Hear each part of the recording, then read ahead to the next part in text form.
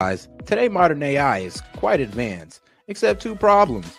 It is censored and it takes your information. Well, it's hard to find a tech company that don't, but let me introduce you to one. Shout out to my sponsor, Venice AI, which allows you to protect your information and avoid censorship. Now ask yourself, why should a team of programmers at these leading AI apps be the ones to decide what is okay for you to ask and think? Also, would you be comfortable if the presidential administration could govern what AI tells you? Man, I know I wouldn't. But also, while you think about that, did you know that? Let me tell you this, it's gonna be crazy, but ChatGPT has a former director of the NSA sitting on their board right now, guys. And shout out to that man, Edward Snowden. He called this a willful, calculated betrayal of the rights of every person on Earth. And we all know how Alexa is. Alexa listens to us and recommends products based on our conversations. I mean, talk about a violation of privacy. But guys, these are just a few reasons I decided to team up with Venice AI and get you a better options or solutions to your AI needs. Now, guys, you can go ahead and check these guys out with my promo code. So shout out to Venice AI.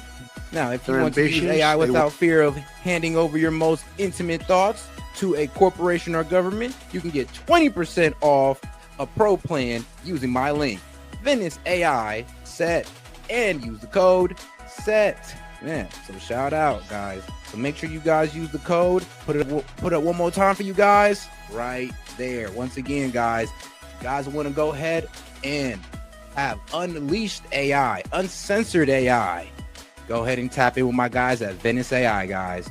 Hey, this is SET and appreciate the support. And shout out to the sponsor.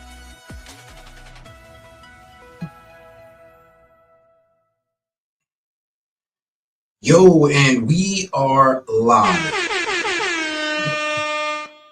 Yo, this is S.E.T with S.E.T Media, and I'm back with another one for you. All right, we're going to get into Trump taking questions, and then we're going to get into a media analysis and also cover some geopolitical topics as well. But all right, guys, let's start by double tapping that screen and liking the video. Let's get more people in the conversation by double tapping that screen. All right, guys, let's go. The group right here, they're young, they're smart, they're ambitious, they want my job. Someday one of them will probably have it.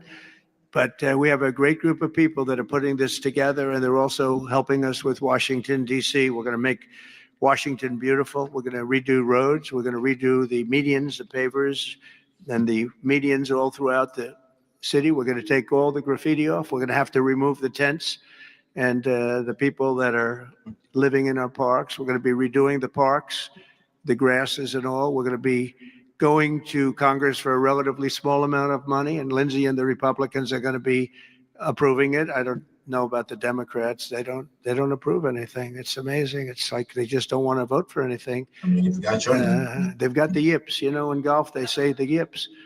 The Democrats are afraid to do anything because they don't want to be criticized. But fighting crime is a good thing. We have to explain.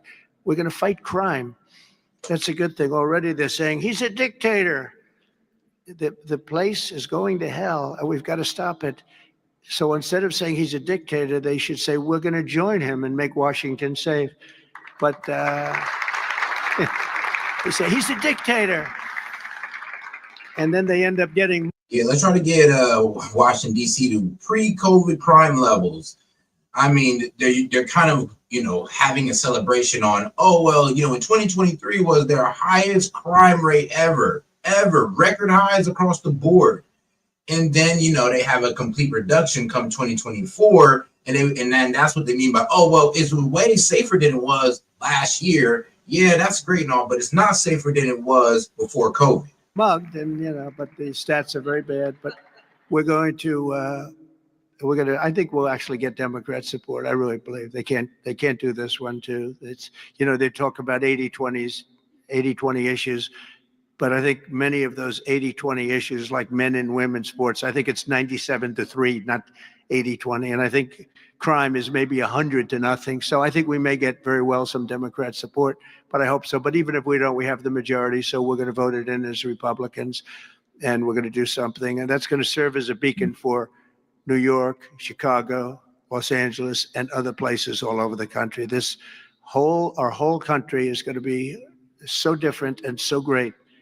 It's going to be clean and safe and beautiful, and people are going to love our flag more than they've ever loved it. And we're going to do a great job. So I want to congratulate all the nominees. They're unbelievable people, and we're going to. And guys, we got over 100 y'all in here, man. Help us get to a good start and go ahead and double tap that screen, guys. Let's get to 25 likes. Appreciate the support, by the way. But let's remember to double tap that screen. Have a tremendous day in December, and that evening is going to be special. Some really special people and real talent. Do you have any questions? Yes, please. Hi, sir. There's new reporting that the Russians have hacked into some computer systems that manage U.S. federal court documents. I wonder if you've seen this reporting and if you plan to bring it up with Putin when you see him later in the week. I guess I could. Are you surprised? You surprised? They hack in. That's what they do. They're good at it. We're good at it.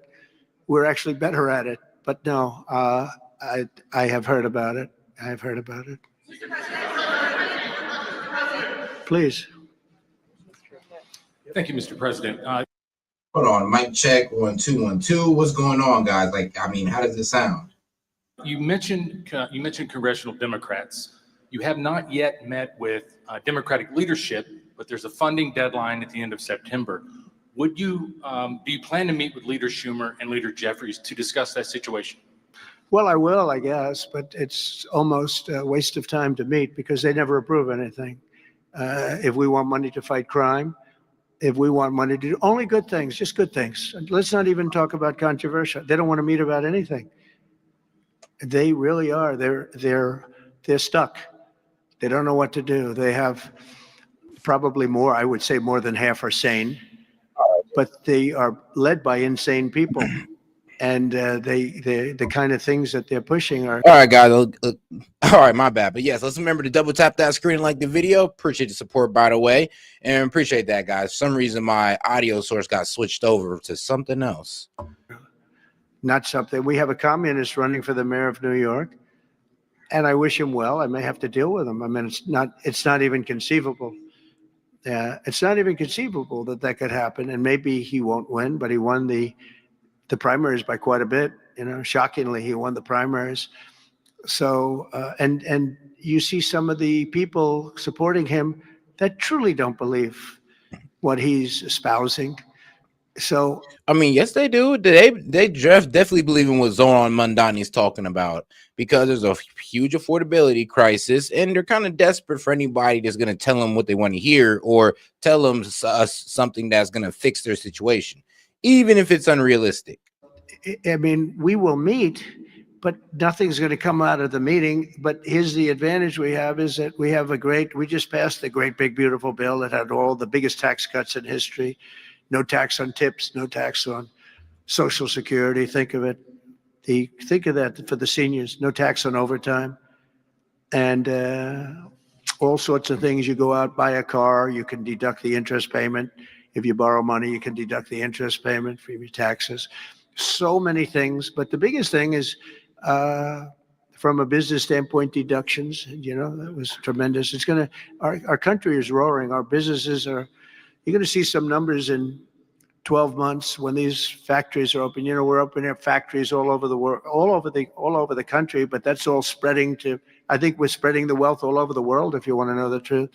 But we're opening them in this country at a level that we've never seen before. We've never seen. So, they just don't want to prove anything. They just, we meet with them and they say, as Nancy Reagan said, just say no. They go, just say no.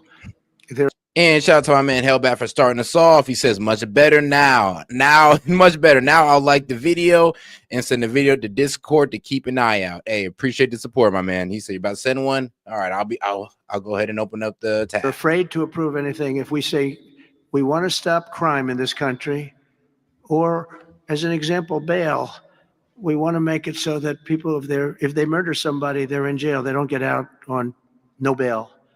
They said, we don't want that. We want people to murder somebody and they immediately are released and they go out and murder somebody else. It's a big problem, a tremendous problem. By the way, we're going to go for statutes in DC and then ultimately for the rest of the country where that's not going to be allowed, because it was when they did the cashless bail thing, Yeah. that the numbers really started going up in this city, in New Yeah, York. the cashless bail, it wasn't just used for illegals, even though it really did help out illegals. Pretty much they were able to do crime, get arrested, cashless bail, and get released right back out on the street to commit more crime. But it was also citizens as well who was getting caught up for some, assault, stealing, and all that good stuff, and then would just get released right back out on the street to do the same damn thing.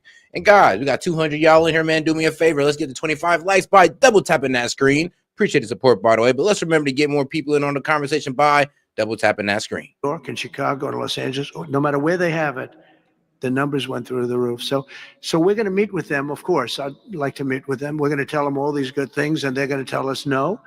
And then we're going to go out and we're going to vote it in by the Republicans, because I don't believe that anybody is capable of making a deal with these people. They have gone crazy. Go ahead. Thank you, Mr. President. Thank you. Your federalization of the police has a 30-day limit unless Congress acts to extend it. Are you talking to Congress about extending it, or do you believe 30 days is sufficient? Well, if it's a national emergency, we can do it without Congress, but we expect to be to Congress before Congress very quickly. And again, we think the Democrats. I think a better question to ask Trump would be, so what numbers are you looking for here? Because, no crime. You just can't say, oh, they're going to be there until no crime exists. Like, what are we looking for here? Because there is a lot of people in DC that don't want this. Like, let's be real. They don't want it. They want to bring down crime, but they don't like the way Trump's doing it. And to them, I would say, well, I'm sorry, but too bad. And we do need our capital to be a little bit more presentable, especially by having a lower crime rate, not so much homelessness, and being cleaner. Democrats will not do anything to stop crime, but we think the Republicans will do it almost unanimously. So we're going to need a crime bill that we're going to be putting in, and it's going to pertain initially to DC. We're going to use it as a very positive example, and we're going to be asking for extensions on that, long-term extensions, because you can't have 30 days. 30 days that's by the time you do it. We're going to have this in good shape, and don't forget, in the border, everyone said it would take years and you'd have to go back to Congress. I never went to Congress for anything. I just said, close the border. And they closed the border. And that was the end of it. I didn't go back to Congress. We're going to do this very quickly, but we're going to want extensions. I don't want to call national emergency. If I have to, I will. But I think the Republicans in Congress will approve this pretty much unanimously. Please, go ahead. Thank you, Mr. President. Would you encourage members of the press to do ride-alongs with the DC police to understand how serious this crime issue is? Sure. It's okay to me if they want to do it. We're going to work with the DC police. A lot of very good people in there. Not all, but a lot of very good, very, very professional. Shoot, I would challenge all left-wing media to do ride-alongs in your favorite inner city with high crime to see how it is for these policemen. You'd be very surprised on how frequent crime happens, and violent crimes. That's the worst part about it, the violent ones. And, we have a big force. I think they said 3,500. They're always asking the mayor, who's a very nice woman, but got to do the job. We've worked with the mayor for 6 months, and she's been here for many years. And the numbers are worse than they ever are. Don't let anyone tell you they're not. And the whole statistical charts that they made, the whole thing is a rigged deal. They got rid of the guy because he didn't want to do the numbers the way they wanted to, and they put their own numbers out. They said it's the best in 20 years. No, it's the worst in 20 years. But we're going to be very open about it. Well, now here's the thing. I believe they say the reduction from 2023 in crime, from crime in 2023 to crime in 2024 is probably the biggest reduction they've seen in 20 years. But I do not believe that crime is at its lowest has been in 20 years in DC. But hey, I could be wrong about what we're doing. So if the media wants to ride with police, if they want to do it, if they feel it's safe, that would be okay. Yeah, please, go ahead. Sir, with President Zelensky. And also, underreporting of crime as well, and also the lessening of crimes, like I believe turning a misdemeanor into a civil offense or something like that. Daily Wire. 2 questions on DC, if that's okay. How do you feel about Mayor Bowser's level of cooperation and her choosing to advocate for DC statehood right now? And do you Well, have a the message? statehood, let me, Oh God, we got 300 plus y'all in here, man. Do me a favor. Let's get 250 likes by double tapping that screen. Appreciate the support, by the way. But let's get more people on the conversation by double tapping that screen. do that one. Statehood is ridiculous. We want to straighten the place out. Statehood's ridiculous. It's unacceptable. It's the Democrats want it because the Democrats have, about 95% in this little area. Even I didn't get it very much. They want that. They want to pick up 2 senators, and it's not going to happen. It's not going to happen. And that's the least of the reasons why, by the way, but that's one of the reasons why. What we want to do is make Washington, D.C., the greatest, most beautiful, safest capital anywhere in the world. And that's going to happen. I mentioned the word bones before. The bones here, the bones, we have the greatest bones. When you look at that Supreme Court building, I think it's one of the most beautiful buildings. When you look at some of the buildings here, it's so magnificent and everything's good, but it's just dirty and not properly maintained. It's not taken care of. Potholes in the roads. All of it's going to happen very quickly. We're going to seek a relatively small amount of money for fix-up, and we're going to put it out to bid. I mean, I think that's almost all inner city frustration is those potholes, like all the money, all the tax revenue that these inner cities generate, and you guys got potholes is absolutely wild. Like the suburbs or the cities on the outskirts do not have potholes like, the inner cities do. And they don't even get that much money. But I mean, hey, I guess when you got to cover such a wide territory, I guess some spots get left undone. I mean, if you guys want to have that excuse, I find it unacceptable, but it is what it is. And shout out to my man Job for 9. He says, love the content. Hey, I appreciate the support, my man. And oh gosh, shout out to the supporters. We have great contractors here, great road builders, everything. And we're not ripping roads apart so they're closed for 4 years as they redo the concrete bases. And you don't need that. We need a beautiful topping by a very talented asphalt type person, somebody that does the job. We go out, when I get contractors, I use great contractors. To me, a great contractor is a very special, like a great surgeon, like a great teacher, like a great nurse. A great contractor is very important. We'll only use the best. And when you put a coat of asphalt on that 2 inches of asphalt, 3 inches of asphalt, it looks brand new. You take all the garbage off. They reseed it, as we call it, or different names, but they take the bad stuff off and they put the good stuff down. It takes not a long period of time. A matter of a few days, you'll have a beautiful, magnificent road. You fix up the curbs. You get rid of the medians in this town are just horrible. You're riding around. I think to myself, leaders come from foreign countries. You see, with leaders all the time, differently. They came in from India recently and from everywhere. They came in from a war that we just ended, Azerbaijan, and that, and Armenia. We just ended the war. The 2 leaders came in. One of them said, my country looks better. The roads are better than, we were talking about. I said, what do you think? He said, well, the roads are better in Armenia than they are in Washington, D.C. It's embarrassing. And that's a lot of country. I was asked at the last press conference, they said to me, how important is it? You're doing world peace. We're going on Friday to Alaska, meeting with President Putin, Russia. How important it is that the capital is important? I said, very, very important. I told my father, said to me, when you see a restaurant and you want to go and you want to. I would also ask them, so how important is infrastructure? Like, why can't we make sure that we don't have no potholes in the roads? And you know what? I used to live in Cleveland, Ohio. And if you lived in the Cleveland, Ohio, especially the east side, it's pothole central. You done lost a couple tires to some potholes and you sit there and you're like, man, I pay these taxes. And you telling me you guys can't fix these damn potholes that I'm losing tires in is like, come on. So do these, inner city mayors, like, do they care about, the infrastructure of of their district, city, state? Have dinner, and then you go up to the front door and it's dirty. Turn around and go back because the kitchen's dirty. It's the same thing with the capital of the United States of America. If it's dirty and unsafe, it sets a bad tone for the rest of the world. So we're not going to do that. We're going to have this capital fixed up, safe, clean, and beautiful in a very short period of time. Go ahead, please. In the back? Yeah, please. Mr. President, how were your calls this morning with European leaders, and was it your call not to invite President Zelensky to your meeting with Putin? No, just the opposite. No. We had a very good call. He was on the call. President Zelensky was on the call. I would rate it a 10, very, very friendly. I know the leaders because I was at NATO, as you know. I took it from 2% to 5%, 2% that wasn't paid, 5% that is paid, which is trillions of dollars in defense capability. No, it was always going to be, I was going to meet with President Putin, and then after that, I'm going to call the leaders and President Zelensky. I'm going to call President Zelensky, and then I'll call, probably in that order, the leaders.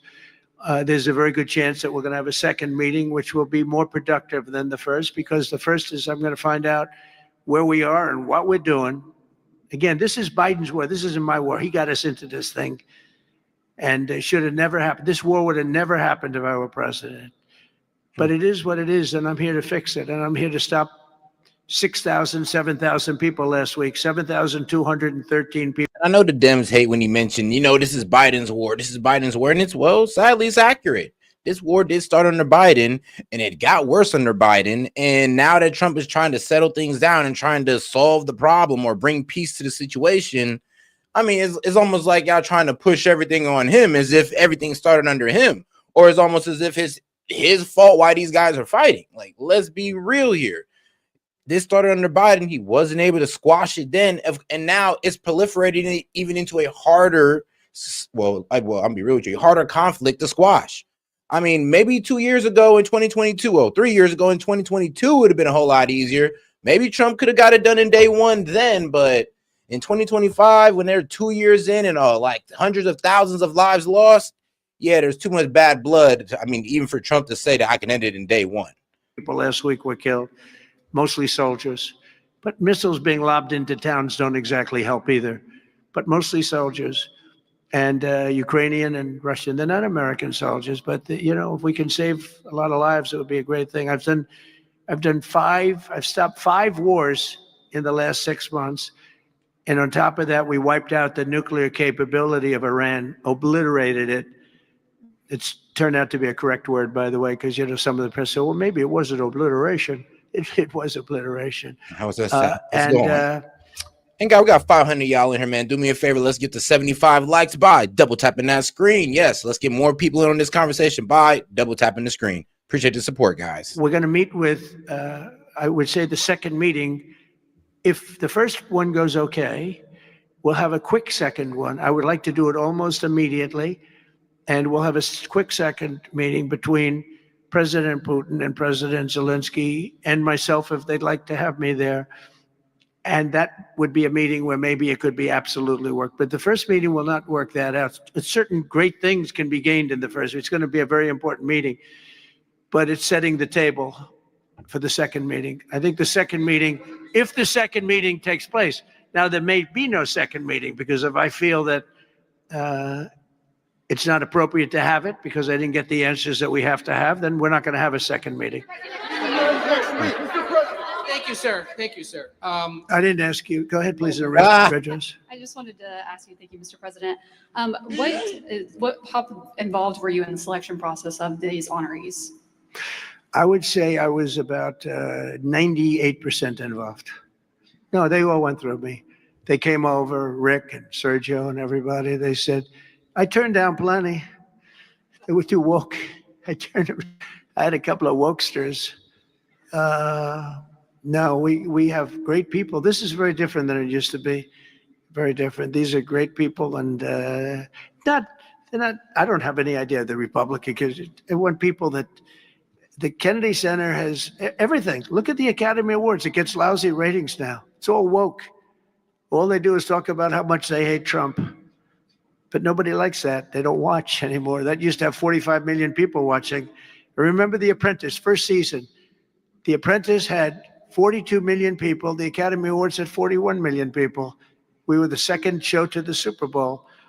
But since then, the Academy Awards have gone down to, I think they've gone down to numbers that are like a regular show, because it went woke. We're not doing it for that reason. We're doing it because we want the great talent. But these are great people. So I was just a very long answer, but I was. Oh, and shout out Monty for the baller alert, by the way. He says, look up Michael Pollium and talk to me about those stats. Man, I mean, what stats you want to talk? Do you want to talk about the spending, or do we want to talk about the revenue that we gained? Because, I mean, there's a lot of stats to talk about, Monty. I'm not even going to lie. Very involved. A lot. Thank you, Mr. President. The Biden administration was auctioning off border wall materials, but we're hearing now that those. Oh, and shout out to Monty, because now he done open up the call-in line. And like I said, if you have donated at least $1 to the show, or if you're a member, you can go ahead and hop in the call-in link in the backstage on StreamYard. Appreciate the support, guys. Let's keep it going. The auctioneer is selling those materials back. Are you finishing building the wall? Well, I built hundreds of miles of wall, and I was getting very close. I actually finished the wall, but then I added another 200 miles because when you do the original wall that I said I was going to build, which I got built, and I got it to the specifications of the Border Patrol and ICE, the exact. They wanted steel, they wanted concrete inside, they wanted rebar inside that, they wanted it to have wires. We have the walls are wired for, all of the internet stuff and security things. And we built it hundreds of miles. We did great. That's one of the reasons even now we're able to have such good numbers at zero, or essentially very little people coming in. But Biden, I ordered for another 200 miles. I was going to do another 200 because it's the way it is. And we're all set to do it. Then we had the bad election result, the horrible, what happened to our country, what they've allowed to happen to our country. And then after that, Biden started taking down the border wall. He started suing Texas for having certain parts of the wall up, like the barbed wire. So, yeah, things did get a little bit wild under Biden, especially when it came to that border wall that he did not want there, obviously. And we are taking now that wall back. They sold the wall. Now, this is expensive. And Charmanji does say, look up the name. I got you. Expensive stuff. Hardened steel, very expensive. 9,000 pound concrete and rebar. Rebar is very expensive. The hardest rebound. No, is very, very hard to cut. You have different materials. It's very hard to cut because they cut it down if they can. It's very hard to cut. And Biden sold it for pennies on the dollar, 3 cents on the dollar, 4 cents on the dollar. He sold it. And I said, these guys really don't want it. That was when I first realized, when I saw the wall was being put up, because we could have finished the rest of the wall in about 4 weeks, anywhere from 3 to 4 weeks. It was all set to go. It was laying down, ready to be put up. The foundations were, and they took over and they said, we're going to sell the wall. And they sold it, as you know, for pennies on the dollar. Well, Pam Bondi's been working very hard on suing that company, and I think they reached a settlement where we're taking the wall back. But they stole the wall from us. That wall is so expensive to build. I mean, yeah, they would try to sell it off for cents on the dollar. And then when Trump wanted to buy it back, they hiked up the price. I mean, the pettiness of the Democratic Party sometimes. But hey, guys, what's going on? What's up? It's all good, man. All right, Monty. So I was looking him up in the background. Was that the guy who was getting the statistics wrong, right? Or the DC police commissioner suspended? Yes, sir. He got suspended for misconduct, and he was also pressuring officers not to file certain reports on certain crimes. Now, I'm not saying that leads to the entire, 30% drop in crime year over year. But yeah, that trend has been going on for a long time, like 30, 40 years too. Yeah. But you go to DC, it's not the safest neighborhood to go into. Right outside of Pennsylvania Avenue, you drive a block down the street and you don't get out of your car after 10 o'clock. Well, I looked it up last night, and in 2018, it was the #1 rated for violent crime in the United States. Yeah. All right, guys, let's get right back to it. And we had it, as you know, hundreds of miles of it. Nice. And they came along and they basically sold it for scrap. And what a shame that is. But that was when I first realized that these people actually want to have open borders. And no country has poor countries don't have open borders. No, we had open borders where people just walked in. It didn't matter what they looked like, who they were. We had 11,000 888 murderers, half of whom killed more than one person. I mean, literally killed more than one person. And this is who we took into our country. So the wall is the least of it, but we're going to take the wall back. We're paying a small amount of money, as I understand it, to get it back, to get rid of the litigation. We'll take it back. We'll put it up. Yeah.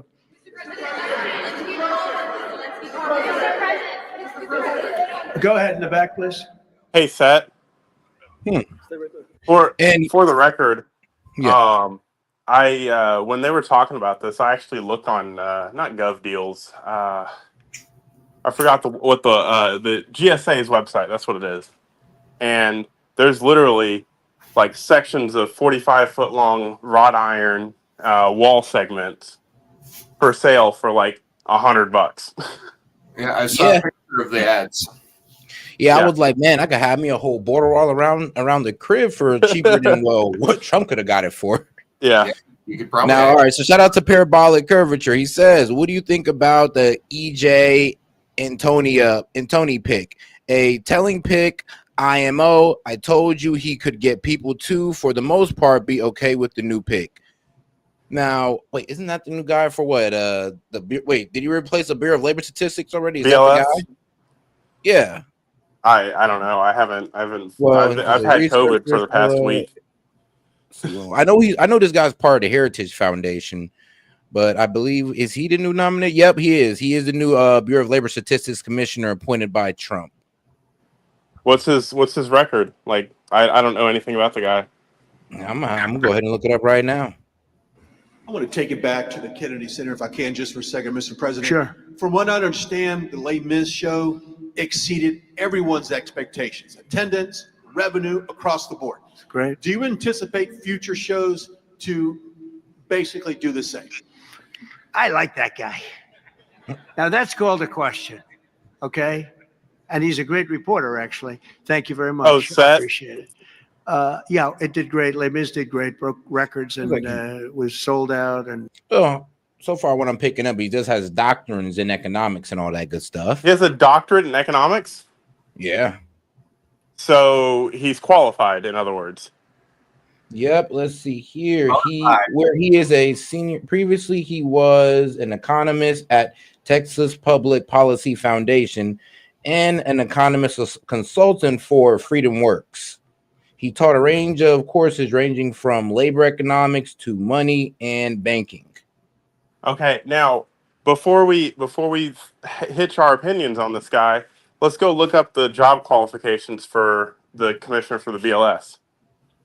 I mean, I think it's just a master's degree. I don't know for sure, but I can't imagine it's a doctorate level degree. It's going to be a master's degree in a related subject. Yeah. Look up his public assets too. See if he's any good at what he's teaching. All right. Yeah, that too. Beautiful. And we anticipate a lot of that happening. There's a thirst for it. And especially when the crime is knocked out. When we knock out crime, some people probably stay away from places like restaurants and other things. It ruins your whole fabric. It ruins your country. And when somebody thinks they have about a 25% chance of getting mugged, they say, let's not go to restaurants tonight. We're going to make it so that they have no chance of getting mugged. And it's going to happen soon. And we think we're going to have a lot of very successful evenings here. Please. Will Russia face any consequences if Vladimir Putin does not agree to stop the war after your meeting on Friday? Yes, that's not how it works. What will the consequences There will be be? consequences. Sanctions, tariffs? There will be, I don't have to say, there will be very severe consequences. Yes. Yeah. All right. This is what I found on this man so far.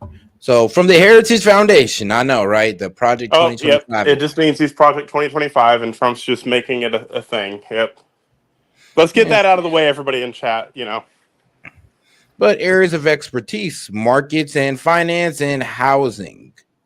So, I mean, shoot, maybe the expertise in the, of course, market and finance is vital, but the housing part, who knows how vital that would be to the job. But, hey, I mean, real estate's the #1 business. Hey, true. and he did what all you liberals love. He went to college and he's a doctor, so you can't argue with him because he's the expert. Trust the science. And trust the science. I mean, yeah, and he's the same science that told me that if I got the COVID vaccine, I would never catch COVID. Here is my 4th time catching it. I've never had it. His work has been featured with a variety of news outlets, including Fox News, Fox Business, of course, Wall Street Journal, Town Hall, Bloomberg, and Daily Caller, and National Review, CNBC, and Washington Times, Washington Examiner. But okay, I'm not even going to read all that. So he's peer reviewed too. Yes, but he's listened to from people on the left and the right. Yeah. So that pretty much is saying he has the ears of both sides. When he talks, both sides listen. Well, not anymore. Not anymore now. Now, not anymore. Yeah, he didn't screw himself by being appointed by Trump. All right, let's get back to it. Yeah, please. Can I ask you a question about the Fed? Right next to you, please. Yeah. About the Federal Reserve. Oh, Federal Reserve, my favorite. Posted Too late. He's too late. You're considering suing Jay Powell. Can you update us on your thinking about that and tell us where you are in your search for a new chair? Well, he took a building that could have been painted and fixed. Like, we're going to fix this building for very little money. Hey, Set.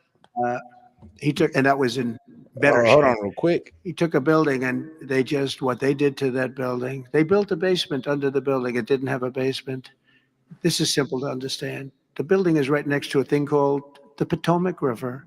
Beautiful Potomac. You put a basement in it? That means lots of water. And the water is right under the building. Oh my God. And they just, bro.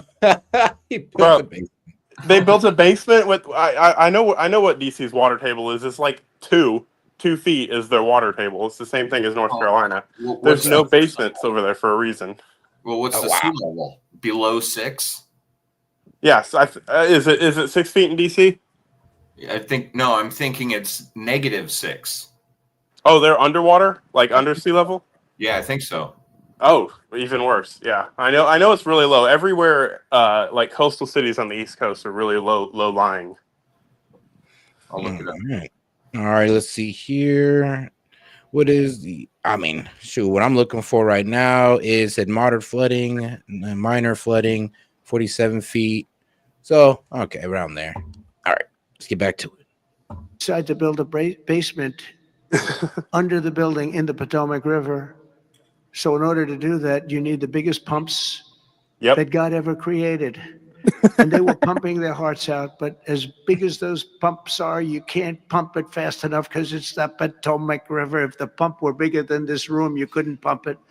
But they tried, and they've been building a basement. And I said, why did you want to build a basement? I thought it would be a good idea, sir. A basement is the least valuable floor in a building. I know a lot about real estate. The least valuable thing is the basement. And you don't build a basement under a building that is 2 feet above the river that's right next to it. It is 2 feet. Near the river. People don't realize the river's right out their window. Yep. And that's the beginning. They did just a terrible job. Instead of I could take a ceiling like this, they'd rip out the ceiling because they see a crack. Let's rip out the ceiling. And I would fix the crack and I would paint the ceiling. And under the ceiling, they put the most incredible protective material. They go out by 3/4 inch, brand new, gorgeous 3/4 inch plywood and sheetrock, hardened sheetrock. And they had it all over the building. So if a little piece of flake came down, but the problem is when they took the ceiling down and it would hit, they spent millions of dollars on protective material that you didn't have to spend anything. He could have done that job for $25 million, and they spent $2.1 billion. He said I guess he's sad about that. The Fed's remodeling. I'm gonna go out and criticize Trump here for a second. I do not trust Trump or his businesses to remodel anything. I stayed in the Trump Hotel in Vegas, the one that got blown up. Yeah. The building did fine. I actually got to look at all that. I have pictures of it and stuff I can send you. The AC was not turned on.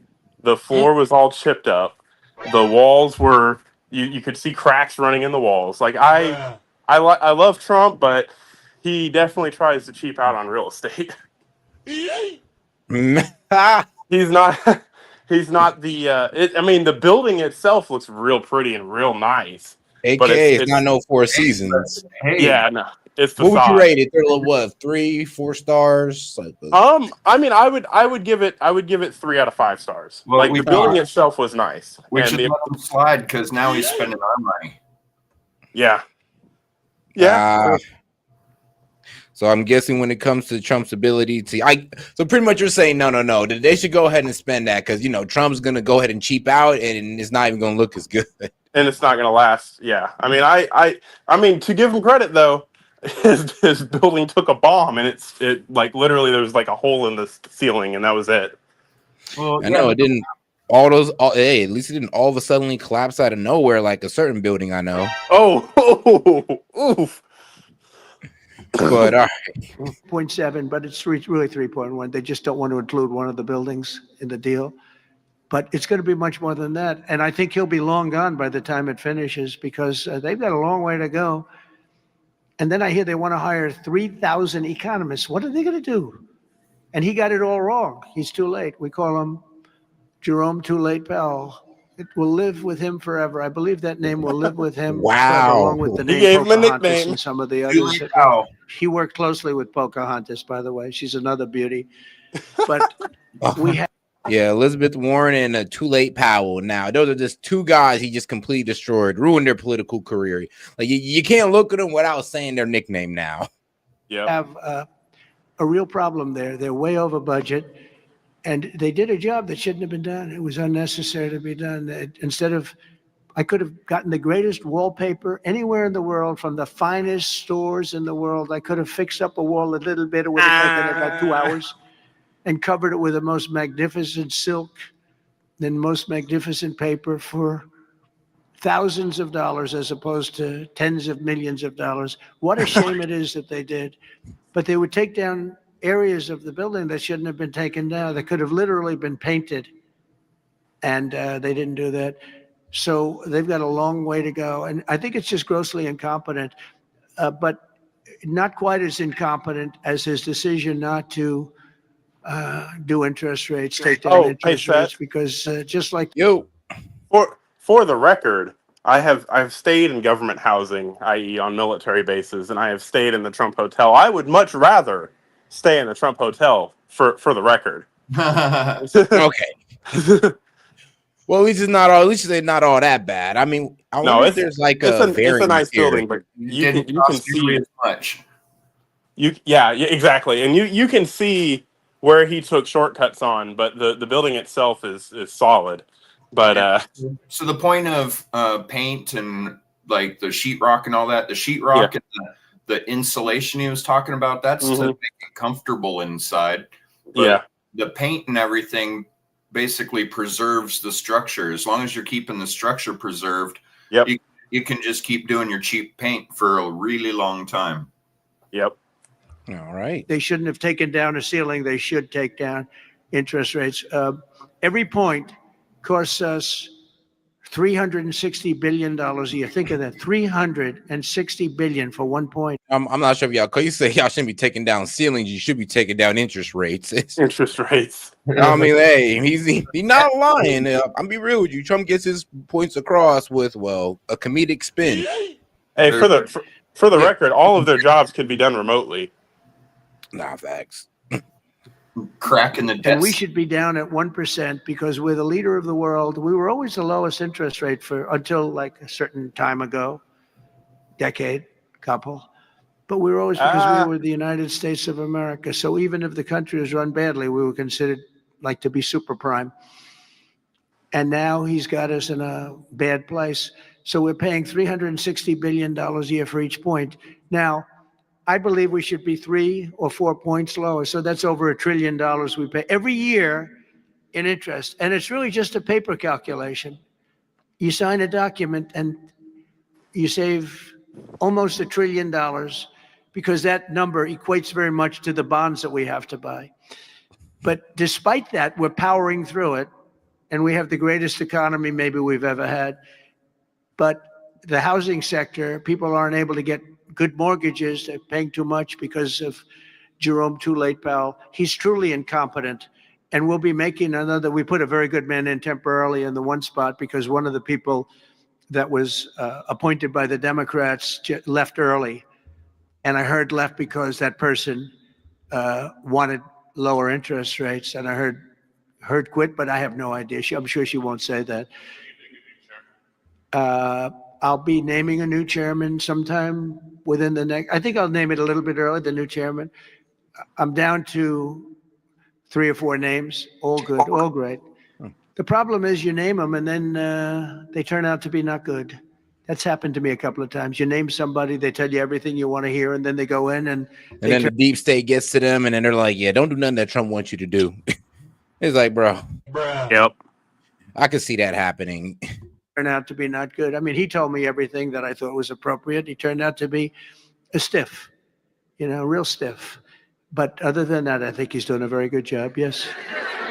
Okay, maybe 1 or 2 more. 1 or 2 more. Yes, sir, please. Go ahead. Mr. President. Like Scott Bessent. Are you the Treasury Secretary? You don't want me for Treasury. I don't know. You look like you could do a good job. Go ahead. I keep my family budget okay. Sir, when you meet with Vladimir Putin Friday in Alaska, do you believe you can convince him to stop targeting civilians in Ukraine? Well, I'll tell you what, I've had that conversation with him. I've had a lot of good conversations with him. Then I go home and I see that a rocket hit a nursing home or a rocket hit an apartment building and people are laying dead in the streets. So I guess the answer to that is no, because I've had this conversation. I want to end the war. It's Biden's war, but I want to end it. I'll be very proud to end this war along with the 5 other wars I ended. But I guess the answer to that is probably no, because I would have had a good conversation with Vladimir. I knew him very well. I got along with him great, actually. We had I had to go through the Russia hoax. And it was actually, it was a strain on the relationship. I actually told him, I said, they got this phony investigation going on, Russia, totally phony, created by Adam Schiff, Shifty Schiff, and Hillary Clinton and the whole group of them. And it made it very dangerous for our country because I was unable to really deal with Russia the way we should have been. I'm looking at Pam because I hope something's going to be done about it. These people put our country at great danger. And Adam Schiff, it was all made up. It was a hoax. The Mueller report came out. They all hated me. They had 18 Trump haters. And they said I did nothing wrong. They couldn't believe, they couldn't find anything after years of investigation. It was all a hoax. It was a hoax created by the Democrats, but in particular Schiff, and Crooked Hillary, the whole group. And now I ain't gonna lie, the Dems not gonna let that go until they see the indictments. Once they see indictments, then they'll start backing down off that. Oh, he's a Russian asset and it's been in our face this whole time. Yeah, that's when they'll back off, when the indictments start coming down. But all right, now let's get over to let's see here. The 5 on Fox News. We're going to go to the right side of media. Then, like I said, we're going to swing it on over to the left later on. We're going to be essentially crime-free. This is going to be a beacon, and it's going to also serve as an example of what can be done. That's President Trump talking about a possible extension after a successful night 1 of his D.C. crime crackdown. National Guard troops taking to the streets, patrolling neighborhoods of the nation's capital. No major incidents, but there were plenty of arrests. 43 folks were sent to the slammer Tuesday night alone. But guess what? Not everybody was a fan. D.C. Mayor Muriel Bowser hopped on a Zoom call to trash the crackdown. Watch. This is a time where community needs to jump in, and we all need to do what we can in our space, in our lane, to protect our city and to protect our autonomy, to protect our home rule, and get to the other side of this guy. And the other side. House. Yeah, like what's her indication? What's she calling for? Violence? No, right, what do you mean protect our city from what? Because you're not protecting it from the people that are committing crimes in it. Now, if we ask a liberal, if I put my liberal lens on, we're protecting it from over policing, guys. So they're going to go out in the streets and sing, or are they going to start looting? I mean, look, as long as they're not getting over police, that's the main problem. We don't care about crime. We care about over policing here on the left. So we're going to go against the National Guard? Yeah, Yeah, exactly. It's all about over policing, guys. You're taking it too far. But all right, guys, let's get back to it. To this authoritarian push. Authoritarian. Auditorium. That's fun. And the liberal media hacks who live in D.C., well, they know crime is a big problem. And yet, they're too chicken to admit it out loud. Thankfully, Morning Joe is a gossip queen. I want to read you a text from someone who I won't say their name, but they're we'll just say that they're very liberal. And he says, this may sound controversial, but I'm not totally opposed to Trump's National Guard move in D.C. I know he's doing it for politics, but crime remains rampant. I've had too many friends carjacked, shot at. None of crime weak, bro. Now they're saying, look, Trump is doing this for himself. But he got a point, though. I'm like, come on. I think, hey, Set. But we I think that, hey, Set. Yeah. I think that's the whole essence of Trump derangement syndrome is a lot of people think that Trump is just doing everything for themselves, but if it were anybody else, they would be okay with it. If it was Biden doing it, they would be like, "Oh, finally, thank God." If it was Hillary doing it, they'd be, "Oh, finally, thank God." If it was Jeb Bush doing it, they'd say, "Oh, finally, thank God." But because it's Trump, Obama did do it. Overstep, over policing, and authoritarian. Put a mustache on that man, bro. Literally, National Guard.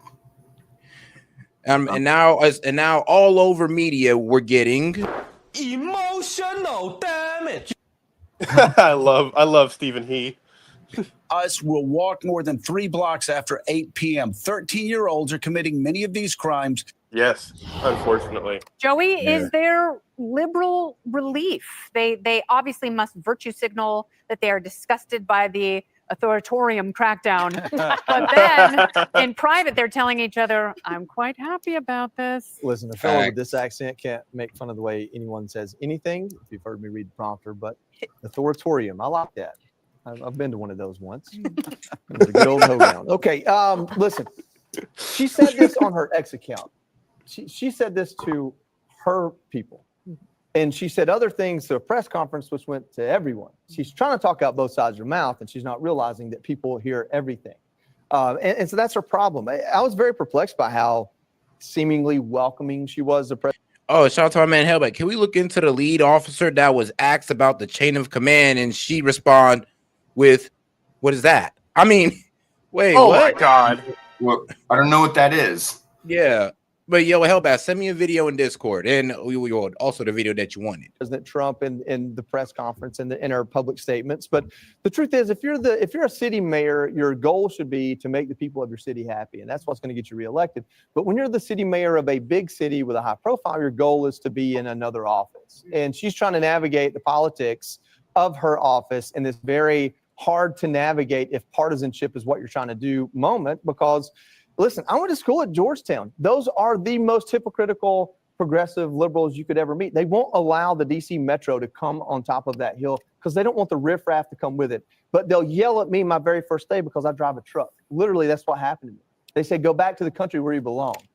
And I said, I can't get there quick enough, but I need an education to get there. So get out of my way. But that's just the type of people that are in DC. I mean, Georgetown's the worst of it, probably not the community, but just the institution and all of it, as far as the hypocrites and the ones that want to live their elitist lifestyle and tell the rest of us in blue collar America we need to do more to take care of the people they don't want in their neighborhood. That's exactly what President Trump's trying to do. He's trying to give everyone on the pay scale some peace in their homes, and to be against it, it blows my mind. But Muriel Bowser wasn't. We were talking about this on your show just a couple days ago because, to Joey's point, that everyone was kind of surprised that at the press conference she was backing the president. So when you make an about face like that, is that because the progressives have gotten to her and threatened her, or is that just bad leadership? She's just two-faced. I also think it's a little bit like, if you're President Trump, you have to understand she's got a base too. Yeah. And just like, for example, when he goes to Alaska on Friday, Russia has an audience, Zelensky has an audience, NATO has an audience, and he has an audience. So you have to understand, like, what can you ask people to do that are within their realm of politics? I think who she was initially, when we saw her say, okay, well, let's try to work with him on this, is where she really is. She went along with President Trump's decision. At least she didn't push back too much on shuttering the Black Lives Matter thing. She supported a crime bill a couple of years ago that the leftist activists were like very much against. No, if I remember that a little press conference she had, it was what she was pretty much saying was, "Oh, this is unprecedented. This is unnecessary, but we'll take the help." So, yeah, she's also the mayor that painted Black Lives Matter all over the streets. Bruh. And she also is trying to get the Commanders, Redskins, whatever, but she wants that team back in Washington, D.C. And a lot of progressives don't want that. So I think that she has been willing to do that. But I will also say this, I know this, and I don't think she'd mind me saying it because she said it on TV this morning.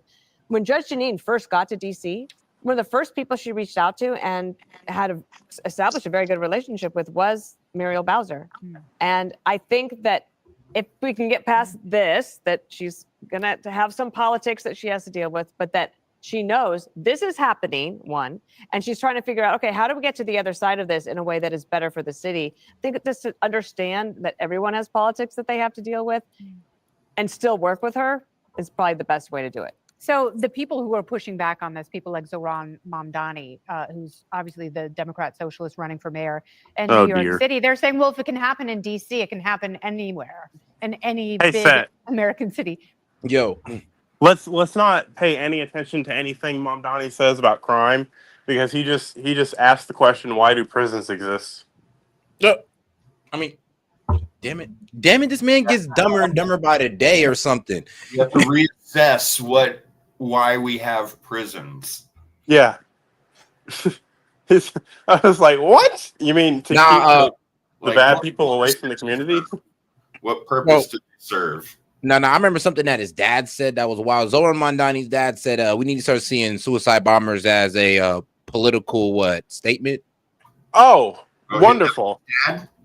Yeah. Oh, I mean, it does seem like he does believe in decriminalizing crime.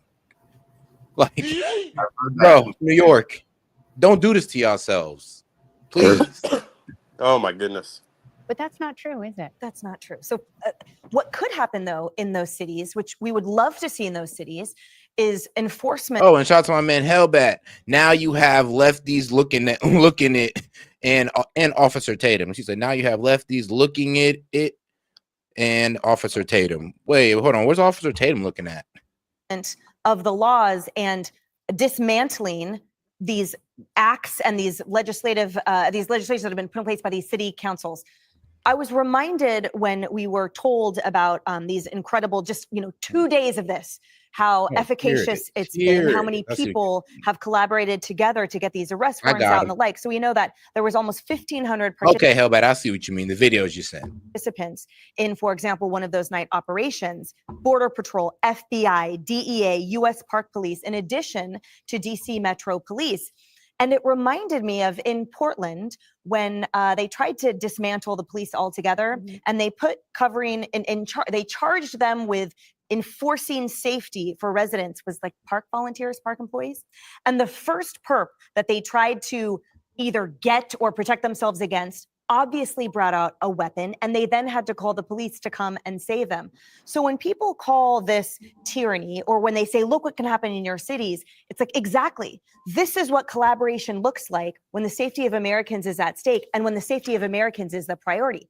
I would love to see Muriel Bowser's call log. That was the first thing that I thought of. Who texted? Who called? Yeah. Was it Pelosi? What person in charge said, you need to walk back your comments a little bit to toe the line? But I'm not quite sure how the narrative stops just short of saying we have buy-in and support protecting these minority and low-income communities that purportedly that party was set to protect this entire time. And final point, for all of those people crying on the left, this is unprecedented.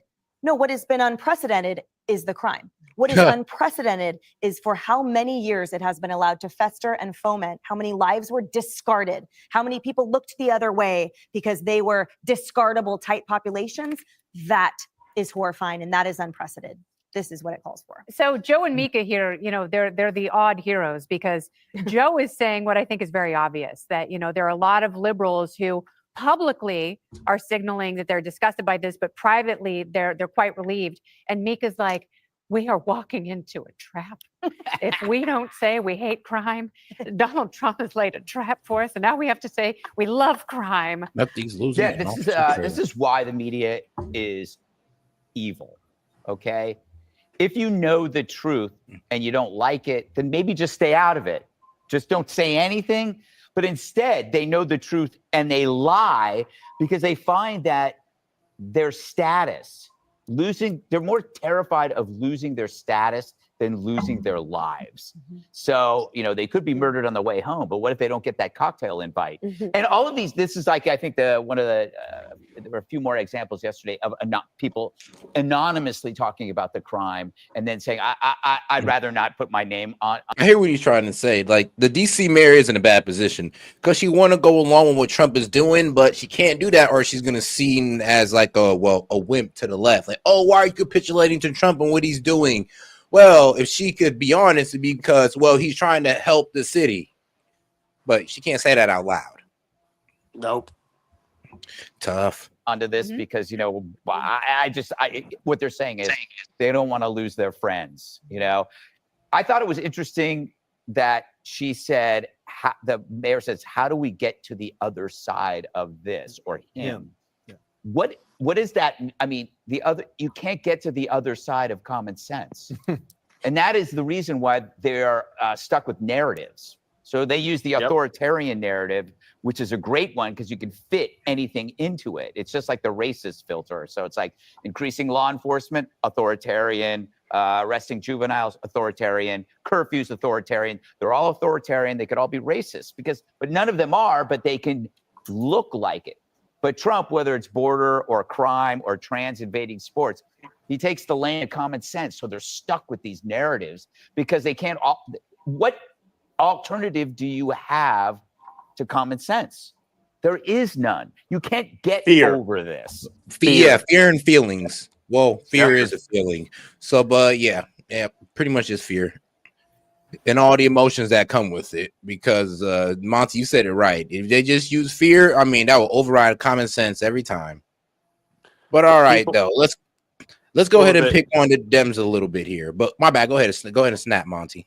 Oh no, I was just gonna say it's over and over again. You're gonna see this. It's like they want they genuinely see Trump as a Nazi. So they don't want to be caught, capitulating to the evil Third Reich. That's what this boils down to. Well, this is conspiracy hour, right? Well, I'm going to give you my take. Can't prove it all, but there are organizations like George Soros Open Society Foundation that will pay for protests and stuff, and then a whole bunch of craziness will start happening: protests, looting, burning, murders, and then the people that are just innocent people have to beg the Democrat governments to come in and save them, which just creates more precedents for government control. But all right, now hold on, guys. Now, I like what you're saying there, but let's get it back into the video, because before we go on the left side of media, let's get into lefties losing it. Lefties losing it, starting with why you should never pick the DEI hires. Here is Washington, D.C. Metropolitan Police Department Chief Pamela Smith. Especially if that DEI hire looks good. You're really screwing yourself. I was waiting for some diversity idiots pick like this. herself, who seems to struggle with even the most basic of reporter questions. What the chain of command is now?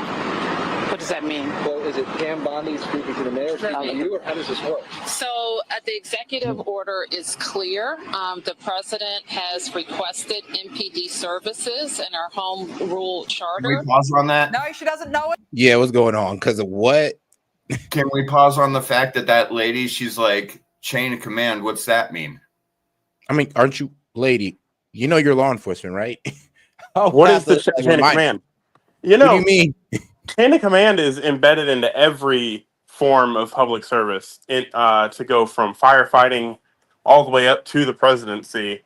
It's all created. The instant command structure itself bases chain of command as its guiding principle.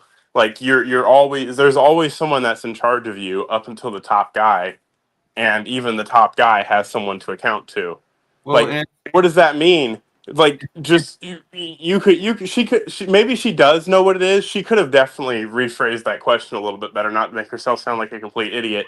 And then the mayor didn't do her any favors by fucking stepping in either. I mean, now really just push her to the side. All right, look, man, just sit over here while I make sense.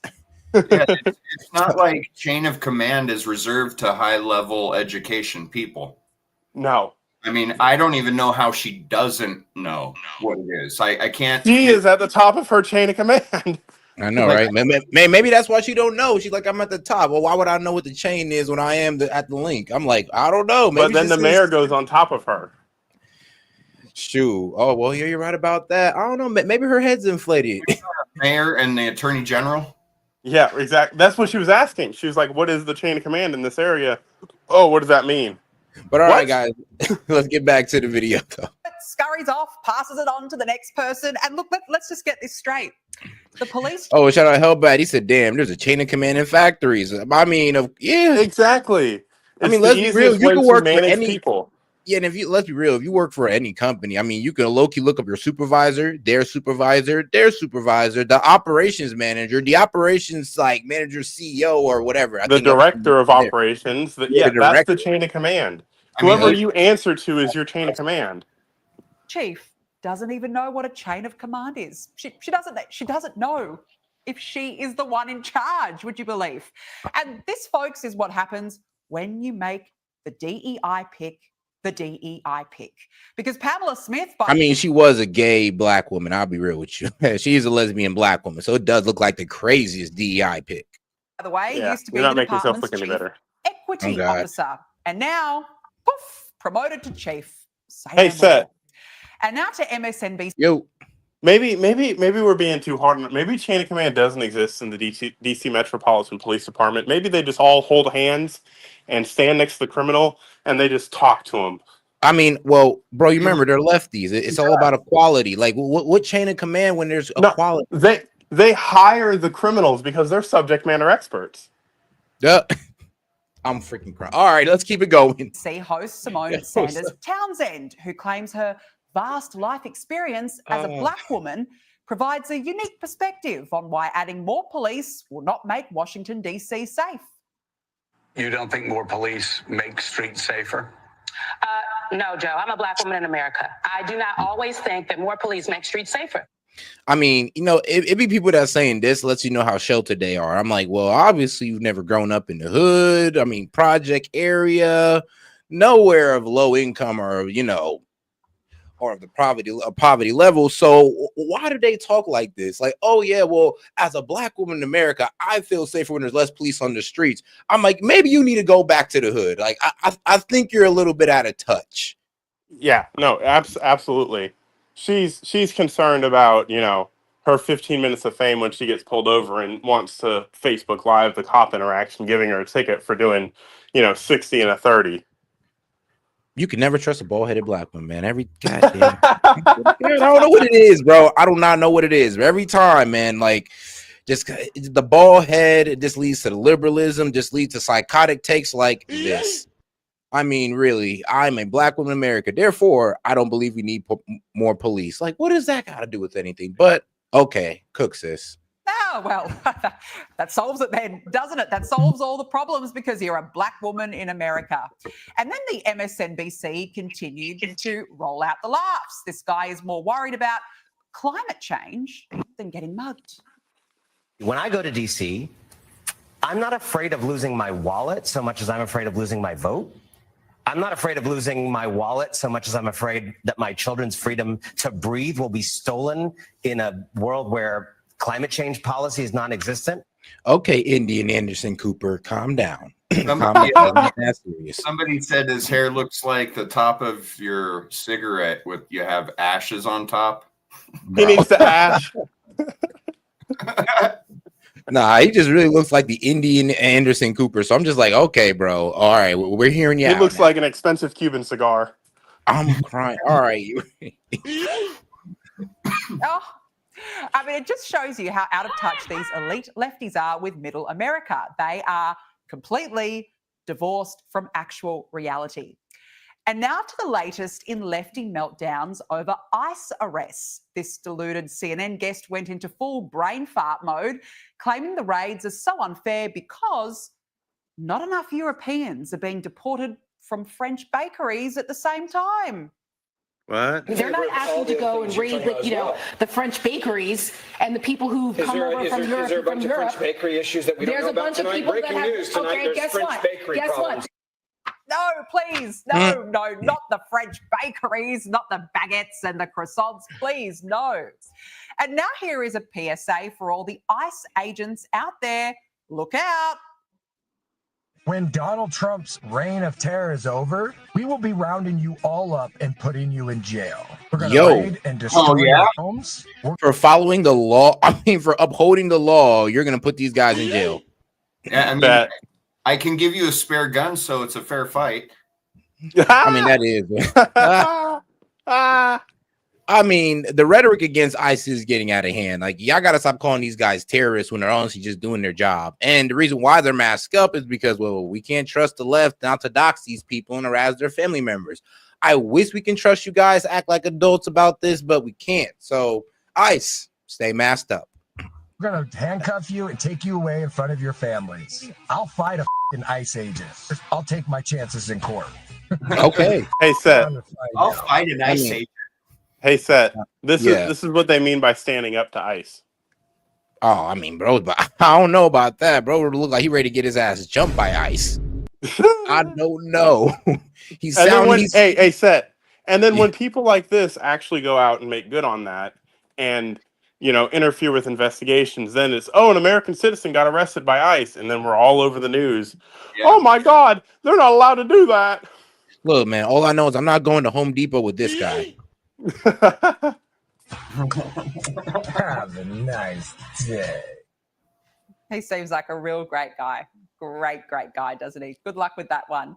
And now to the psycho child, Greta Thunberg, who appears to be resurrecting her doomed Gaza mission. We are sailing again to break the siege. And this time, we're sailing with dozens of boats. And with coordinated mobilizations from 44 countries. Yes. Wait. Hold on. So they're gonna stage a naval invasion of a sovereign country. I mean, yeah, they're gonna try to get into Gaza and give these guys food at the risk of being blown up in the water. Okay. Yeah, I know, right? I mean, bro, the logic of these people sometimes, like, you know what? Your heart's in the right place. I always look at the left, like, your heart's in the right place. It's just y'all go in the wrong direction with it. But this is why, Seth, this is why I don't buy into the, Israel's just killing all of the civilians and aid workers indiscriminately, because they've made it in and out of that fucking place and they haven't died. And they're going back. So if it was really that much of a hellhole like they're describing it, why aren't they dead? What, you mean the guys in the aid trucks? Yeah, why hasn't the IDF sunk those 42 boats or multiple boats from 44 different nations? Oh yeah, that would be reckless. Let's be honest. That would be overly reckless for them to do that one. But that's what they're being accused of, right? Oh no, they're being accused of stopping it at the entrance. Like that. So like they let the food off and they pause it at the entrance for like days or as they said, 3 months. Because it's Israel's a country and Gaza Strip is within it, even though it has some kind of control from the Egyptian government. Oh, like, bro, like the Gaza humanitarian service is controlled by Israel and U.S. contractors. It's a bit of a sticky situation. Well, yeah, I cannot wait until this war is over. These two nations obviously cannot coexist. So one of them needs to take the other one out. I don't care which one it is at this point. God damn, Monty, but I can't wait for this war to end. So, like I said, once the fog of war is lifted, all shall be revealed. That reminds me of something from yesterday. Asked what's happening to all the homeless people. I heard a report that there were 6 basic homeless camps, and yesterday, at the time you guys said it before I was on, 4 of those camps had already been cleaned up, and they took the people and put them in shelters. All right, now shout out to my man Parabolic though. He says, Parabolic says, Mondani was talking about reform in the prison system. I looked up the clip. It's from the far left show. His point was trying to stop repeat offenders. I mean, you don't stop. Here's the thing: like, you cannot legislate the will of a human. You cannot take bad people and say, "Oh, we're going to make you better now." It has to be a choice of the person because we all have free will, and we're not, toys on the ground for people to manipulate. Repeat offenders are going to be repeat offenders. And like I said, it's like Dems are always good at having like I said, I love the position. It's just the way you guys are trying to get there is not it. Yeah, and like you, vegan look. We also have to think of the prison system. It's also run like a business, and there are. Yep. I mean, I can't say that I'm confident they have the best intention of the inmates in mind. No, they don't. I mean, but that doesn't mean that you get rid of prisons. No, absolutely not. All King right. hippie friends are heading back out to the war zone on that freedom flotilla to save the world, apparently, because it went so well for them last time, didn't it? Well, despite the lefty meltdowns over Trump sending the National Guard to Washington, D.C., his plan has worked already. Last night, approximately 850 officers and agents were surged across the city. They made a total of 23 arrests, including multiple other contacts. Last night, these arrests consisted of homicide, firearms offenses, possession with intent to distribute narcotics. Wait. Hold on. Yo. So it was led to me to believe that they were just rounding up the homeless people and putting them in jail. So No, they arrested homicides, like what? Yeah. Oh, and bro, that cracking down that they did overnight, they got a lot. They got people across the board. I mean, from homelessness to, rapists to like violent. I mean, in one night, assault. Yeah, just from cracking down. I was like, bro, what were y'all doing the whole time? Then what you're telling me is, I'm sorry, but the Federal Bureau of Investigation, the National Guard, the federal agencies, in 24 hours, were able to find people that they had just let. That's what I see it as. Then, if they were able to find them with no intelligence on the ground, nothing like that, they just went out and found them. That tells me that the DC police has been letting this go for political reasons only. All right, and shout out to my man Daniel Castro. He says these lefties think everything we do is extreme. They have been pumped up by the media by way of TDS and sent off to propagate like parrots of chaos. Yeah, and hold on, shout out to my man Parabolic Curvature, my man. What do you think about this so far? What up? What's up? Oh, I was coming in here to talk about that Mamdani thing. I think you're still categorizing what he said incorrectly. Okay. And what I was trying to refer to incorrectly. It's not about like willing someone to change. It's about the idea that the prison system itself doesn't help with change. Right? It doesn't exhibit the things that we want them to do to be able to change. We just stick them in a hole by themselves for years and say, whenever you get out, all right, now reintegrate into society. Well, that's how the prison. That's not a good way to need be, something and I like think he's right Norway. on that. We need something like Norway, but not that nice. Here's the thing. Yeah, Parabolic. and that was his point. Is he's talking about reforming the system itself, not trying to will people to change. That's what I was trying to say. You can look up it. It's on the leftist show. It is about 23 minutes and 30 seconds in. Yeah, but if you tell me you're a communist, I'm not going to be able to trust the strategy.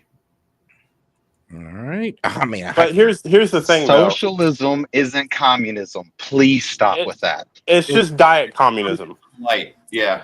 No, it isn't. People still have the ability to have buying power in socialist societies. They don't in communist society. Don't BS with that. Those are two different systems. Okay, listen, tell me what the policy difference is in policy. Do you want me to look up the definition? Because I can tell you the definition and you will understand that they're two different systems. Well, go ahead. I mean, if there's some debate, we can go to that later. Go ahead and tell me what you know. Just give me 1 second. I was finishing All right, we'll up give you some driving. time on that one, my friend. We'll give you some time. But I was going to say before. Possession. Yeah, go ahead, Monty. Before we go on, part of the criminal justice system is not just reform. A part of it is actual punishment for the crime that you've committed. So while we sit back and we try to make ourselves feel better and say, oh, we're reforming these people, not really. The goal of the criminal justice system is not necessarily to reform. It is to protect society from those people. That is the main point of it. Yeah, I hear you on that point, but I do believe in the whole reform, because if we're going to try to push these guys out to, into society one day, I mean, it is a bit wild. Like, my man Parabolic got a point. It is a bit wild to put these through such a traumatic situation and expect them to, not offend again. And Here's if we the thing. reform them, I mean, that could protect, more people from future crimes. If it wasn't intended to punish, then there wouldn't be different term in prison limits for different crimes. Everybody would just get 5 years in prison for doing X, Y, and Z. Okay, yeah, I hear you on that one. Of a high-capacity magazine, fleeing to elude in a vehicle, no permits, driving under the influence, reckless driving, and a bench warrant. Joining me now is Newsweek senior editor at large. And all right, now let's get over to the left side of media real quick, because let's get into gerrymandering. Because these guys. All right, look. For years, we have heard complaints that Democrats would rather keep the moral high ground than bring a knife to a Republican fistfight. Democrats have been insulted. They've been mocked. Hold on. If anything, I feel like Democrats bring the AK to a knife fight, if anything. But okay, we just have two different perspectives on that. Yeah, they just call us racist and authoritarians while we sit there and try to argue their points. So and they disagree, they throw the word Nazi out there. It's like, whoa, you kind of just nuked the whole conversation. The population is bolstered by all the illegal immigration. So they appoint to a region extra representatives depending on what the population is. So then they have more representatives when it comes time to vote. Exactly. Right. So you get the citizens that are the people that live there that are not citizens are getting represented, or it's either that or the people that are there that they're being represented. They're being represented. God damn, I can't talk. I know, like me and redistricting at a higher rate because they're it's one senator for every 90,000 people versus every 100,000 people. All right, let's get right back to it. Wait, hold on, man. Shout out to my man Daniel Castro, man. How you doing? Good. How y'all doing tonight? What's up, Daniel? It's all good. What's going on? All right, man. Yo, Daniel, got any thoughts on the whole gerrymandering thing, or do you want to share any thoughts? Nah. Actually, right now I'm just going to sit and pick up the vibe. I'm just waking up, so it's all lunacy right now. We're just trying to get everything settled, and we're pushing forth the agenda one way or another. I got you on the socialism and communism differences. Here you go. Yeah, if you would like. All right. First off, socialism state plays a significant role in regulating the economy, providing social services, and addressing inequality. 100% down with that. Communism, the state is viewed as a temporary tool. As a what? Ultimately, the state is intended to disappear as society becomes classless and stateless. So in a communist society, there would be no state. There would be no government control. Who do you call when somebody breaks into your house? No, hold on, guys. I got a little bit of a problem with that one. So if they're meant to regulate the economy and, you're trying to take out trying to bring down the wage you gap. Have to go to socialism first. Yeah, like, isn't that kind of making it classless already? Like, isn't that kind of leading to communism? No, because it still focuses on not only state but also public control. Like people do control the means of production still, right? So it does the they same think- thing socialism does, only a little bit more. So it focuses more on the social structures, things that put into place like public transit, medical services for those who need it, things of that nature. That's what socialism focuses on. Communism focuses on getting rid of classes so that everyone is equal.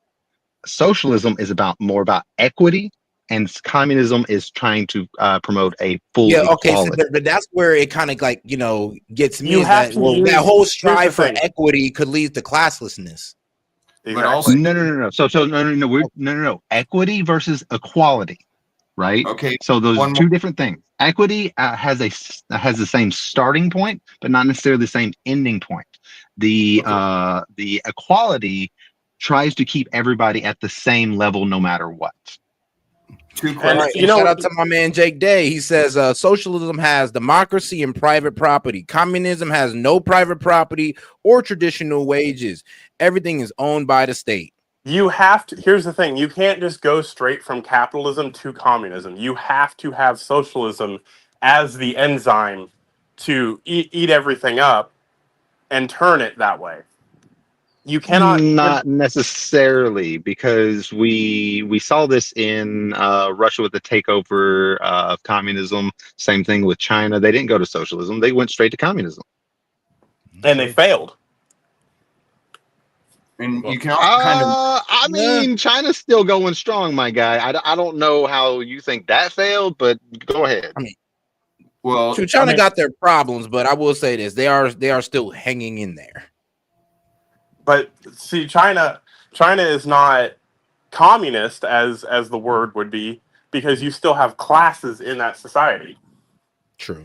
Oh, no. They started with no classes. No. Remember, they started to now move away from full communism, and they started to inject a little bit of capitalism in there. That's where we get the heavy amount of what is it called, business owners in the top of the Chinese forefront, and So you now have to you go just have through a the giant government oligarchy to be able to do that. further because they were Yeah. imperialist. And so this is the thing. They started with communism. It still is quote unquote communism by all means, but it does have a capitalist kind of, I don't know. like, China looks more of a injection, if you will. an oligarchy, if anything. Yeah, absolutely. Now, Consumer imperialism. Maybe, but again, they did not, and this is my point, they didn't go through socialism to get there. That was what Monty said. Now address that. So okay, even though they're communists, they still have a god. Hold on. Let me back up what I just said. So based off of what we've seen in the world, you cannot just go straight to communism, especially in a country that fought world wars and fought the Cold Then War how do they to do it in fight off China and communism. Russia, my guy? It's imperialist. Again, nowadays we've seen what happens in China and Russia. You can't just go and say, "Oh, this is what we're going to do now," because that fails. So you're saying hypothetically you can't go straight to communism nowadays? Yes. Okay, so I'm not talking about hypotheticals. I'm talking about in history. Has there been a country that went from not communism to communism without socialism, which is the Cuba? point you originally made? Cuba, I believe. But there was a battle first, and they were conquered. Exactly my point. It doesn't matter. They still did not go through socialism to get to communism. No, You don't have to go through socialism to get to communism. I'm pretty sure Cuba. Socialism can be its own thing. Communism It sells can be communism. It can be a means. It can be a means to convert to communism. I'm not going to disagree with you there, right? I can see what the logical train of thought, but it is not the means by which you go to communism. This is what I keep trying to say. Please stop equating socialism to communism. Please. Okay, no, it's policy. It's they still have a long line of policies that are the same thing: gun control, abortion, the just general structuring of where the government is paying Hold for on, the people. hold on. people. You have Hold a on. frog in the background. I'm glad it's not me this time. I'm outside. I'm outside because my fiance is asleep, and I'm on lunch.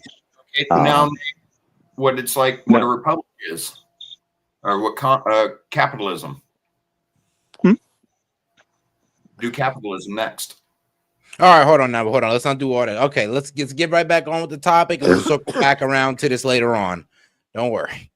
Well, let's get right back into it. They've been questioned, things like, what are you going to do about it? They've been yelled at, often by their own voters, saying, do something.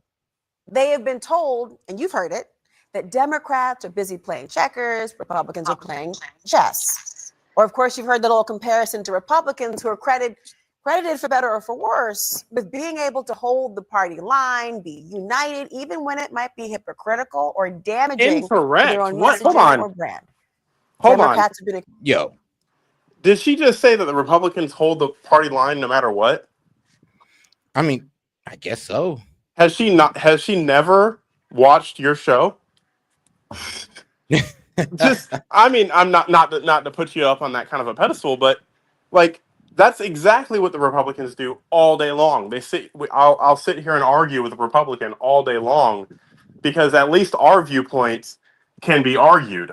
Liberals are just, oh yeah, no, this is what it is, and the Democrats hold the party line no matter what. They hold themselves together no matter what. So much so that they will kick somebody off of a primary ticket if they don't go with the Democratic platform. Honestly, by the way, while we're you're talking right. If about they this, had more debate in their party, well, let's be real. This whole pushing of transgender ideology, they wouldn't have got cooked on that, or immigration. If they'd have just had some type of discord on those topics, some type of disagreements, they wouldn't look so crazy. Well, they're in the by pocket the of way, Pfizer. Monty asked me what I was the other day, and I could not answer him. So I went and looked up these different ideologies and such. A progressive globalist. That is what I would be called. Okay. A progressive globalist. All right, then. Shout out. Oh, well, okay. Yeah, you already told us you was a globalist, but the progressive part, interesting. accused of being complacent and It's a lot of reactive, socialism. always one political step behind, or so it seemed. Well, tonight, maybe the listening tours have broken through, at least on one topic, at least in one state, California. That's where Governor Gavin Newsom is calling an audible, launching the Democrats' biggest gamble yet to try to fight back against Trump. And he is doing it, well, through the art of the troll. Take a look at this. And I want you to read it closely, okay? It's on your screen. It's highlighted for effect. It's from Gavin Newsom's office, promising a beautiful rally with other Democrats tomorrow to destroy Texas Governor Greg Abbott's, quote, totally rigged plan to redraw the political map. Now, I don't know, just for historical reference, have the Republicans ever kicked, cried, and screamed like this over redistricting, or No, it's been a back and I forth. can remember.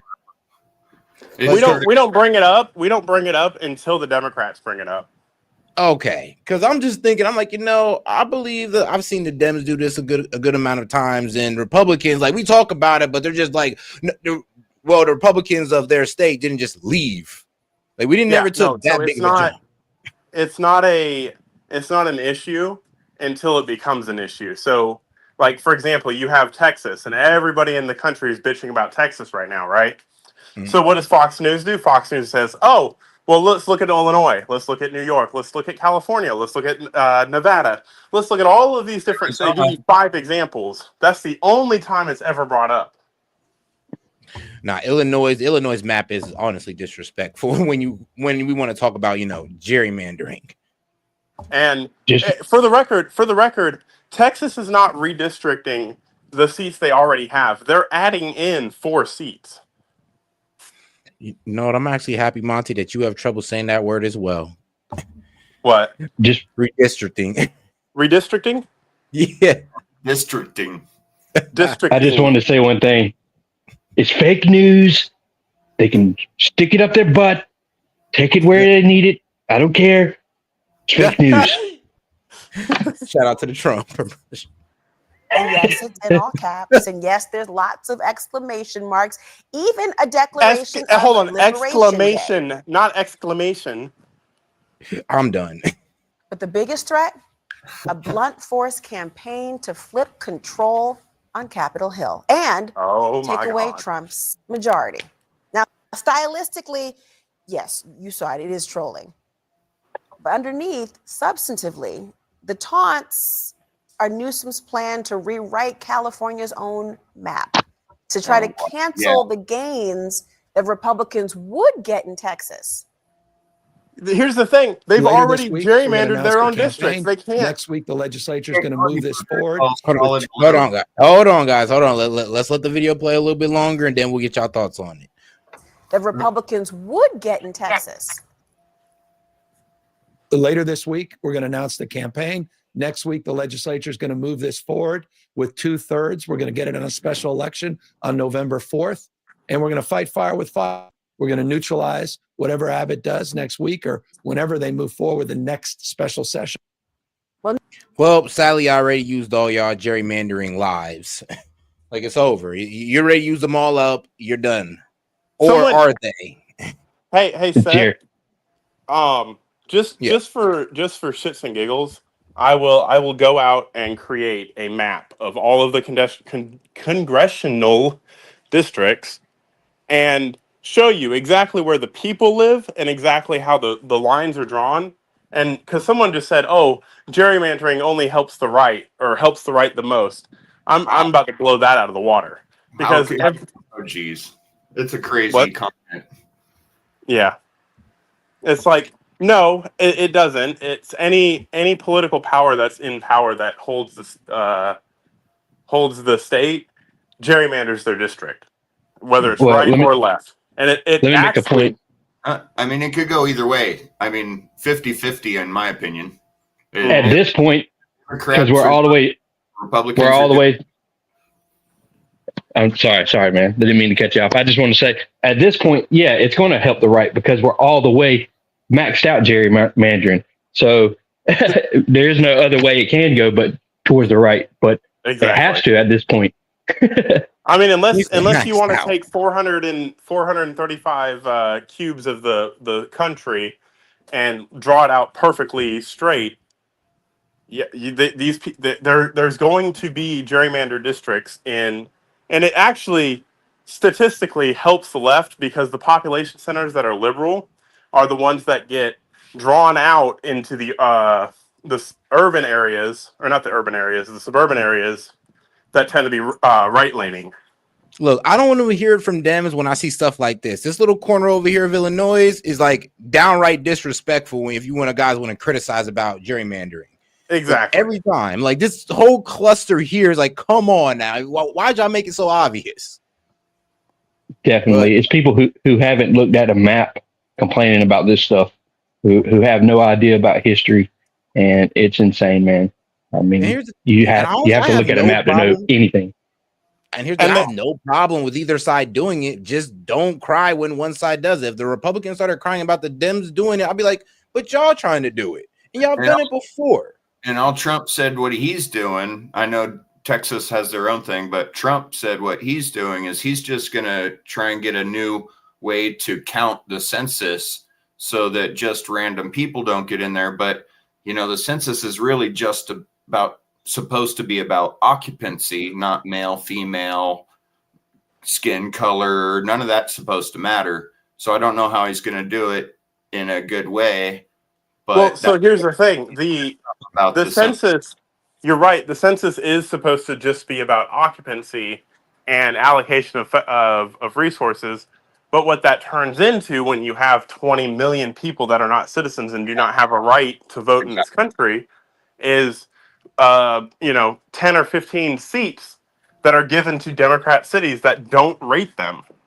And it doesn't matter who they actually will vote for. The Democrats just assume and say, okay, you're signing up as a Democrat, and get them signed up, and then they count.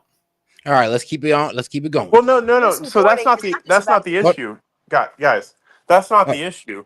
The issue is these people cannot vote in elections, but yet they're given representation, and the people that can vote in the elections, i.e., the Democrats that live in those cities, get extra votes, so to say. Yeah. Yeah, All right. calling it gerrymandering, but it's more on a local level. Hold on, guys. Hold on. Now, wait, are we all right, just making sure. Special session. Well, Newsom's warning is not just about his state of California. He wants other Democratic states to step up to the plate because he says this fight is spreading all across the nation. Will also hopefully inspire some other states. There are many other democratically led states that can move forward, and we just cannot sit back passively. They're hardly done here. They're going to move. They're going to run the table on us. They're rigging this election in plain sight. Wow. In Texas. In plain sight, rigging it. I mean, then what would you call what y'all was doing then? And it's like, what, y'all been rigging the whole time too? It's like, come on now. Using this type of language don't help y'all. They're gonna sit here and talk about how bad it is and then do it themselves. So it really must not be that bad. Shows that gerrymandering on a national level cancels out. It is actually only really and truly whenever you get into the districts that are quote unquote gerrymandered that problems do arise. That's the real issue of gerrymandering, not this national level bullshit. Oh, and here's the thing, guys. The thing about gerrymandering is that certain states got that 10-year limit on it. There's other states that can do it. Like it's like a state law when it comes to gerrymandering. It's different state by state. Some states you got to wait 10 years. Some states, I mean, I guess you could do it next month. Also, like, for instance, you know how this helps Republicans? It gives Texas 4 or 5 more electoral votes. That's the only way in which it actually helps Republicans. And all right, let's keep it going. The governor there, Governor Abbott, he is hearing this message loud and clear, and he is promising to raise those stakes. If California tries to gerrymander 5 more districts, listen, Texas has the ability to eliminate 10 Democrats in our state. We can play that game more than they can because they have fewer Republican districts in their states. Ha ha. And yep. Now call it a redistricting war. Call it a try to win at all costs. Call it a race to the bottom. Whatever it is you want to call it. Here are the facts. We're about 446 days away from the midterm elections. And I know that seems like a long way away. It is not. That's perhaps why there is this new sense of urgency over how Democrats are going to try to confront Trump and Republicans. Now, Governor Newsom says that he's going to fight fire with fire. You've heard that phrase. But right now, we're not talking about just one blaze.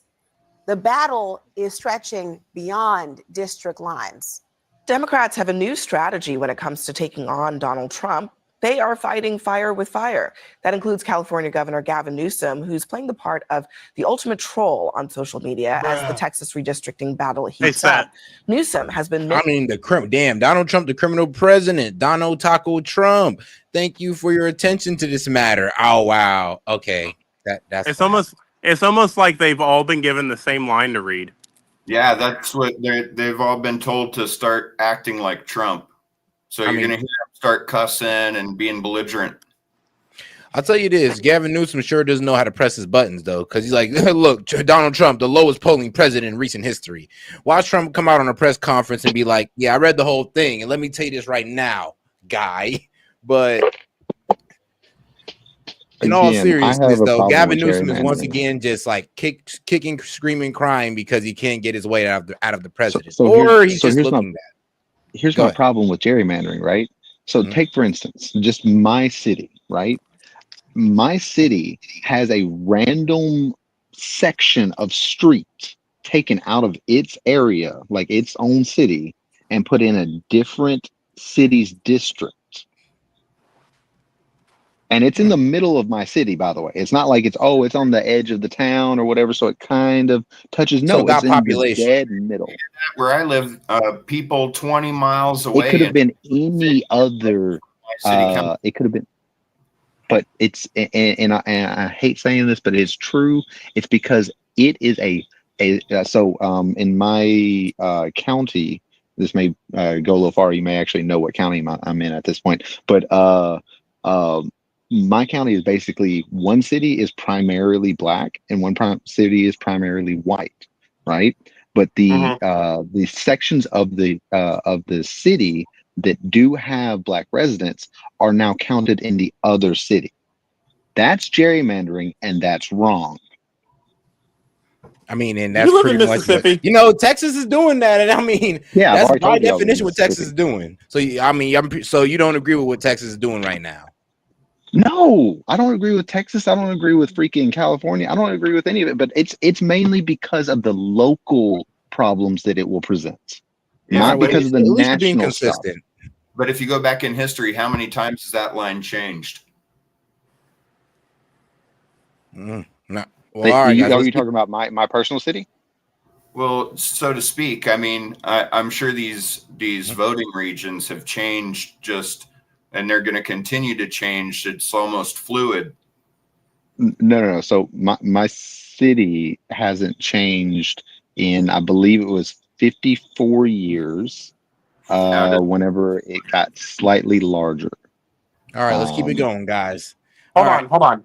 Oh, wait. Hold on. We've been paused too long, Monty. We've been paused too long. We gotta keep it going on this one. Mimicking Trump's all-cap style, calling him names, hitting his poll numbers, and ending posts with Trump's signature phrase, "Thank you for your attention to this matter." This is kind of theater. I'm not really sure it'll work. What do you think? The best form of flattery is we have to take this fight to Donald Trump. And I mean, I would argue that we should focus like a laser on the issue of affordability, lower costs. And I saw polling from CNN recently indicating that Donald Trump's greatest vulnerability at the moment is inflation. He's underwater by 25 points. Since 2024, there's been a 34-point swing against him. So that's where our focus should be. And we should be adapting to the brave new world of alternative media. So I appreciate Gavin Newsom's strategy of taking the fight to Donald Trump. I support it. Let me play Beto O'Rourke also kind of addressed this redistricting bit. And it's the way he did it that I think got a lot of people's attention. We want California and New Jersey and Illinois and Maryland and every other state where the Democrats hold the governor's mansion, the assembly, and the state senate to redraw their congressional districts now, not wait for Texas to move first, to maximize Democratic Party advantage. Listen, you may say to yourself, well, those aren't the rules. There are no refs in this game. Fuck the rules. We are going to win whatever it takes. We're going to take this to them in every way that we can.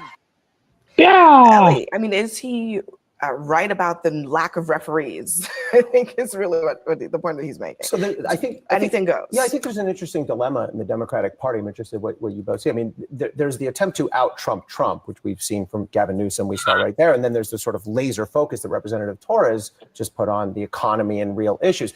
They're not necessarily mutually exclusive, but I'm not sure which one works better for Democrats. I'm not sure.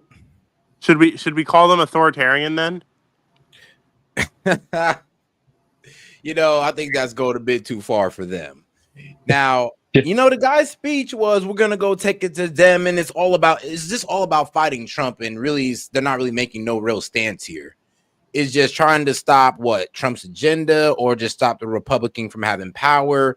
And here's the thing. I mean, y'all guys could have did all that by just coming up with better policies, having better arguments. Yeah. Exactly. Zero policy. And did y'all get the Howard Dean vibe? Yeah. Hey man, they're starting to drop curse words now. I mean, hey, politics is switching up. Sure, which one will actually move the needle with voters? I have the answer to that. I think the one that works better is the one that's authentic to the person delivering the message. And sometimes I watch people say this stuff and I cringe because it's just not who they are. They're not that person. And then they got that dog in them. Say exactly what Beto O'Rourke just said. And I said, okay, well, you know what? That sounds to me like a guy who says this in private, so he probably can say this in public. And I think a lot of times you have a lot of politicians who are trying to be something that they're not. They're trying to troll Trump in a very Trumpy way when they're not like Trump at all. And sometimes there are people who are very Trumpy or at least have the capacity to troll very well, Gavin Newsom being one of them, or at least on Twitter. Did we just turn Trump into an adjective? And so I was going to say. Yeah, it's like Trumpian. I mean, like, I swear to God, they glorify this man way more than we ever could, though. I swear to God. They call him Daddy Trump. They call him King, Emperor, Dictator. I mean, y'all glorify this man way more than we ever could. But it's been around for a long time. You pulled the Trump card. This is not something new, but we kind of got something new out of it, even though it's old. They're trying to reinvent the wheel. Hey, I like Thank it. God. Thank God we're not playing a drinking game. Man, you're right. every time they say Trump take a shot, oh yeah, we'd all be passed out. I'd have to Dead in like 2 minutes. Thanks, not look, so many people. JB Pritzker is doing it well because JB Pritzker, I think, is being true to himself in the way he's delivering it.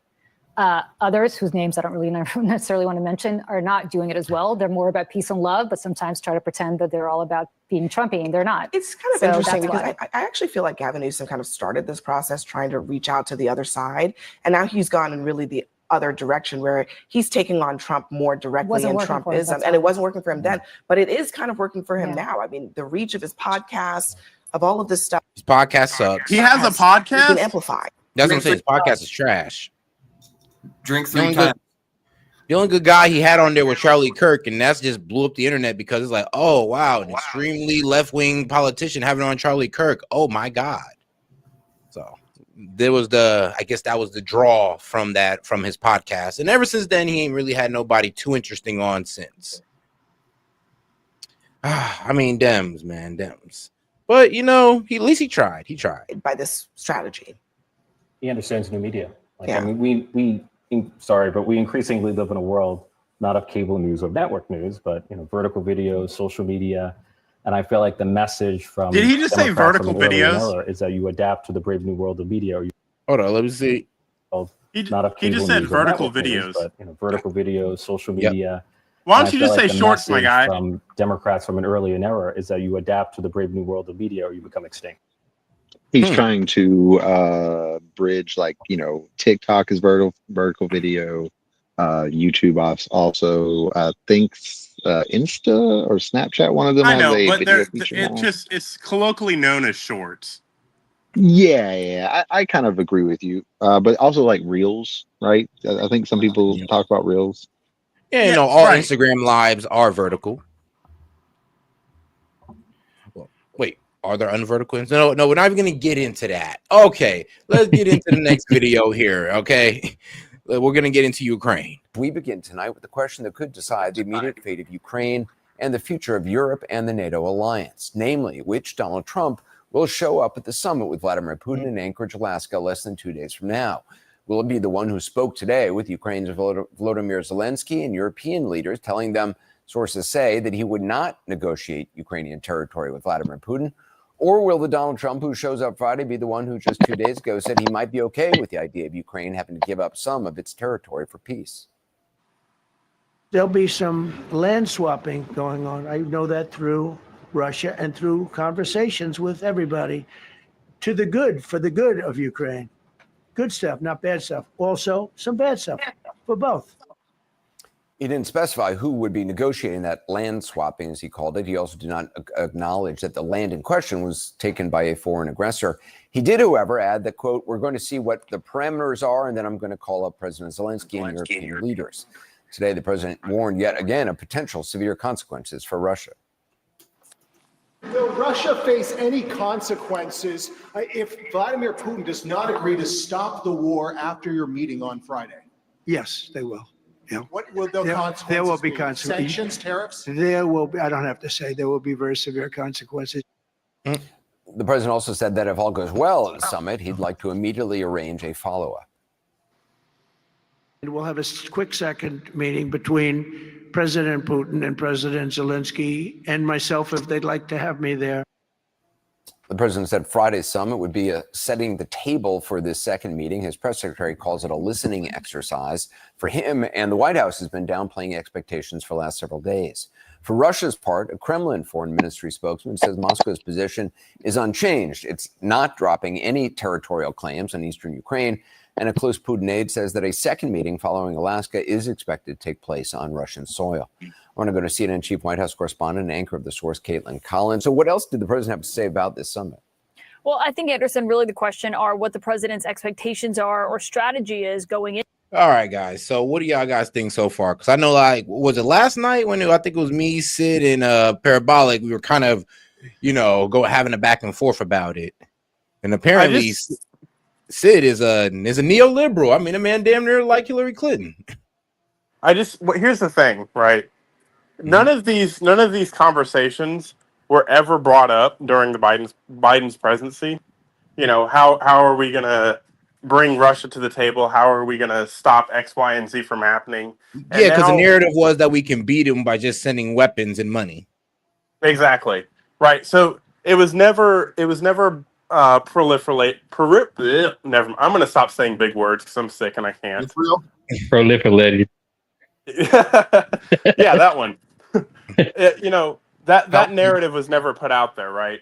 So, but now we're having these conversations, and I just say that that's a testament to Trump's actual leadership skills. No matter if the Democrats want to acknowledge it or not, subconsciously they have to be acknowledging it because they're giving light to his arguments, and they're making it the mainstay of news right now.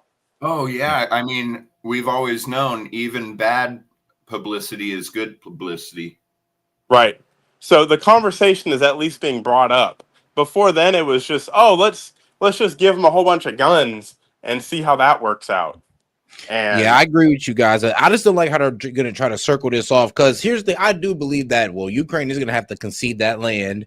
There is no way that these guys are going to be given land that, to be honest, unless Putin's willing to give it away as a way of, showing good faith or trying to gain favor back with the world, unless he's going for that angle, which I doubt, it is going to look like Trump kind of conceded land to Russia. Here's the thing, Seth, right? This is why we frown upon acts of aggression from foreign powers, right? Because Russia is the big bully in this situation. There's no getting around that, But here's the thing. Unless we're willing to fucking go nuke Russia, Russia's not going to concede shit. So what's our next best option? How do we end this war? Ukraine? Bro, I mean, according to Sid, we need to go ahead and put boots on the ground and fight Russia. We need to go fight Russia. So mutually assured destruction, that we just need to go with that one. It's all propaganda, Monty. They're just not that strong. I want to propose one thing. Look, there's no way to control Russia through military action. Sanctions work, but not as good as this other option. The option is to make Russia a trade partner, and then that gives them some motivation to come to the table, and then it gives us leverage in the future because we can grow and diminish that animosity point, and in the future. So it gives us leverage through trade, and that's the only way forward with Russia. I hate to give Russia credit, but they tried to do that. Russia did try to become a NATO ally. Yeah. Yeah, I mean, that is true. We could, I think it was Ron Paul was saying we could easily wipe out Russia economically if we put sanctions on everything, and anybody who traded with Russia, we'd sanction them too. But, that will cause destabilization to them. To be honest, I think that would just strengthen BRICS. I would just strengthen that, because if we just completely cut them off from us, and they're just going to go ahead and get into their BRICS alliance even more. That's right. But they Sid right now. BRICS alliance. Yeah, I can Ukraine was a big. Right now. Are y'all ready for this? How about we take a shit ton of missiles? I'm talking about literally more missiles than you've ever thought of in your entire life, and we take out every single control box for every single Russian silo for their nuclear missiles. Just bomb Iran them? That's not how you do it. First, you have bomb to Russia. bomb Iran. I'm just telling you, I was I was just channeling Sid. That's not necessarily my idea. Okay, that's not going to work. So, Monty, you should have been there. That man Sid was going crazy. He's literally saying we should just F it. We're weak if we don't go to war with Russia. I was like, bro, like, what are you saying? What? So I asked, what's the limit? What's Russia going to get to? Poland, Hungary? I mean, they're already there. What's the difference? But shout out. Here's the thing: Russia does have dead hand operations. So If one of their silos detects seismic activity, i.e., a bomb, the rest of them are just going to open up. So what he's saying is Well, that's we what I have was to saying, like a targeted simultaneously. strike. But all right, Right, guys, right. hold on. Let me go ahead and read out my man just super chat real quick. He said 10 to 20% is better than 100% and a Ukraine surrender. I mean, yeah. I honestly think they should just stop while they still have some land to have. Like, let's be real. If Trump goes into that if meeting, we don't stop it, it's going to be a saying complete you takeover. cannot have Kiev or the peninsula, then I think we're good, right? Because that was like quote unquote Russia's like whole end game in this was getting that peninsula and Kiev. If Donald Trump goes in and says these are the two things that are off the table, what do you want? Then I guarantee Putin comes out looking like the asshole. There's another point you need to understand also, that Ukraine was the major key point in the BRICS nations coming up and making another reserve currency, because Ukraine holds all the commodities, and that's what they want to back all their money and monetary policy in: land and commodities. And it doesn't work if they don't get Ukraine. So we can't allow them to get Ukraine no matter what. All right, guys, let's keep pushing into this summit. And today, one thing he made clear about a potential trilateral summit that would happen with Putin, Trump, and Zelensky coming after this. He said he would like for it to happen quickly, but he also made clear, Anderson, that he believes it's conditioned on what he hears from the Russian leader on Friday, and warning about those severe consequences if Putin doesn't come to Alaska preparing to end this war in Ukraine. Obviously, there's been no indication from Putin that he's prepared to do that. We've seen him continuing to strike in Ukraine. And two things that the president was asked about today stood out and kind of seemed to foreshadow what we should expect to see potentially on Friday, which is, one, he was asked if he can convince Putin to stop killing Ukrainian civilians. And he noted that he has tried to get that to happen before. They've had conversations about this. And then after those conversations between Trump and Putin ended, Russia continued striking Ukraine. And so the president seemed to suggest that he could not convince him to do that. And then on the other front, he was also asked about that new New York Times reporting about Russia breaching federal court systems here in the United States with highly sensitive national security info involved in that, and whether or not he'd confront Putin over it. He basically responded, Anderson, reminiscent of the way that he has previously on Russia interfering in U.S. elections, saying, yes, Russia hacks, the United States does it too, and the United States is better at it. And so I don't know, there are a lot of key questions going into what Friday is going to look like and what the takeaways for President Trump are going to be. Do we know what it's going to look like actually? I mean, physically, we know the base now, or we learned last night where it's going to take place, how long it's going to be. It's at Elmendorf, yeah. I think one thing that the White House is looking at from officials I've spoken to, some of them who were around the last time Trump met with Putin in Helsinki, is always expected to go longer than it's scheduled for. We'll see the schedule probably come out likely tomorrow. Trump will leave Washington on Friday. Obviously, meetings that happen between the two of them, you typically go much longer with the Russian leader. Obviously, he talks a lot, and there are translators also in the room for part of that. The White House did confirm to me there will be a one-on-one portion with Trump and Putin in the room, likely translator as well, as we've seen before. Then it'll open up to where you'll see more aides inside the room, people like the Secretary of State, Marco Rubio, and other top national security aides. And so I think the question is, when they come out of that, one thing we don't know yet is, will it be a joint press conference like we saw in Helsinki? Obviously, we were both there covering that. Or, as in when Geneva, when President Biden went and met with President Putin, they held separate press conferences. I don't know. If there's a joint one like this right here, people are going to lose their mind. I think they're already talking about, he's inviting a war criminal to onto American soil and all this good stuff. And I'm like, the same people that have that opinion. I mean, hopefully you were saying the same thing when Bibi was coming. So hopefully y'all stay consistent. But I don't know. What do you guys think so far of what we're hearing? Because if we get that, same meeting we're getting right here, bilateral. Here's the thing, Seth. I really don't care what the left has to say about any of this. Honest to goodness, Trump could have ended the war on day one, like he said, and they still would have given him shit. So if you know what I mean? It doesn't matter what he does. He's still going to be the orange man bad. Anything he does is still where they're still going to point out the disparities and everything. So how it was wrong. Yeah, exactly. How Russia's just this big bad blah blah blah blah blah blah. Insert word here. That's not, they don't live in reality. They live in what their fantasy land, in which Russia isn't Russia, and this is just dots on a paper. I'd like to say for someone in chat, don't worry about Russia taking over Europe, because there are a lot of NATO allied countries in the area. And if Russia and blocking in the way, if Russia attacks any one of those, don't worry. Article 5 activated, and you got your World War III. And that's the thing, right? That's honestly, if you give any credibility to anything Russia said, that is why they're at war with Ukraine right now, is because of all of that. Yeah. I mean, I don't, and that, like, they have a little bit of credibility in the fact that NATO was surrounding them.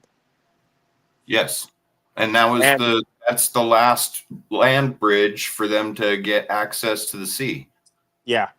So I don't think that this is just, some war of aggression. I think this is a war that, has a false predicate to it. It was it's a military policing action because of nationalist Nazism in Ukraine. That's what it was predicated on. And I mean, there's a little bit of truth into that, but really what it is they don't want to lose control of their area. And if you look at the way they have expanded, if you look at it as a strategic tactical perspective, they've just continued their line to the sea.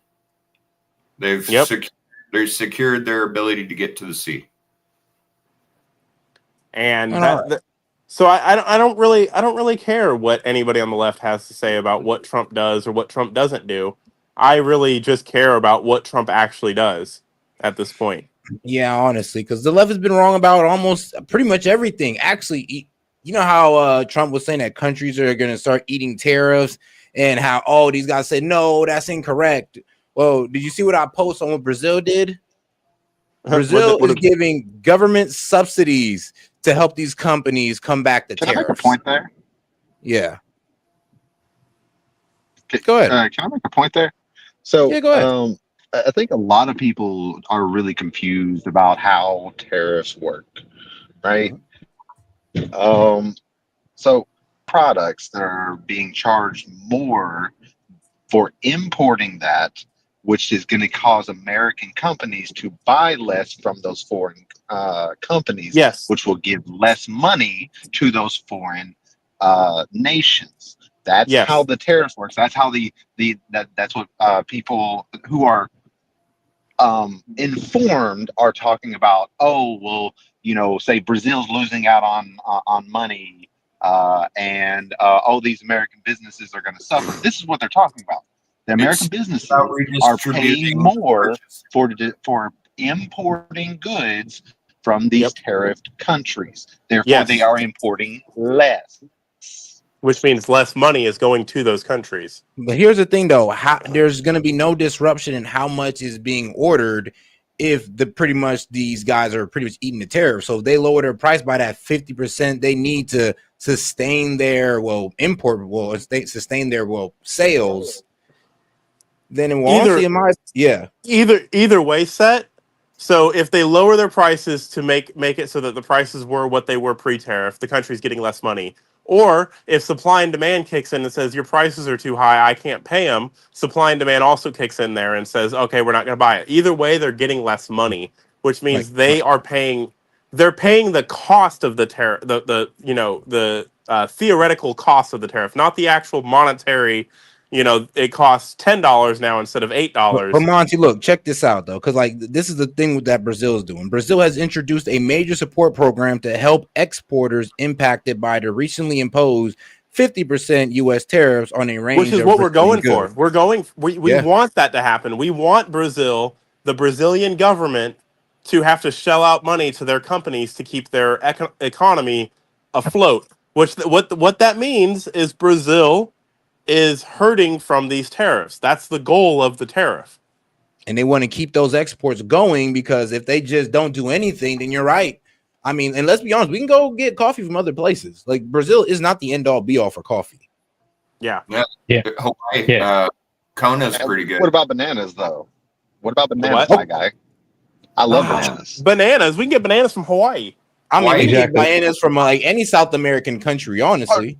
No, we cannot get the establishing amount of new routes. bananas we get every year from Hawaii. That is a falsity. There is no possible way we can do that. I actually think Yeah, we Hawaii can, is, bro. We can go to I think Hawaii bro, is the biggest producer of bananas in the world. But in the world, not the world, but I 100%. think Central, I southern. 100% understand that you're saying that, but I don't have the statistics to prove it. But I guarantee that we buy more bananas from Brazil than we produce ourselves.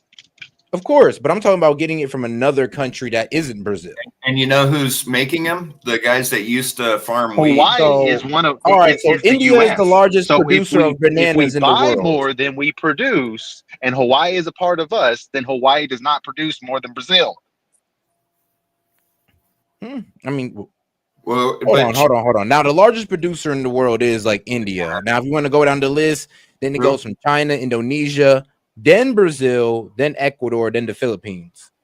So we can go to Ecuador, the Philippines, or even Indonesia if we want to just, not want to go to Brazil. When it comes to bananas. Well, like I said, when it comes to bananas, we kind of do have that leverage on them as well to go with other places. Yeah, like what we're doing is reestablishing new routes, new trade partners, and need versus want. And all we have to do is replace what we need. We don't have to have the biggest and largest countries that produce them. We just have to hit those marks that we need in society. And like I said, the way that we use our goods right now at this point, we waste so much. We need to find a way to make everything as efficient as possible and redefine the structures that are in place that we have right now. I don't know. I think my carbon footprint is really tiny. All right, let's get into the next video here. I like Must your cars. be brought to justice. Pam Bondi on a mission to arrest narco terrorists. Let's get into it, guys. Donald Trump has made going after bad hombres his top priority, and his pressure on cartels is They done found a female Jesse Waters. Good Lord. clearly working. Oh dear. Take Mexico, which is effectively a narco state. Mexican President Claudia Sheinbaum went from appeasing, enabling, and collaborating with criminal cartels to finally playing ball with the U.S. under extreme political and economic pressure from President Trump. Now she's handed over 26 top cartel leaders to the United States. And it's all happening during Fentanyl Awareness Week. I sat down for an exclusive interview just yesterday with Pam Bondi for Fox Noticias. President Trump's directive on day one was make America safe again. And that is stopping the deadly flow of cocaine and other drugs coming into our country. We see young kids dying every day from this abuse. I don't think any teen, any adult thinks they want to take fentanyl. They think they're taking cocaine. They think they're taking some other drug, but often it's laced with deadly fentanyl. And that's why Fentanyl Awareness Week is so important for our country. And shout out to Hellbat. He says, in a sense, Russian fighting is of necessity. Yeah. Anybody disagree? I mean, if everything's on the table, I think that's exactly why they're fighting. I mean, yeah, trust me, especially if the sinking of their economy is happening right now, they better win this war. Yeah, that's what they say they're fighting for, and I believe that's what they believe. All right. But make no mistake, the Mexican government isn't doing this out of the kindness of their heart. The only reason they're sending these killers to face justice in the U.S. is because President Trump is forcing Claudia Sheinbaum. Of all the messes Biden left behind, the Western Hemisphere might be the biggest President Trump has to clean up after the border, and it won't be easy. Everyone knows that Hamas and Hezbollah are transnational terrorist organizations. But guess what? We have organized transnational terrorist groups right here in our own hemisphere. And the biggest ringleader is not far from the state of Florida. Attorney General Pam Bondi says Venezuelan dictator Nicolas Maduro uses groups like Tren de Aragua the Sinaloa cartel, and the cartel of the Suns to bring deadly drugs into our country through Mexico. And with the drugs, they cut him a little, they cut him something off in the back end, a couple $1 million or so, and he gets to stay in power. I mean, the day he go against the cartel, the day you'll find his body in the ditch. So, hey, I mean, this is why we kind of don't trust these guys to handle the cartel on their own, because they're working with them. Can we stop saying that Biden left that mess for Trump? Like, let's be honest. The illegal immigration and the cartel problem has been a problem since the 80s. True. For a long time. Violence. Trump is sending a message to criminals and narco dictators like Nicolás Maduro. He put a reward of $50 million for information leading to Maduro's arrest. That's the biggest reward ever offered by the U.S., even bigger than Osama bin Laden. This is, it was funny. I heard about that on Twitter, and then somebody was like memeing it, saying that, well, he put out a $5 billion wanted sign on Trump for being on the Epstein list. I was like, oh wow. I was like, okay. Twice the highest reward previously offered for any American fugitive in our nation's history. And here's why. This is not a legitimate presidential regime. He is a narco terrorist. He and his associates are flooding our country with cocaine as a plot against America. He is one of the biggest drug traffickers in the world, and he must be brought to justice.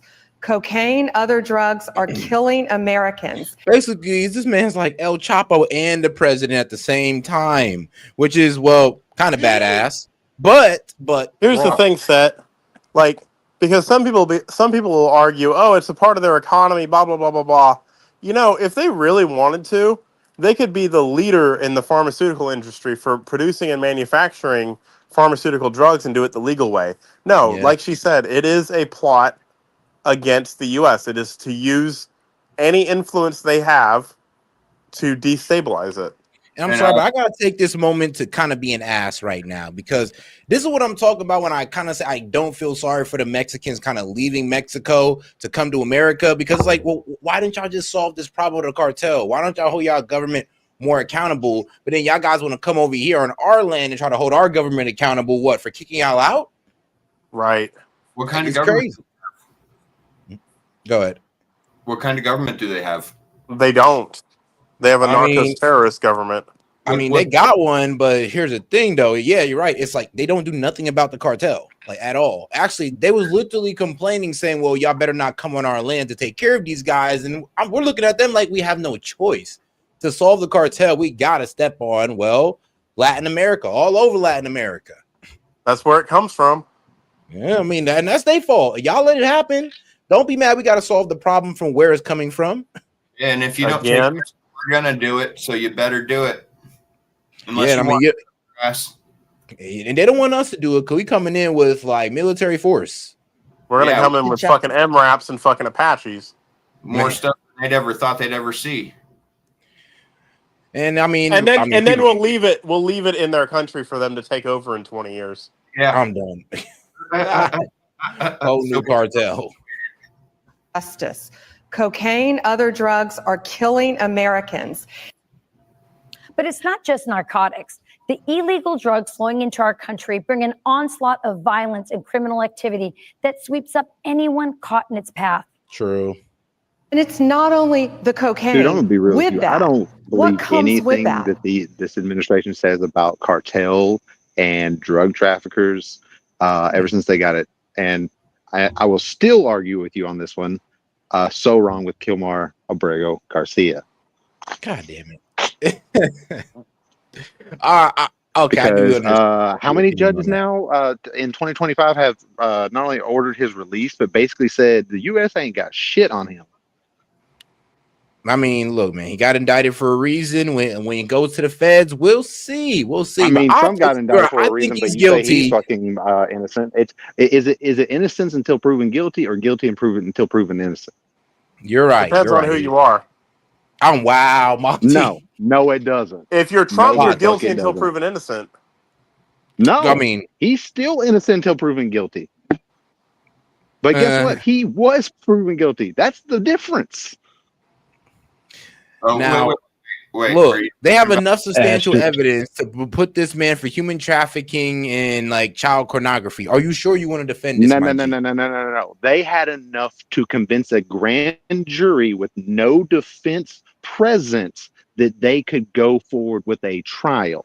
They do not have enough evidence to say, with this defense present and arguing Kilmar's case, that they will be able to put him behind bars. No, they don't. All right, well, have we gotten even the updates on this case yet? Because I know he was supposed to be seen in court already, and the reason why they haven't released him is because ICE said they're going to detain the one in him. Tennessee. The one in Tennessee said that he can be out on bail. The one in Maryland said, "Hey, ICE, you can't touch this man." No, whoa. No, I said they can, but the only reason why they can is because he's still in custody. And they said if he's to be released, ICE will detain this man and try to deport them. I think that's the main reason why he's still held up and he has not been released. No. July 25th, my guy. Maryland judge orders ICE what is it? An order of withholding or something along those lines. Basically, ICE cannot touch this man at least until his trial is done. So here's the thing. Hold on. Let me nip that in the bud right now. A Maryland judge has no authority over the Department of Homeland Security, for one. They don't. Federal order. It's. I don't think it. A Maryland judge. It's a federal agency. Does not have. Does not answer to a state judge. Over someone who resides in their district? Yes, they do. Incorrect. If the federal authorities want to come after you, it doesn't matter what. You have a they can't stop it. They can't stop you from. Are you sure? Then why is he still in the U.S.? Because the federal government, it's in the Constitution. Anything the federal government says He's not in custody right now, by the way. Yeah, he's not in custody right now because he's in state custody because the state's not turning him over. No, he's not. He's been released. No, his trial for human smuggling charges is set to begin in January 27th, 2026. Yes. And is he out on bail? Is he out on bond? Yes. I don't know. Yes, he 100% is. I haven't kept up with him. And guess what? I have. This is what I am being an advocate for what is it called? Human rights. This is not just him. This is what I keep trying to say. It's not just about him, but this is an egregious human rights violation. Someone was in our country. They were said by a judge, hey, initially, but then the judge's order of withholding, right? And that was after that traffic incident, by the way. That was after the traffic incident. So this judge had that whole incident to consider, and they still consider it and said, order withholding, he stays. Yet now we're back on this same charge. Well, okay, so I got the full breakdown here. So it does say that although a judge ruled that he can be freed while awaiting trial, ICE has indicated that it may arrest him if he leaves prison, and he may still be placed in an immigration detention despite the bail ruling. Because the federal government has supersedence over the a state Tennessee government. ruling. Now look at the Maryland one. It doesn't matter. See, here's no. That's what I'm saying. For the Maryland one, ICE is even threatening him, going like, "Well, you guys can release him, but we're gonna detain him, and he'll only be out for like what 3 days because they have within 72 hours to let him know what's up." Hey, Set. Can you ask GPT about jurisdiction? Well, no. Here's an easy way to unpack all of this right now. So, for example, when you're in state custody, the federal government can pick up any charges that also violated federal statutes, and the state is powerless to stop it. Has no power because the supreme law of the land is anything the United States passes. The federal government has the trump card, so to say, on any law or on any infraction in any jurisdiction. That's how they maintain the ability to litigate things between states, is because they have the ultimate say so. So if they say, hey, we're going to go do this, and the state releases him, they have the ability to go. They could have went to the fucking Maryland jail and picked him up if they wanted to. Monty, check this out. Just like marijuana, even though Exactly. makes it legal, it's still federally illegal, and you can still get in trouble. Yep. That's why you can't fly with it. That's why you can't fly from California to Colorado, two legal states, with marijuana because it's a federal mode of transportation that you're using. You better have a booty purse. So this idea that it's an egregious miscarriage of justice is just incorrect. It's not what we want to see happen because we disagree with what the Trump administration is doing, but the Trump administration absolutely has the right and the purview and the jurisdiction They to have do dragged this what they're man's doing. name through the mud. They have literally dragged this man's name through the mud. And if it comes out that he is not in any way an MS-13 gang member, if in any way trafficking humans other than driving them to fucking work, you're not going to sit there and tell me that's not egregious human rights violation? Tattoos, bro. Just assume I'm right. Just assume I'm right. Please for a second, just assume I am right in this situation. Just to be fair to go your with me argument, on the guys, assume that he's fucking right. train. Okay, let's assume, then the federal government got something wrong. That's how that works. Not only that, no. Not only did they get it wrong, they got it egregiously wrong and drug this man's name through the fucking mud for months. And he will win the saying biggest anytime- defamation suit violent against criminal. the government. Hold on. Anytime, no, he doesn't. Anytime that anybody's name gets dragged through the mud, i.e., when someone prosecutes them and says horrible things that they accuse them of doing, they're dragging their names through the mud. They have On national prosecutorial TV in front of immunity news? because of that, because you have to have the ability to prosecute crimes. And he had a deportation order On their name, like in front of the news. They don't. So what you're saying is the U.S. government has the ability to report opinions because again, until it is proven fact, it is an opinion. Therefore, they were spouting opinions about Abrego Garcia until it is proven fact. Okay. Therefore, that is an egregious rights violation for him. in a federal court. How is so? Hold on. By your logic, accusing anybody of a crime because we have It wasn't considered fact. No. He was never found guilty of anything. Say it again. No, I'll say what I was going to say. In a sense, accusing anybody of any crime is slander by that definition. Then. No. There's a difference from saying we have evidence that he might be A, B, and C, and there's a difference between that and saying, look at this vile human being. This is a person that no one would want in their neighborhood. These types of things, saying the stuff that they said about him without having proven it fact, is what I'm talking about. Yeah, well, these days, somebody that gets that nationally publicized can open up a social media and just make it off of the haters. That doesn't make it right. But here's the thing. I mean, true. Yeah, but the government ever wronged you? Yeah, several times. That doesn't matter. That's not the issue at hand here. Do it to all of us, and nobody cares about our name. Yeah. Okay. Was it no one broadcast fights on national news? Yeah. All right. January 6th rioters. None of them have been charged, but 1,400. Yeah. By the way, and I'm not saying that he was a rioter or anything, but the guy that Trump picked was apparently there on January 6th. Just gonna throw that out there. That was a fun little fact I found out. Yeah, I mean, there's a lot of people there on January 6th. Something like 40,000 Also, people that work with him, like in the Heritage Foundation, save for the CEO who did give him a great review, says that he basically is incompetent as fuck. What? Well, he's a doctorate level in his field. Yeah, so. yeah. And other doctorate level economists say he's a fucking incompetent fuck. Well, damn. So we've gone from trusting the science and trusting, you know, what the experts say to, I am we're going to trusting pick and choose our experts. not one. What expert. happens? I told you this before, Monty. I've told you this before, Monty. Where's the proof? Are we going to judge and ruin? Not just one majority. I don't give a fuck about one expert. One expert can always be wrong. Yeah.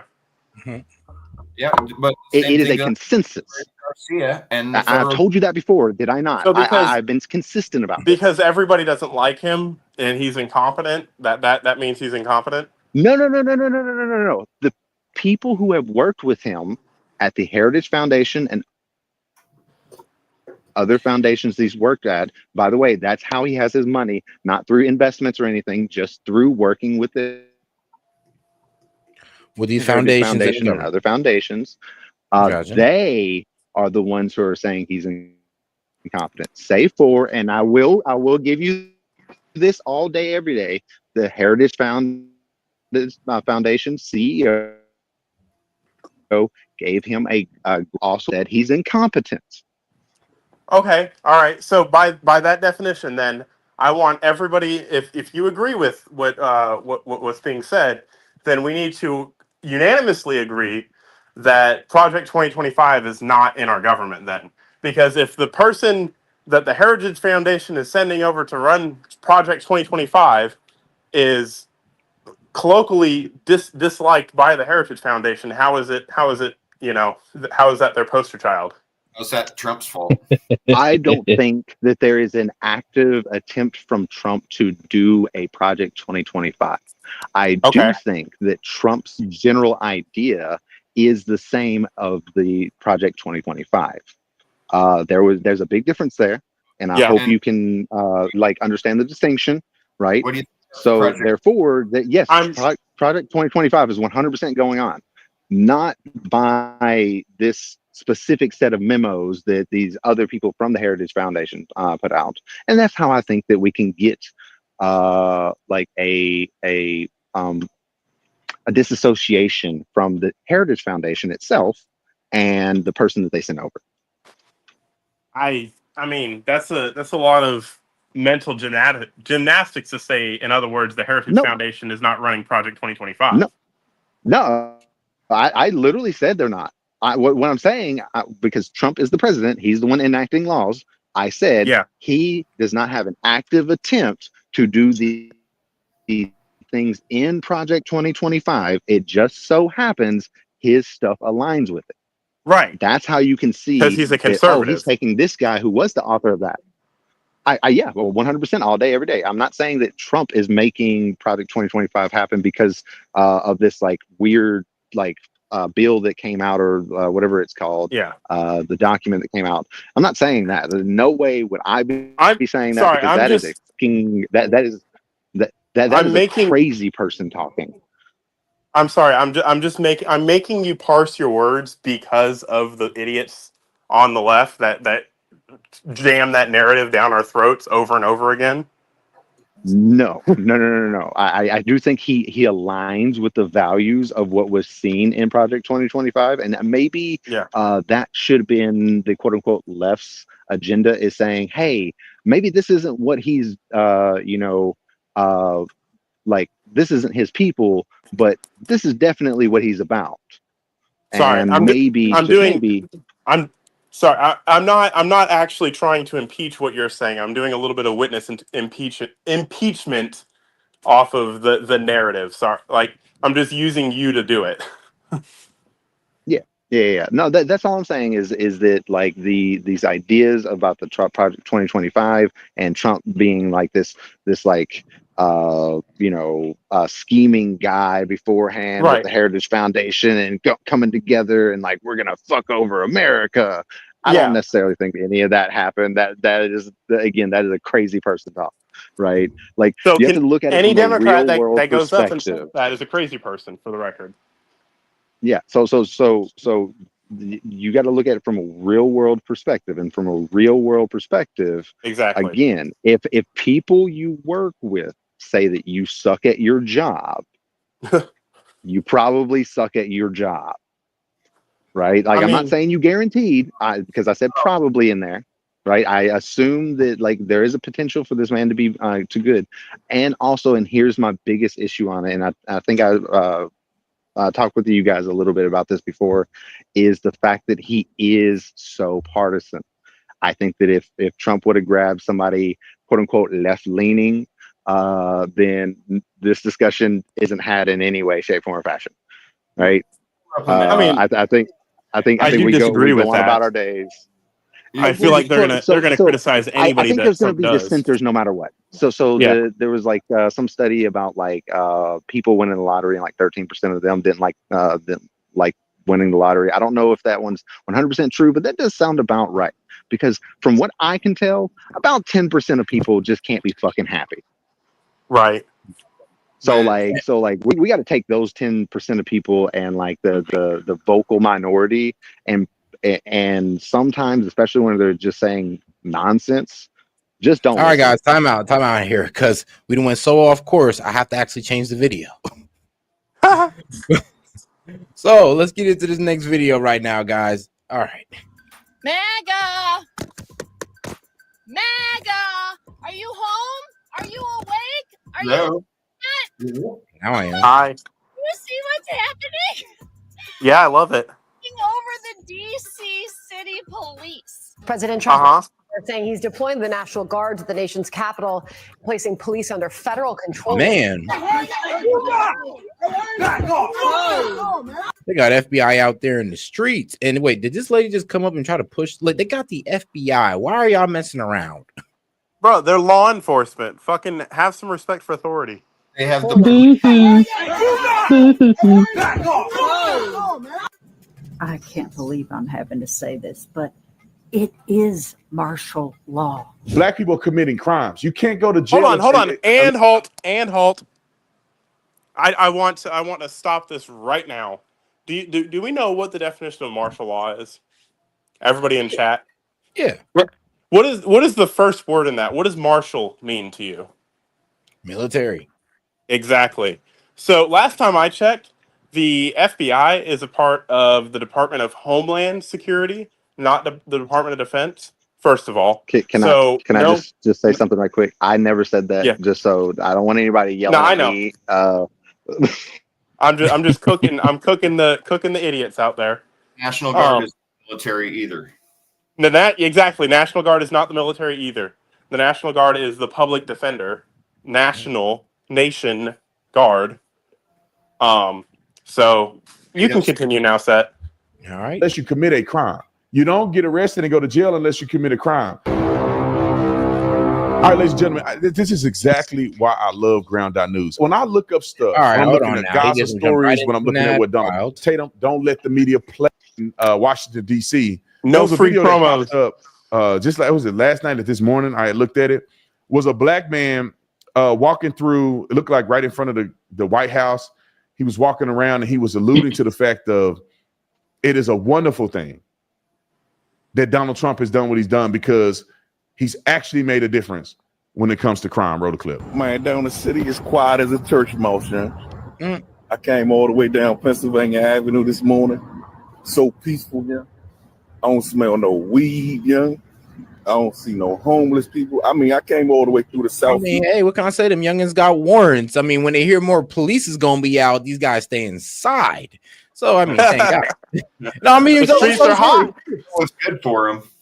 I'm so serious. The most peaceful times in a bad neighborhood is when the police is around because all the dudes who got warrants are inside.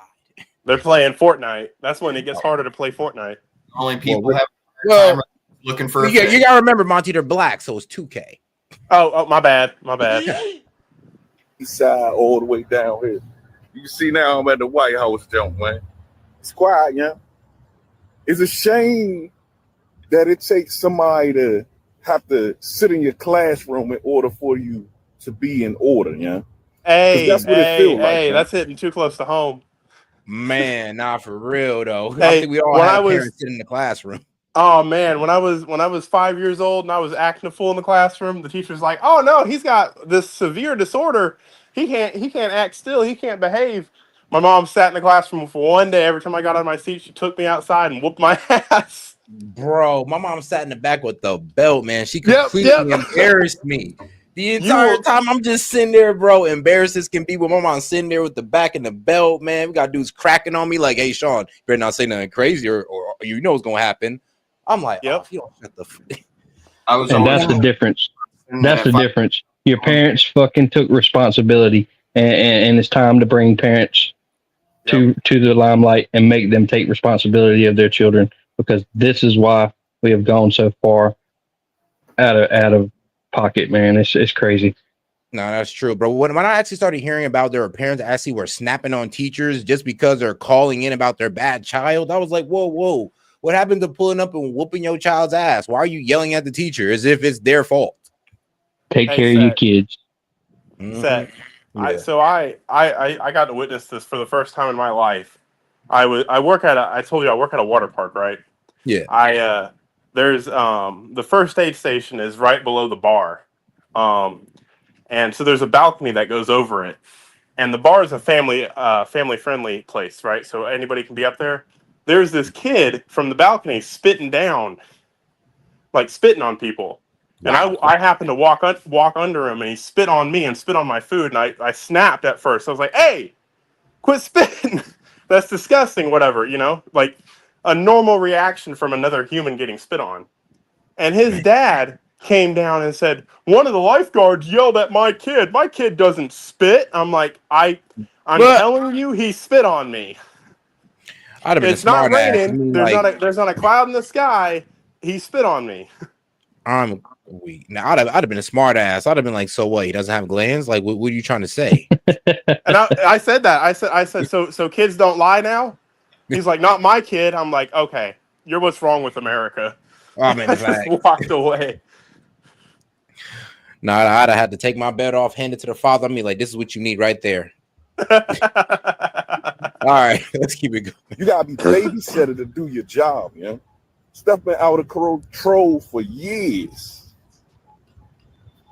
You gotta do better, You gotta do better, And mainly, you got the problems. It's us, man. It's always us giving everybody a bad name, We'll see how long this lasts, How many murders was it last night? How many carjackings was it last night?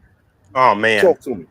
And y'all keep on posting all these data numbers and things of that nature that y'all see everybody else reposting, the stuff that came from the Metropolitan Police Department and the mayor, That's all I say, man. These Dems are not in the streets. They're grading their own homework. Yeah, that's the worst part. And the thing is, I could tell like they're kind of far away from what's going on, and they probably know through their constituents. But let's be real, a lot of these politicians, I mean, they live in nice places. They're not living where the high crime is at.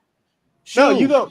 Here's the thing: you go, like I think it's like 3 blocks past the White House on Pennsylvania Avenue, and that's where all the crime starts. It's literally this nice little cookie cutter part of DC that's where all these people live. And the rest of DC is just a hellhole that you do not go out past 10 o'clock. Like once the street lights come on, you better not be out. I would say this: it's real easy just to like show statistics when you're not part of it. Right. Like, I mean, especially when it comes to like a high crime area, it's like, yeah, I know it feels real nice to show that, but if you were there though, you'd be pretty pissed somebody's like showing that. Let me tell you something, man. Let me tell you something. You can't be that stupid. You can't be, man. Who enters that information to get that data analysis, People do. You can enter whatever numbers you want to make whatever report show what, but you can't hide the crime, You can't do it. Let me give you something to break it down to you for those that don't understand. I retired from UPS, right? So what they used to do to play with the numbers or whatever, we have mission packages. You'll have drivers over the hours. They go in and enter the information, and the report will show whatever they needed to show to keep their bonus that week. Yep. So that's how y'all was making 6 figures. I knew it. All getting y'all own damn hours, man. If only all of us can do that, we'd all be working 12-hour days somehow, some way. Hey, Seth, I do work 12-hour days. Damn it. Hey, every day. And you just clock it in, Monty. Just so that means you pretty much could work 84 hours or so. Oh, Seth, that's not funny. I have worked 84 hours in a week. Oh, God. Me too. When I fix a watch, that watch has to keep time. The most I've worked like 60 hours, maybe. Yeah, 60 hours. My longest shift was 22 hours. You want to know the most I've worked in 1 week, Set? What's up? Now, mind you, there's 168 hours in a week. The most I've ever worked in 1 week is 144. Not on like a hurricane deployment or something like that, where you're technically working 24/7. I didn't count that. The time clocked in working was 144 hours out of a 168-hour week. Man. All right, I'll give you that one. I ain't never worked over 60 hours. Like, and I've done consecutive 60-hour weeks. Yeah. And felt exhausted, but 84? I did 60 to 80 in the machine shop, but I was getting paid real good, so. I mean, it makes sense. It makes sense. But fixing watches, I have to be right. And everybody knows if I'm right or wrong because the watch will tell time or not. We ain't no logging in no hours, I'll tell you that. Nah. No lying. Words don't even matter. This is not the Friday. It's not on. Stop believing. Hey, while we're talking about like time up in a job, 72 hours straight, and I can say this now because it's been well over 10 years, in a taxi. So that was real fun. Ooh. Oh man. That's wild. Now my yeah, game days on at a college town is crazy. I'll say that. I bet.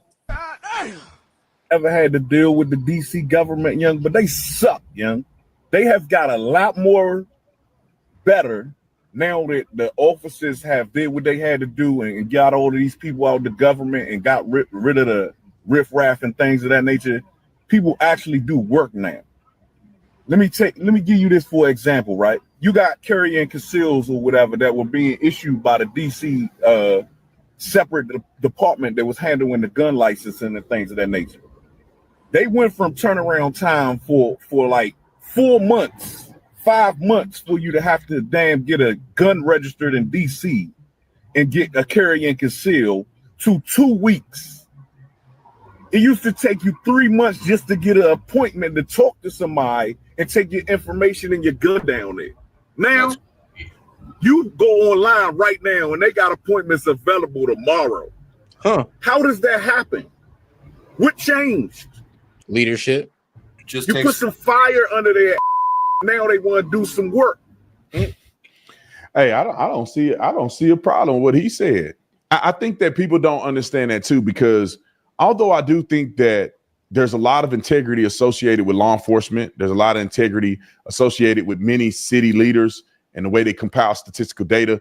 But bruh, there's human beings in putting this information into a system. I remember when I was in Tucson, I can't remember how it went, but when I was in Tucson, they changed the justification, or they changed the verbiage of a burglary versus a theft. I mean, I'll tell you this, like how they changed the definition of what a genocide was. I was like a little thrown off.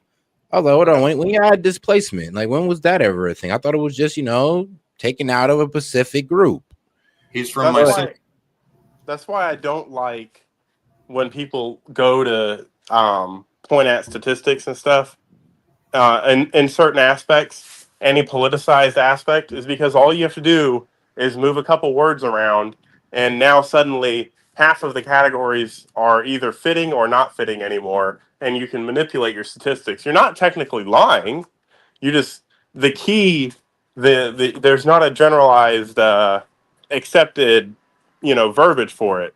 So like he just said, change the definition of a burglary, which everybody knows what a burglary is. It's when you break into a house to steal something, or break into a occupied or unoccupied dwelling to steal something. And you change it from that to a theft. Now you just gone from a violent crime to a petty crime. All right, now let's get into this video real quick, because I believe it dropped probably a few hours ago. This morning, there are new images of President Trump's police takeover rolling out in the nation's capital. FBI. President Trump's police takeover. I mean, I love the labeling. Like, think about that. You're on the wrong side of law. It's catchy. You're gonna call it a police takeover because you don't like that the orange man is doing it. Trump police takeover, Monty, just has a nice ring to it. Hey, you remember my thoughts on the matter, right? Is that I think that the police and the military should be basically the same thing, like interchangeable. Ooh, but in a much more nuanced way. How explain that? Because I think I disagree with it, but I want to hear what you're like saying. so like a almost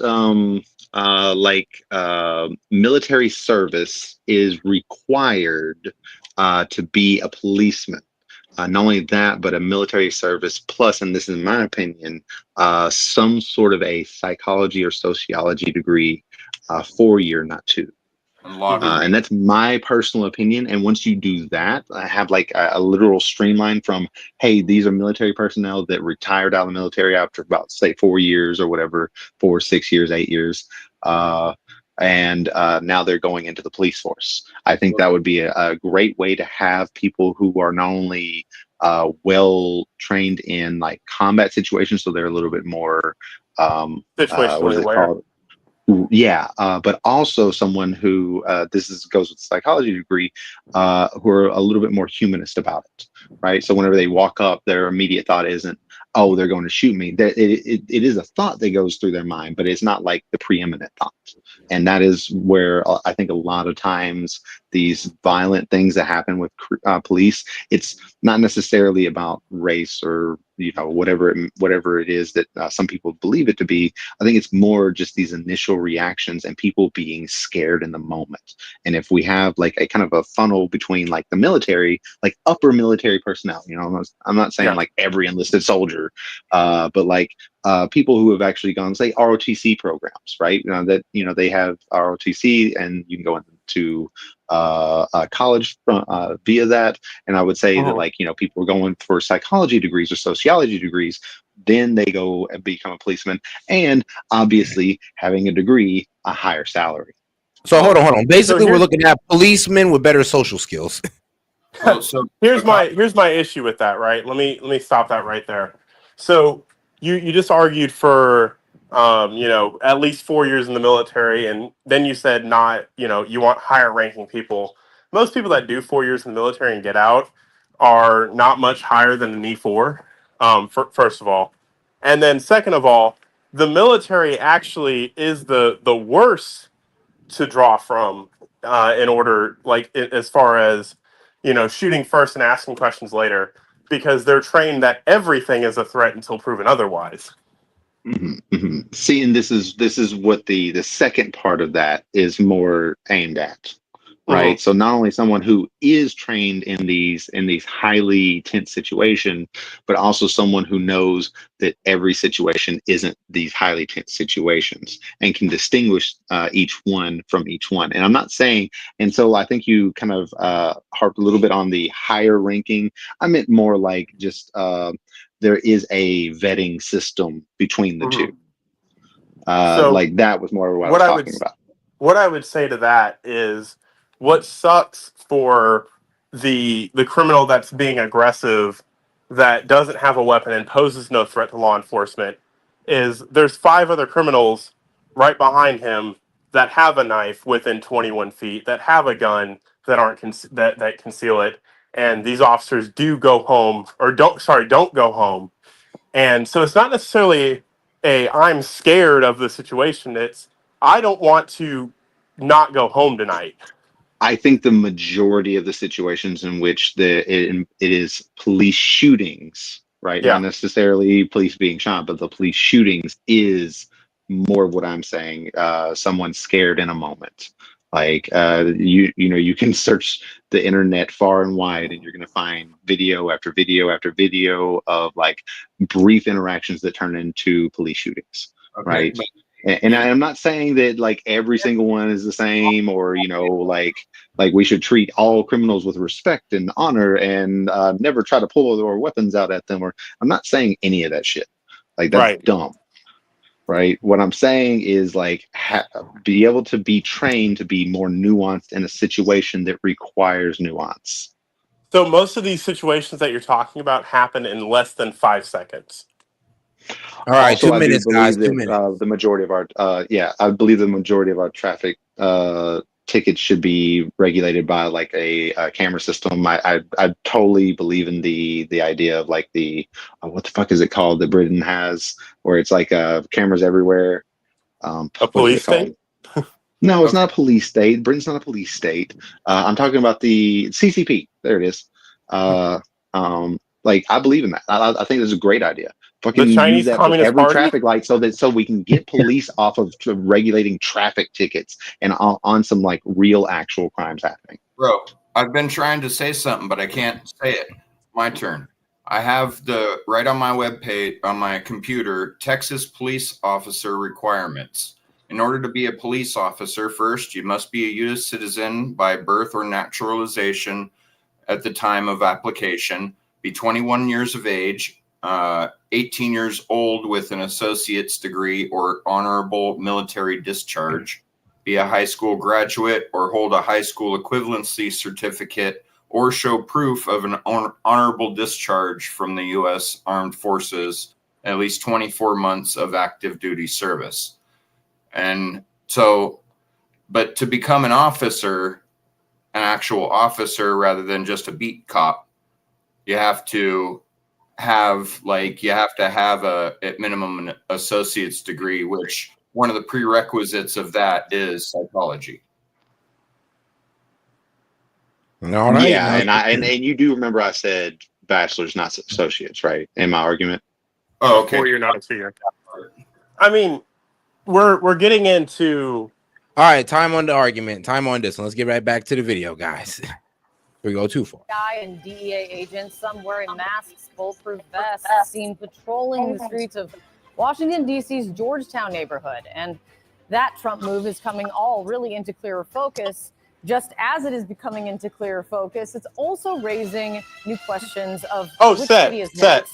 So first to D.C., the National Guard, we're seeing... Not to distract from the video, but going off of what you just said, I think like 90% of the FBI, you do have to have a bachelor's degree, and you do have to have psychology. You do have to have all of this.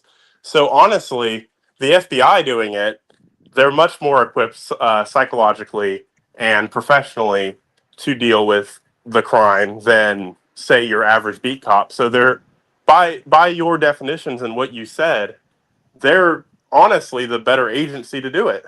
Yeah, them and the CIA. Guard who is designed specifically for this. Yeah. And all right, let's keep it going. Hold up. Shout out to my man Hellbat. He says, about those cameras, they are constantly covered up and painted over because the people hate it that much. Imagine people doing that under CCP. Now, all of us, I mean, you know, I ain't gonna lie, Parabolic, that was a wild little idea you had. I hear where you were going with it, but I'm like, God damn, surveillance state? Hell no. I mean, so there's part of me, mainly for traffic crime, by the way. Yeah, there's part of me that I don't trust the government to keep it for that. I don't know, Parabolic. Maybe if you were looking over it, I trust it, but the government, yeah, I don't know about that. In Arizona, we had traffic cameras, but we got to vote on it, and we voted no, and they took them all down. Safety for liberty. Nope. No. Yep, security for liberty. Exactly. So there's part of me, like I was going to say, there's part of me that agrees with that and says, that would be a real easy solution. But part of me goes back to what Ben Franklin said. Those who give up, security for freedom deserve neither, right? Because you're giving up your autonomy, you're giving up your privacy, you're giving up everything that makes you an individual, so that you can feel safe when anybody can take that information and that data and use it for ways that were not intended. And now it's there. Now you can't put the genie back in the bottle. I understand your point, guys, but I'm not talking about specifically for like everywhere all the time. I'm talking about regulating traffic enforcement so that the police can be on real crimes. That's my real point about it. Did studies on it, and they found out that people acted more erratic near those cameras, causing more accidents. So safety first. So here's another thing too, though, right? So you're not necessarily going to get rid of the traffic cops. All you're going to do is diminish the police presence in that area, and put them all behind desks, because you still need an officer of the law to review that footage and issue the ticket. So now you've taken a police car that could respond to an accident in, say, 5 I minutes, have 10 snaps, minutes. but I won't take it right now. I'll let Seth get back to his video. All right, guys. Now we're gonna go back in time to when me and Monty had our AI debate. Just to be a dick and say I somewhat told you so, somewhat, because you might still have some arguments for this. Actually, I believe you will. We're going to turn now to youth unemployment, underemployment. Let's go and put this up there on the screen. Very closely watched numbers, relying on the Bureau of Labor Statistics. So let's hope that they're right. But even according to the revisions, you can see here this chart. Quote, is a generational jobs crisis brewing? The underemployment rate for young adults in America is up sharply. So if you look after 2010, after the Great Recession, this is the story of like that lost generation, which really got screwed. Underemployment was up some 30% at one point in 2010. Basically, it all stayed high all the way to 2015 when the jobs market started becoming a little bit better. It started to trend down very nicely back to 2000 levels until the COVID pandemic of 2020, massive spike after that, actually even surpassing 2010. It came back down during the whole like tight labor market era of 2021, but you're watching how very quickly, just in the last couple of years, it's ticked up. And now it's actually back to levels around 2009 before that massive explosion. I mean, shout out Trump. Oh, I guess that's a shout out Trump moment. I'll give him that one.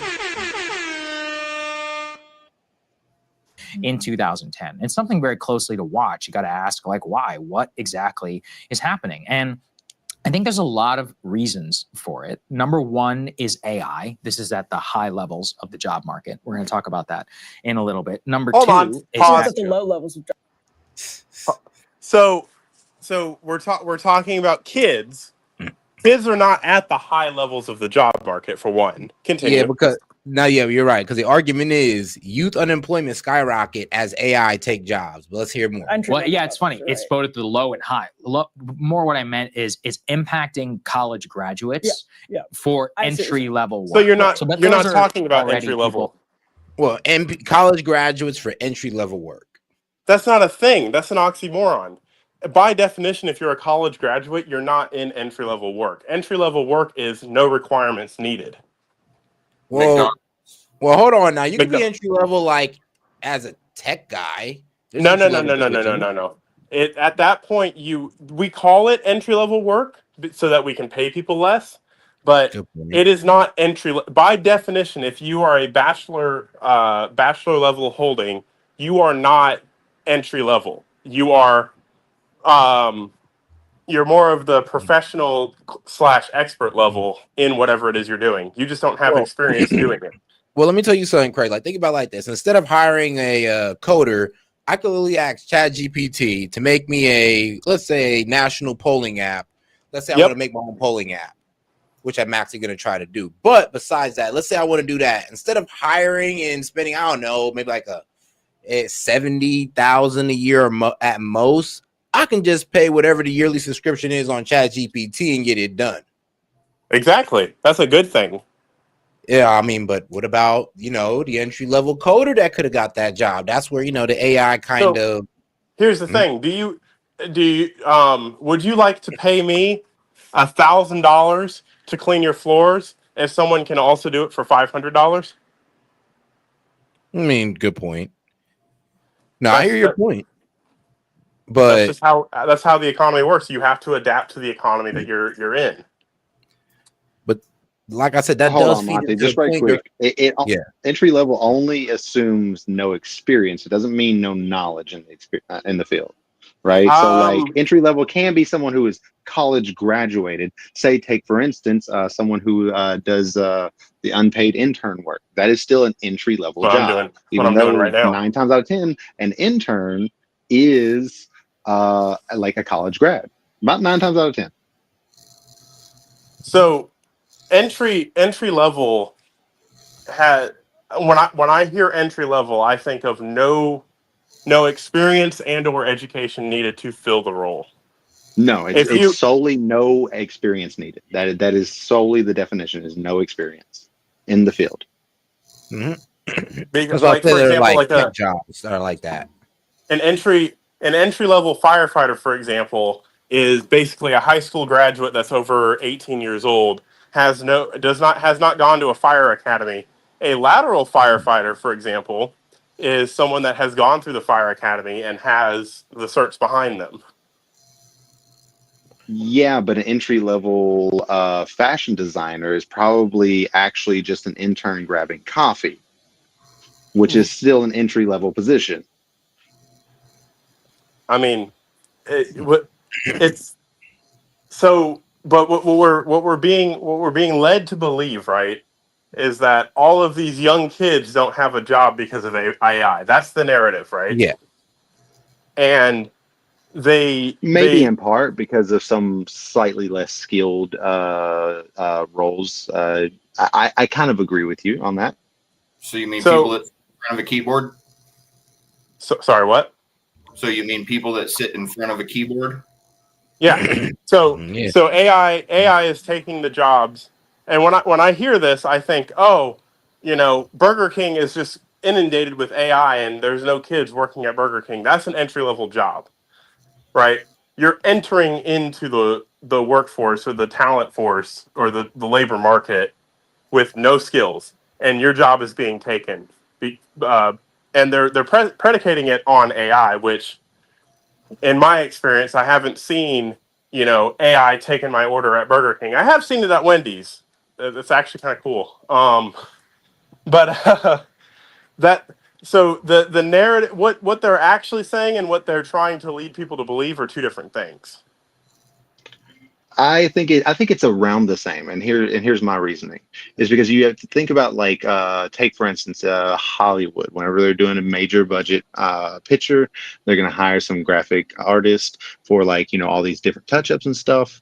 And in the final picture, they may not want to bring back the same graphic artist for thousands and thousands of dollars just for a little bit of a touch-up, and may use AI instead of an entry-level person who would have cost even less. Right. And so that I think is, and I'm not saying that this is a guaranteed thing, but I think that's where they're trying to get at is there are jobs that are normally filled by these entry level people so they can gain experience, so they can become a more experienced person in the field that are being taken by AI. I mean, I think anything you can do to lower the cost of goods sold, the cost of production, is a good thing. If that means that you lose some experience, then that just means that you have to work as an unpaid intern longer and do X, Y, and Z and get experience. Like I'm going through it right now. I'm a paramedic intern. I am not getting paid, but yet I'm doing work for the hospital, for the agencies that I'm going to be interning with, in order to gain the experience that I otherwise would not be able to gain. So I would not consider myself entry level anymore after I have that experience. The industry would. I come from a completely different world. I had started learning how to work on watches at 9 years old, cars at 9 years old, and build houses at 12 years old. I've always gotten jobs based on my skill. Yeah. And all right, guys, let's go ahead and keep on going with the video. They spent a lot of money on their education. They were probably going to be higher earners. But there's a big question, too, at the lower levels as to why that's not happening for the non-college graduate, people who are in trades or in others. Remember, in 2021, they had a major explosion. But problem that we've seen right now is with the unemployment figures and others, we're seeing a softening of underemployment for a lot of those people as well. And so when you combine it together, you kind of have potentially another lost generation post-COVID, where just like in 2010, the elder millennials in particular, those who graduated in 09, I mean, they were just destroyed. There's no even talk, it's difficult to describe what it was like for a lot of those people. We're not there yet, but there are very troubling signs. And I think it goes to the shakiness of the overall labor market, especially for young people. Well, yeah, no, and I think that's a good point. And it also speaks to how much longer. So to some extent, if we look at the uncertainty that Trump says is strategically meant to show the United States has leverage, at a certain point, the uncertainty, the weight of the uncertainty on the economy starts to become, even by his own explanation. So if we're taking him at face value and saying, and I agree with that, I do think the uncertainty creates some leverage to a point. No, for sure. But then the weight on the economy becomes so significant that it has effects, like on unemployment for people who are coming out of college. That you have to look at it and say, even by what your argument is here, that you're bringing jobs back, at a certain point, when does the bleeding stop? At a certain point, what is letting the blood just seep into the economy not worth what you're talking about anymore? At what point is a net cost by your So here's the issue that I have with this too. They're lumping all college graduates into this field, and they're looking for an excuse to pardon the college graduate that got a degree in nothing that's worth anything too. So There's a lot. There's a lot of degrees out there that were literally just scams and money grabs, and they everybody was pushed into, oh, everybody has to go to college. Now we're seeing the effects of that. Just because you have a college degree doesn't mean you're worth shit. And also you're seeing the culture that changed by COVID, that's affected by COVID. You're seeing a softer mentality. These people have not been in hard social situations and learned from it. They're not these grassroots people who worked hard all their life, or been around people who worked hard all their life, and they're refusing to take these jobs that expect them to work hard.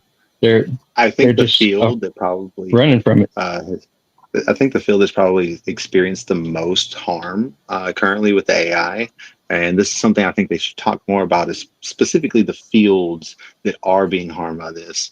Are your what is it called? Multimedia artist, right? Like your cartoonist and your graphic artist, and mainly art is the field that's being hit the most. Writing some as well, but for right now it's mainly art, and that is something we do need to address. Right, that is a real, actual problem. People are going to school to, be an artist because they saw, Spider-Man Across the Spider-Verse whenever they're a kid, and whenever they get out, AI will have their job. Facts. I mean, here's the thing. I get the sentiment behind that, but unfortunately, I do not put a whole lot of weight on arts and entertainment as much as I do for things that actually contribute to the economy. Like, just because it creates an economy doesn't mean it contributes to the good of people. I was about to say, it definitely contributes to the economy. You look at every single major blockbuster coming out of Hollywood. Money moves hands. Yes. And it gets money from China, from Korea, from freaking Russia, Japan, all over the world. Whenever the Hollywood producers make these big budget films, and but and that doesn't, screwing the little guy that are working on it is hurting the industry. It will. I don't see how it'll hurt the industry, because the product will be the same. The cost will just be lower. All right, guys, now let's continue with Laura. Let's see what else points that they want to make. But as of now, though, I can see what they're doing, what he's doing. I can see it. I feel it. I can. He's cooking. Argument. Totally. And this was actually really driven home at the technological level, and especially with the general breaking of the American dream by this story. It's an amazing story. It's been gone viral for a number of reasons. Let's put B2 up here on the screen. And the headline here is, quote, "Goodbye $165,000 tech jobs. Student coders seek work at Chipotle." Quote, "As companies like Amazon and Microsoft lay off workers and embrace AI coding tools, computer science graduates say they are struggling to land tech jobs." I would add H-1B into this, by the way, because we talked previously, we did a segment here on the show about how Microsoft fired a bunch of workers and then applied for a bunch of H-1B visas. But the point is basically this pursuit of cheap labor, AI, and then also just a general softening of the overall market means that people like this woman who they profile here in the story are really getting screwed. So, they lead off by basically talking about how this woman, Mansai Mishra, she is 21 years old. She grew up in California, graduated from Purdue with a degree in computer science, basically did everything right, but Quote, after a year of job hunting for tech jobs and internships, she graduated in May without any job offer. The only company that even called me for an interview, she said, was Chipotle.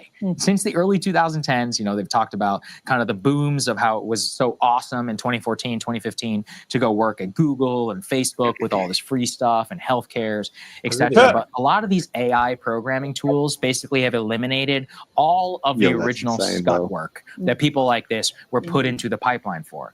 And I'm not denigrating it because scut work is important. I did a lot of scut work after I graduated. Just right quick, That's Seth, what you did, if you don't mind. because you do. Yep. I just wanted to say something is really funny about that. Like something like it's not like funny in like the ha-ha, but like funny in the ironic way that they're talking about coders who are the very people who created AI being put out of the job by AI. Yeah. There's something ironic about that, and I can't help but think that is ironically funny. You know what's funny to me is the Republicans and the blue collar industry in general have been saying, "Oh, go to trade school, go learn a valuable skill." You know, they're not worried about electricians being put out of a job. They're not worried about plumbers being put out of a job. Actually, they try to actively close the trade schools. I got about 50 years before they start coming for my job. Hopefully. Man, yeah, long time before. Wait, hold on. Like psychology, I mean, look at what Grok is trying to do. No, I 100% agree. I just don't think any of it has worked well. Like, be careful. I think AI is too I guarantee you, these coders thought the same thing. Right. So, like, if we get AGI, I'm totally out of the job. 100% guaranteed. There's no way I keep my job. But as long as it's just AI, I don't know, man. Yeah, if we get to AGI, most people that use their brain to work are out of a job. Yeah, well, I mean, isn't at that point pretty much the singularity?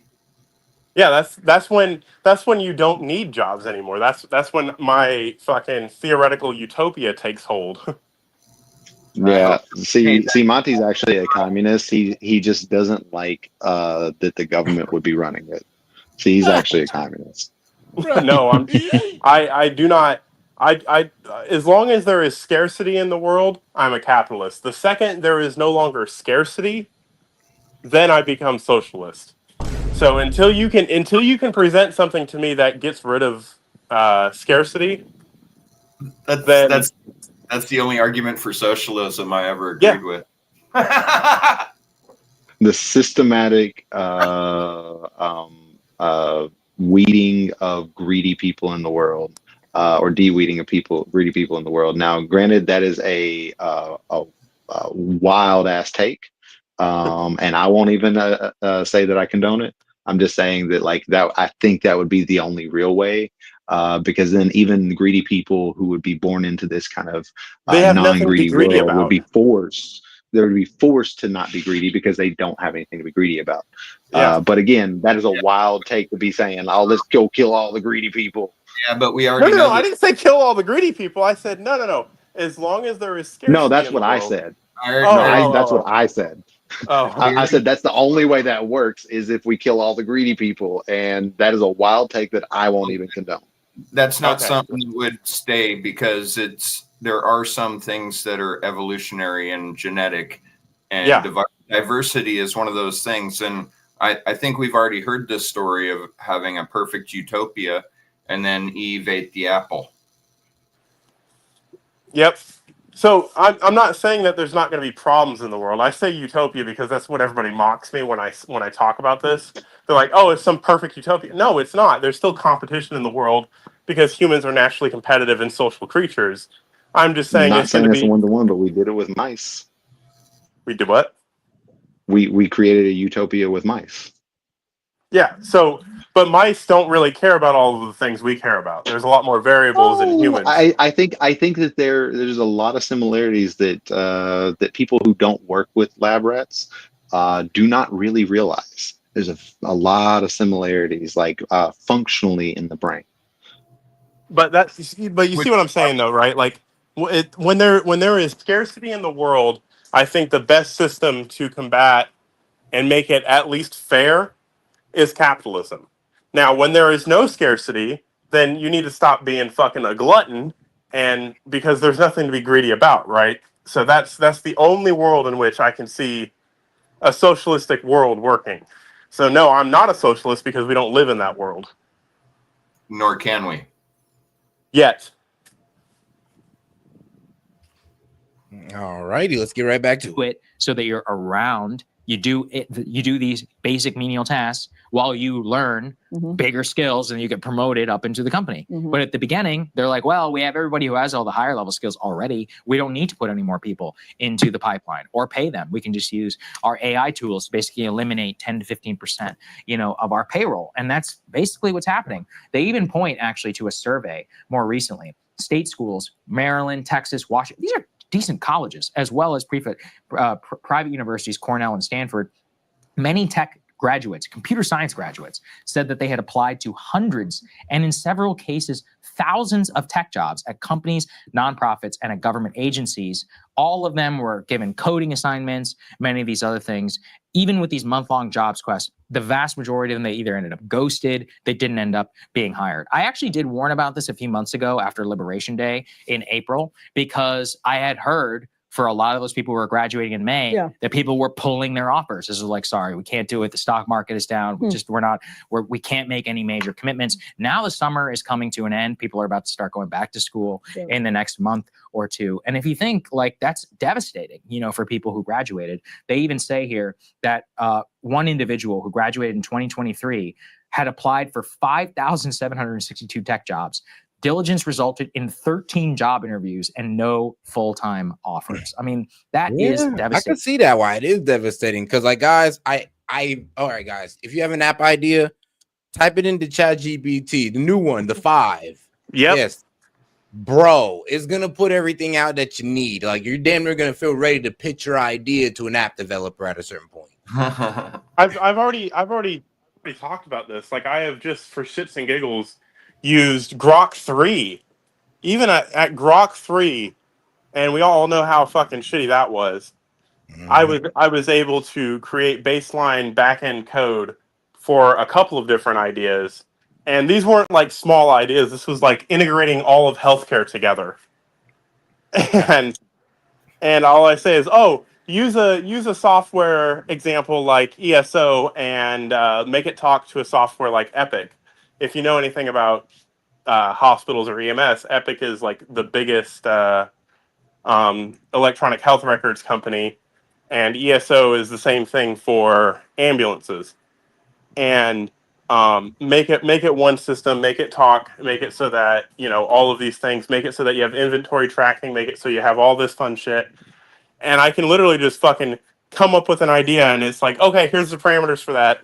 It's like I don't need a tech company. If I really wanted to dedicate 5 years of my life to this project, I could make it perfect. And here's the thing: like, AI will keep giving you more suggestions that you could read through. You could tell. It's like it gets bad to the point where it's like, yeah, what do I need a coder for? What do I need a UI X designer? Like, what do I need it for? Yeah, and that's the next thing that makes apps. What? That's AI. Literally, that's AI. No, I want them to make me an app that makes apps. That's literally that makes me that I could sell for billions of dollars. That's AI. Hey, look up MIT AI2 is one of the apps.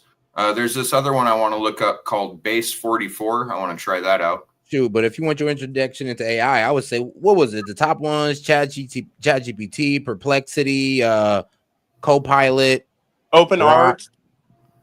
Okay. OpenArt.ai is a really good one. This is your chance to plug your sponsor. And I know, right? I was just about to do that. I was about to have to do you guys grimy because and today modern AI is quite advanced, except two problems. It is censored and it takes your information. Well, it's hard to find a tech company that don't. But let me. Okay, I'm not even about to do that to y'all for real. You need to redo your ad read. Your ad read could be so much better. I know, man. I definitely do need to redo it. It's been a while, but I'm waiting to work things out. I don't know. With, It's got personality to it, man. Like you like fumble a few words in there, and it like lets me know that you're a real person. It does make it genuine. Yeah, it's not like Mr. Beast Yeah. reading the ad read for what was it? That was Yeah, honey. you can literally see where the thing's cut because he messed up a line. Yeah. Use AI to polish it. Put it in another AI software to polish it and make it an ad read for an AI. Man. Nah, we'll give AI this. No, it is getting bad out here because even in the YouTube creator field, like where I was like, what, trying to find thumbnail guys. Well, Microsoft Copilot did everything. Hell, there's even in coding apps. There's AI software that'll write the code for you if you kind of know what you're doing and make a mistake, it'll fix it for you. So there's fucking autocorrect in the coding software now. Like, to be honest, guys, you could apply for a coding job right now and just have ChatGPT in your pocket. $20 a month. But then we also have the MIT App Inventor 2 app, and you use block coding. So you just drag and click blocks. But Base 44 will actually be like a screen, the screen of your whatever your device is, and you just drag and drop stuff onto it. And then I learned Java from an Indian guy on YouTube. I would say this: the thing about AI, you still need creativity. Still need to have the idea. Yeah, the idea still got to be there. Yeah, it still takes to think that up. I learned basic coding from Code Academy back in like 2010. Bruh.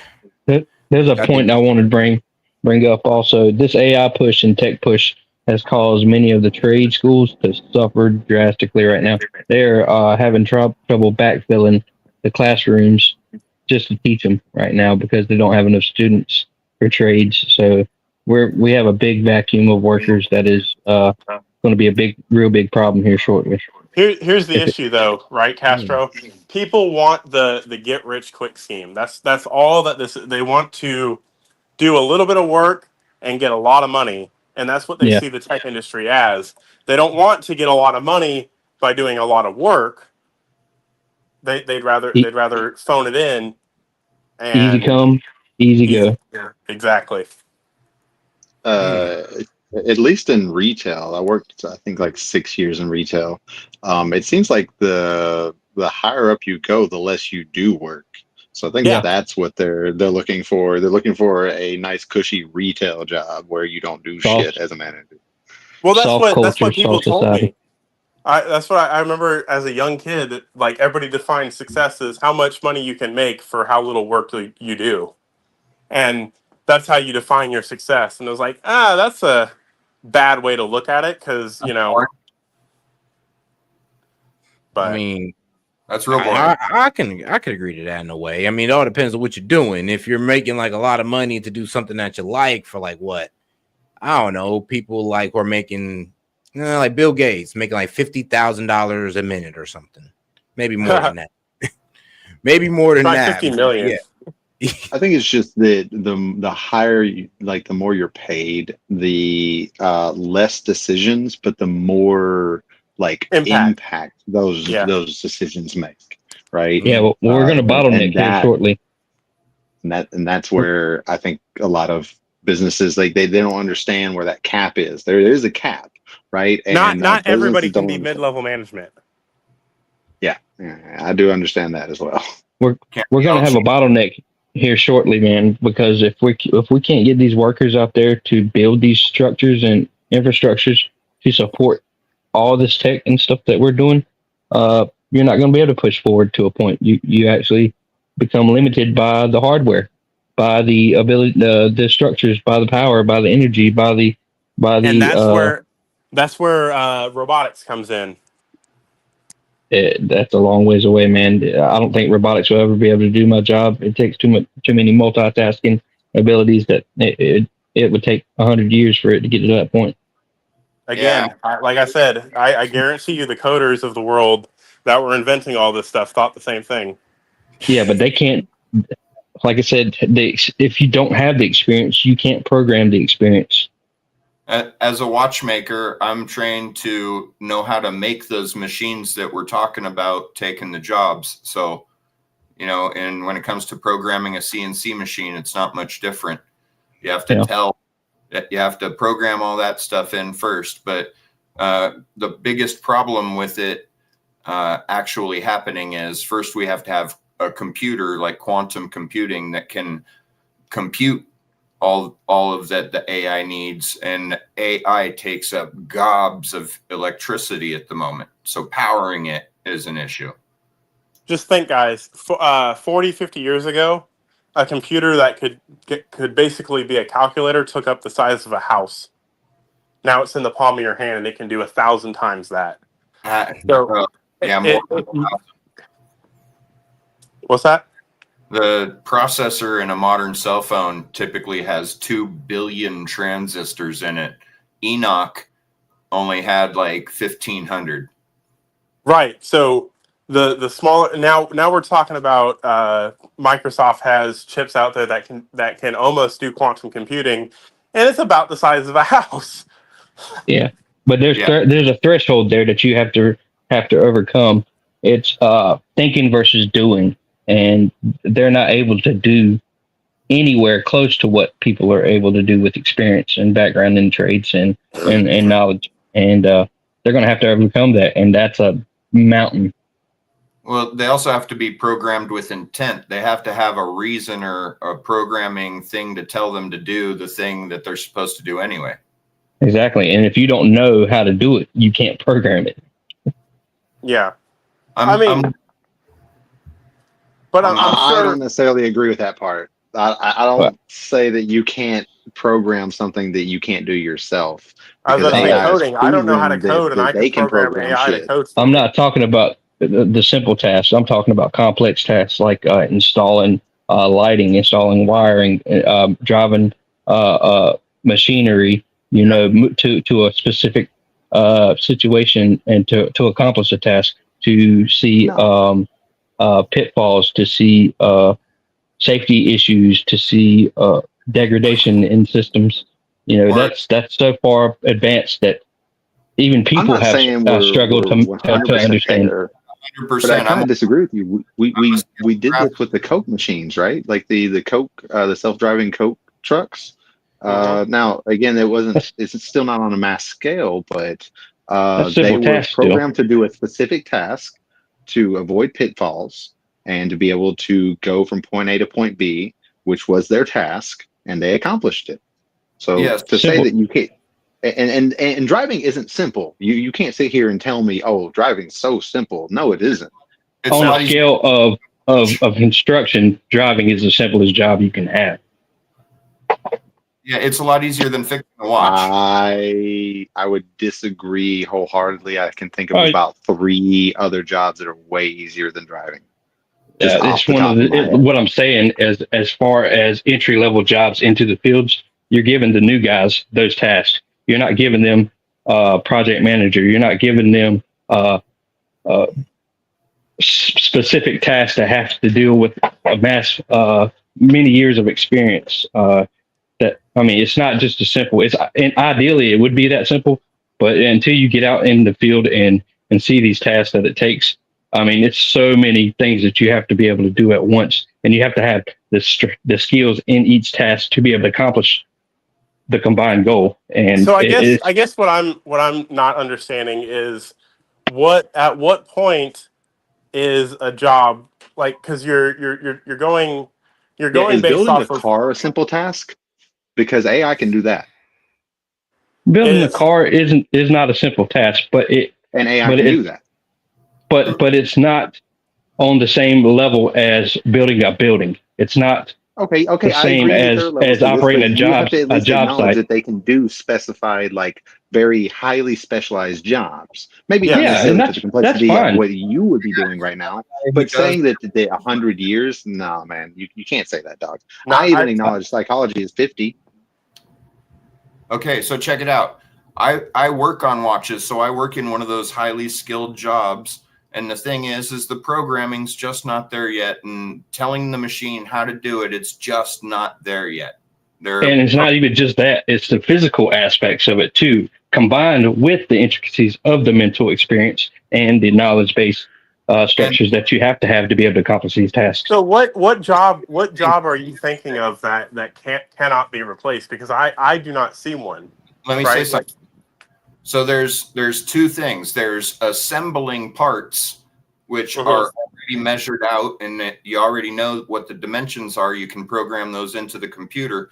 But then there's stuff that needs repaired, which diagnosing these types of problems is something that humans are still mandatory for. And until quantum computing hits where they can really think, and we know how to program them, one of the big fields right now, they really love to find people that can program drones, how drones navigate, how a drone perceives the world. And it looks like the Matrix. Like if you visualize what a drone actually sees, it looks kind of like the Matrix, but there's a rainbow of colors. So my whole point in all of this is to not get complacent and say, oh, AI can never take my job, because you will be the next one that AI takes your job. I didn't say never. I said at the singularity, then we have bigger problems to worry about also. So yeah, no one ever said never. No one ever said never.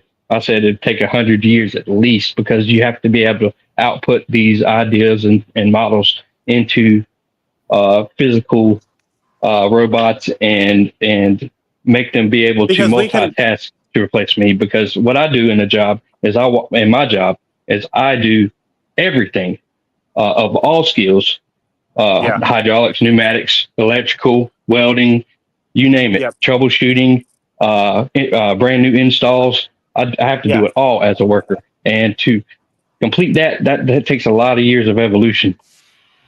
So here's the thing, though. AI gets a shit ton of robots. AI gets to cheat, though. AI gets to take someone like you and watch you for 10 minutes and figure out how to do your job. And now they have the 20 years of experience that you have, because there's no learning. There's no learning curve for them. That's very naive, because my ability to differentiate what to do at what step is based on the current situation, and it's always changing. I have a perfect situation to tell you. The first time I was like 12 years old, I was told to go get a straight 2x4, but I came from watchmaking where everything is true. So I was told to get a straight 2x4, and I'm looking at this pile. 30 minutes later, my boss comes yelling at me. I'm like, none of them are straight. If you tell a computer to get a straight 2x4, it's going to take your word for it, and it wouldn't to come back with a single one of them. Incorrect. No. So that's what I'm saying. So you have to twist them into shape when it's installing them. Sure. But what I'm saying is the AI isn't there yet.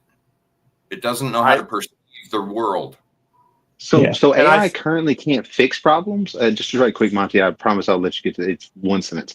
AI can't currently fix problems, but they can go around them. Say, like if a car sees something in the way, it can't say move the thing out of the way, but it can go around. Yep, that's what I was about to say. I was like, it improvises and adapts the same way. And people are describing it as oddly human-like, because it makes decisions that humans would make in those situations. It weighs cause and effect, and you can program that. Not program it, because you don't need to program it. It's already programmed to see the world that way. You can then apply that and scale that to any situation, right? Whether it's, like you said, the straight 2x4 thing. No, it doesn't need to find the most perfect straight 2x4. But what it can do is the same thing a human would do. It'd take the straightest one at the time, bend it into place, tack it in with some nails. That's what I'm saying. Program it to do those certain things, and currently its ability to see that the 2x4 is crooked is part of the challenge. Incorrect.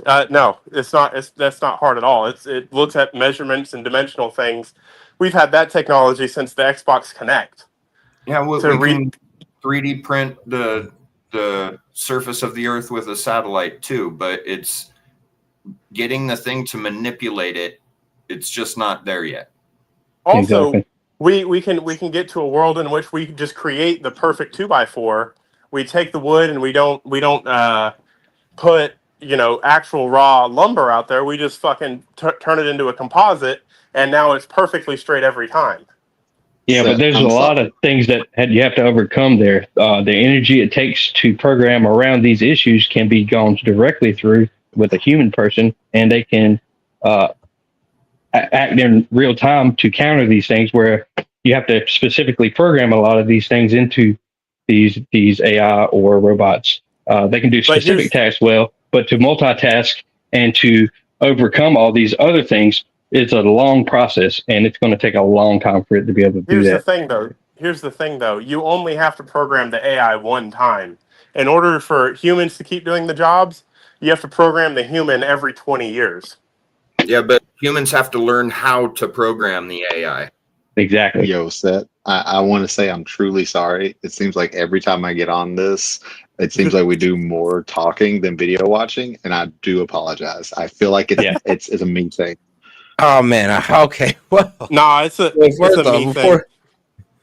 Oh man, you trust me. I get engaged in the conversation. I'll be honest with you guys. And and I've been debating which app. I've been debating in my head. Well, which video do I play next? Do I play the Pierce Morgan? Do I play this banned interview? But shout out to my man Green Bean. He says, "Yo, what up, Set? What did I miss? A very engaging conversation. I'll tell you that. I will tell you that right now. Let's get on with the actual programming for the night. Yeah. All right. I don't want to monopolize the whole. Let's spin it into a geopolitical topic, because everybody heard about the journalist that Israel took out. Now that they're claiming that's a Hamas, and Al Jazeera is saying that it's not a Hamas. Well, we're about to get into that, and I think we're about to get into a real Hamas supporter, a real one. Hey, Seth, I'm gonna go back into the chat and let you get on with the show and everything. I appreciate everything, and you guys have a good night. I'll be in the chat. Man. Hey, man, no problem, man. Appreciate you. Yep. All right, shout out to my man Castro. Was working. Is it true that he was working prior to October the 7th in the media department for Hamas? There is no evidence whatsoever. You have called Israel cancer. If I told the world that Palestine was cancer, do you know what would happen if I did that? I would be cancelled. I would be fired. I get away with it because it's factual. Are you deranged, or are you just depraved and spreading the most vile Hamas propaganda I can think of? I think both. It's my opinion that the courts are ready to make a declaration that genocide is taking place, that it has taken place. Israel clearly has other motives. Now, are they perfect? No. But I will say this. You can't call it genocide. The killing of Al Jazeera journalist Anas al-Sharif in a targeted Israeli strike has divided opinion across the world. An IDF missile was aimed deliberately at a tent used by journalists on Sunday. 3 more Al Jazeera journalists were killed, as well as 3 freelancers. The deliberate murder of journalists reporting on a conflict is a war crime. But Israel insists that al-Sharif was the head of a Hamas terrorist cell. IDF does not target journalists. In this strike from 2 days ago, the IDF targeted a Hamas terrorist, an active Hamas terrorist. His position had a few positions in the Hamas terror organization, but he was part of their rocket brigade. He was the head of the cell in the rocket brigade, and that's who we target. And I think the question is to be asked, why is Hamas and why is Al Jazeera having terrorists on their payroll working as journalists, and why are terrorists also functioning as journalists with press justice? I think that those are questions that need to be very alarming, and we need to ask them about what's going on in Gaza. Well, the UN, Reporters Without Borders, the Foreign Press Association, the Committee to Protect Journalists, and major broadcasters, including the BBC, say that Israel has not produced sufficient evidence to prove that claim. There are old social media posts by al-Sharif, some verified, some unverified, which indicate clear sympathies with Hamas. There's also photographs of al-Sharif with the slain Hamas leader Sinwar. But the BBC's understanding is that he worked for the Hamas media office before the current conflict began and had been sharply critical of Hamas more recently. It should also be noted that Hamas is the biggest employer in Gaza. To this day, it pays the salaries of tens of thousands of people, including civil servants, as the de facto government. Now, there is evidence that al-Sharif was a former Hamas employee and at some point a supporter. But does the evidence meet the very high bar for somehow justifying a targeted attack on journalists in a conflict which independent journalists have simply not been allowed to see? Well, joining me to discuss all this is the director of Al Jazeera 360, Jamal El-Shayal, and Middle East correspondent Yotam Confina. Welcome to both of you. Jamal, first of all, your reaction to this emphatic statement by the IDF that Anas al-Sharif was a Hamas terrorist? I think it's a disgrace, actually, that people are giving any sort of credence to what the Israeli military is saying. This is a military that has, for the past 2 years, conducted a genocide, the likes of which we have not seen in our lifetime before, has dropped the amount of munitions that is equivalent to 7 Hiroshimas on a besieged enclave that has been besieged for 20 years now, has killed more than 20,000 children. This is a military that has a history of killing journalists. This is not the first journalist that was killed. This is the latest in a string of journalists, actually, Piers. If we go through one by one, I'm not sure if we have enough time to go through simply the 270 plus journalists that have been killed in the past 2 years alone. But I want to highlight just a few of those that have been killed over the past 100 years, either by Israel, the Israeli military, or by Zionist terrorist organizations. Zionist terrorist organizations here, I'm borrowing the phrase used by the British government and the BBC back in the early 20th century when there was some sort of credibility amongst establishment media and the British political system.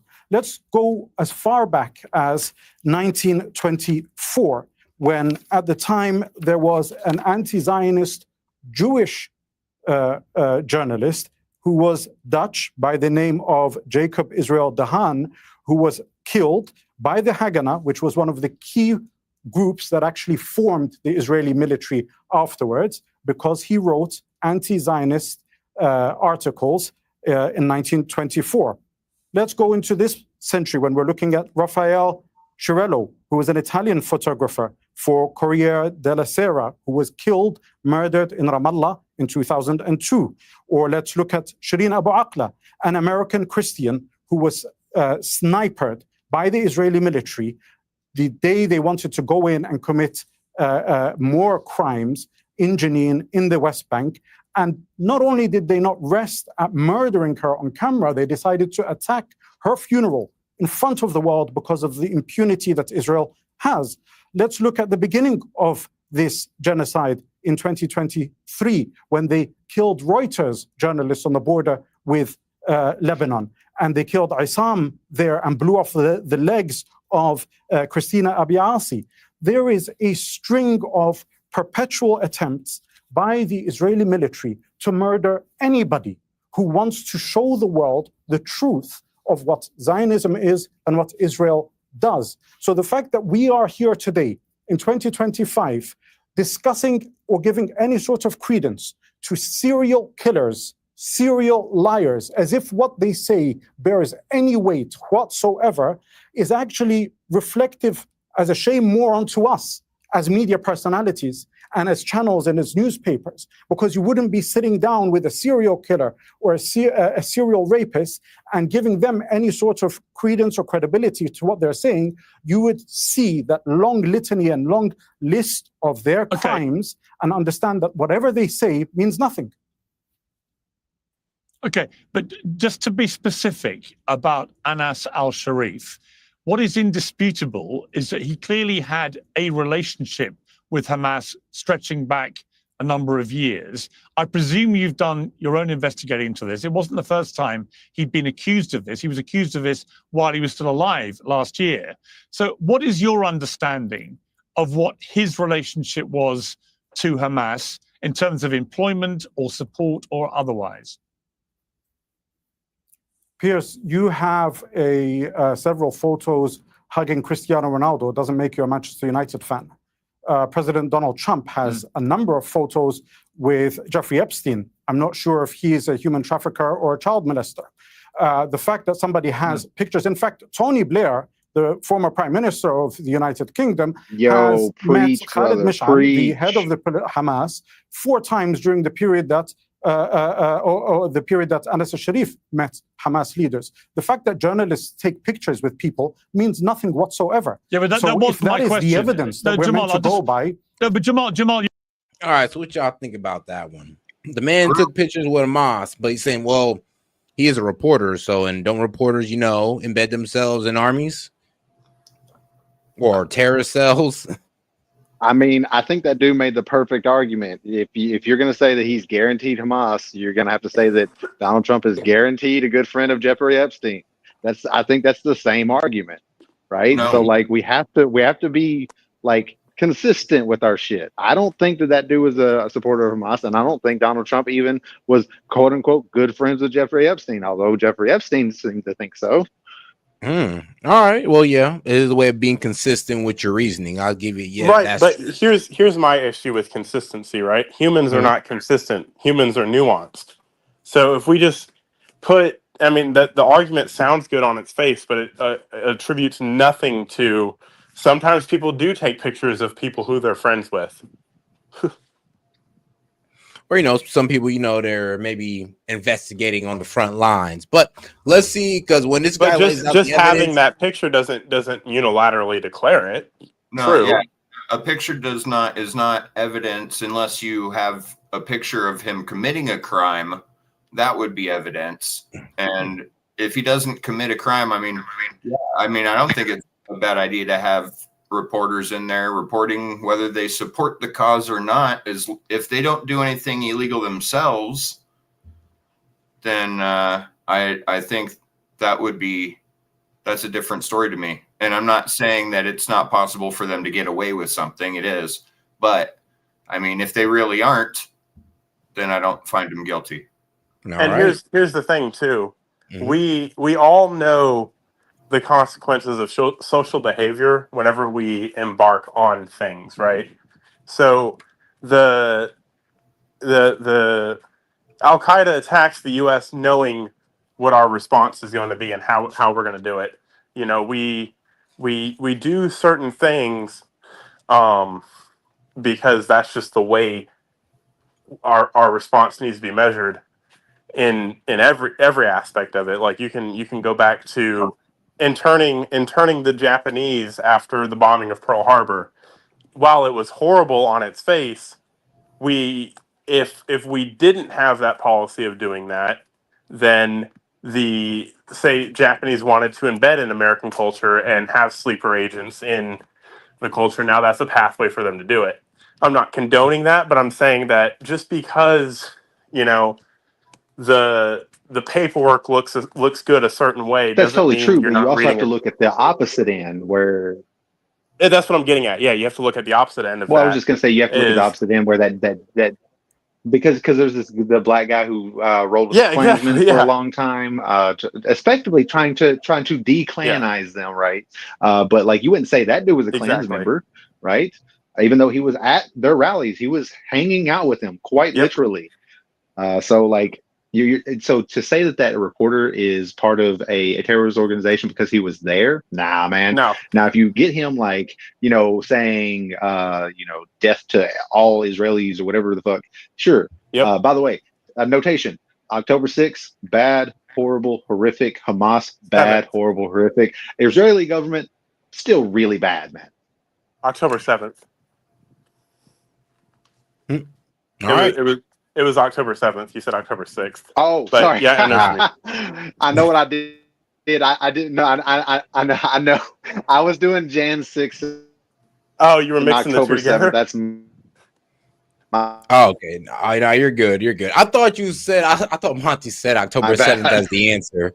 I was like, wait, what? Damn, Monty. But hold on. You want? Well, that's not the only evidence, as you know. And listen, I just want to try and get to the facts here. I'm it's sorry. difficult because Israel a lot of does bad thing misinformation October is being 7th. deliberately put out on social media to smear Anas al-Sharif. I didn't know him. You, I presume, did know him. It appears, and we're going to go to our other guest in a moment who has a lot of damning allegations to make, which I will then come back to you about. But from your understanding, is it true that he was working prior to October the 7th in the media department for Hamas? In other words, was employed by Hamas, or is that not true? There is no evidence whatsoever that has been independently verified by any credible organization that gives that whatsoever. But you know what? Let me entertain this ridiculous assumption that some people are making to try and smear and try and defend the indefensible for a serial killing entity that has killed, like I say, more than 270 journalists in the past less than 24 months.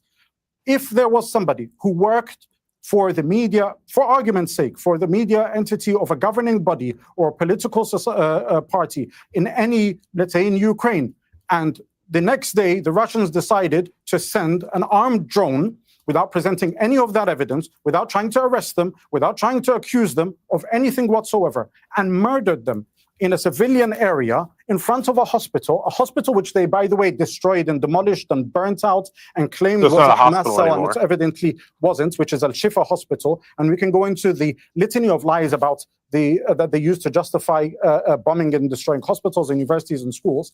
Is that justifiable? The fact that we're even having this conversation is bizarre to me when we are watching live streaming of a genocide that these journalists have been risking their lives in this ridiculous hope that the world will wake up one day, and see that our collective humanity is being massacred by an unhinged group of people who, because of their impunity and because we've drunk the Kool-Aid for the past 70, 80 years, and because mainstream media in the West has gone along with it, they can get away with anything. So the fact that this discussion even is taking place is bizarre.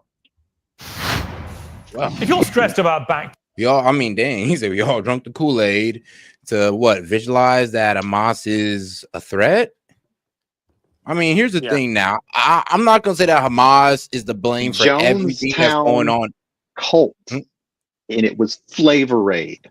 It was fucking Flavor Aid for the last time. Please stop saying, I get, say you already bought your Kool-Aid. I ain't hating on you for that one. But like the people who are just referencing it, please, for the love of God, get it right. It was Flavor Aid. Are you arguing semantics over a cult? Yes, he is. That's no, I'm saying that Kool-Aid got a bad rap for nothing. I'm saying Kool-Aid got bad raps for nothing, right? Flavor Aid was the fucking reason that they all died, and then Kool-Aid gets a bad rap. And shout out to the marketing director of Kool-Aid, Parabolic Curvature. I do love me some Kool-Aid. You right, red flavor. Hey man, shout out. As you know, I like because the IDF flavor. Identified Anas al-Sharif as a Hamas commander, and they have used that as the justification for directly targeting him. Now, before I go to Yotam, just to be clear, if he had been a Hamas commander, in other words, involved in Hamas, in combative operations, would you accept he would have been a legitimate target? It's a hypothetical, but would you accept that if in that context he had been a Hamas commander and that was established as a fact, would you accept that it was a legitimate strike? Pierce, if you don't mind, because if we go into hypotheticals, it's never ending. Al Jazeera. Can I say something real quick? It is a for sure.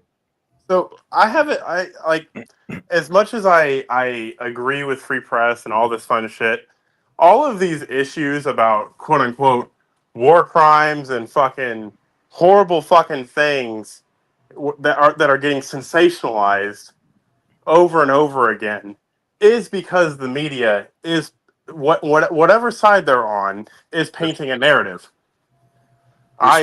flames. What's that? They're stoking the flames. Yeah, they're absolutely stoking the flames. So Israel, while also fighting a war, has to fight a war of information. Same thing with Hamas. While also fighting a war, has to fight a war of information. I'm sick and tired of fucking people that have never like understood what war is, sitting here and able to have an opinion about a war. Like, war is fucking hell, and we should do our best to avoid it, and at all costs. But you definitely don't need fucking people in there sitting there armchair quarterbacking how you're fighting a war. Like, let's not mince words here. It's a horrible thing. It's usually a last resort effort to achieve whatever the will is that you have as a country, as a state. And now you have to sit here and play fucking footsie with the politically correct police. Otherwise, you risk getting in front of a war tribunal. Like, fucking, what? It's war. Do you think they just go outside and play rock, paper, scissors? Like, do you think that's what war is? Like, that's not what it is. It's horrible. It's gruesome. It's bad. And Now, sitting here and hold blasting on it now. across. We Hold do on. got to remember. We do got to remember now. We are held to a different standard. We just can't say that it's war. Yeah, but you agree that the two sides can be wrong Sorry, for what? a war, right? What's that? You broke up. But you do agree that just because two people are like two evil people,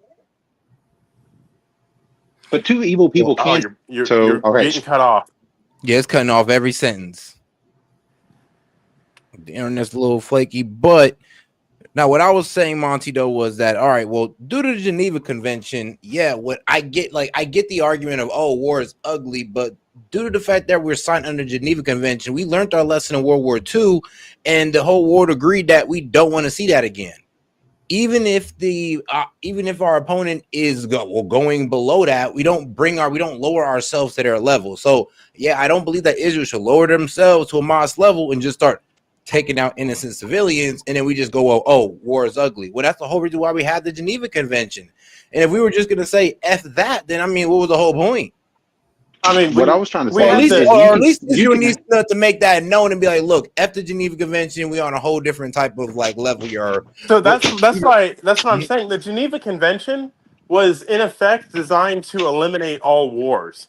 The World War II was fought to end all wars. It was an altruistic, virtuistic fucking goal that was unrealistic. Wars are going to happen.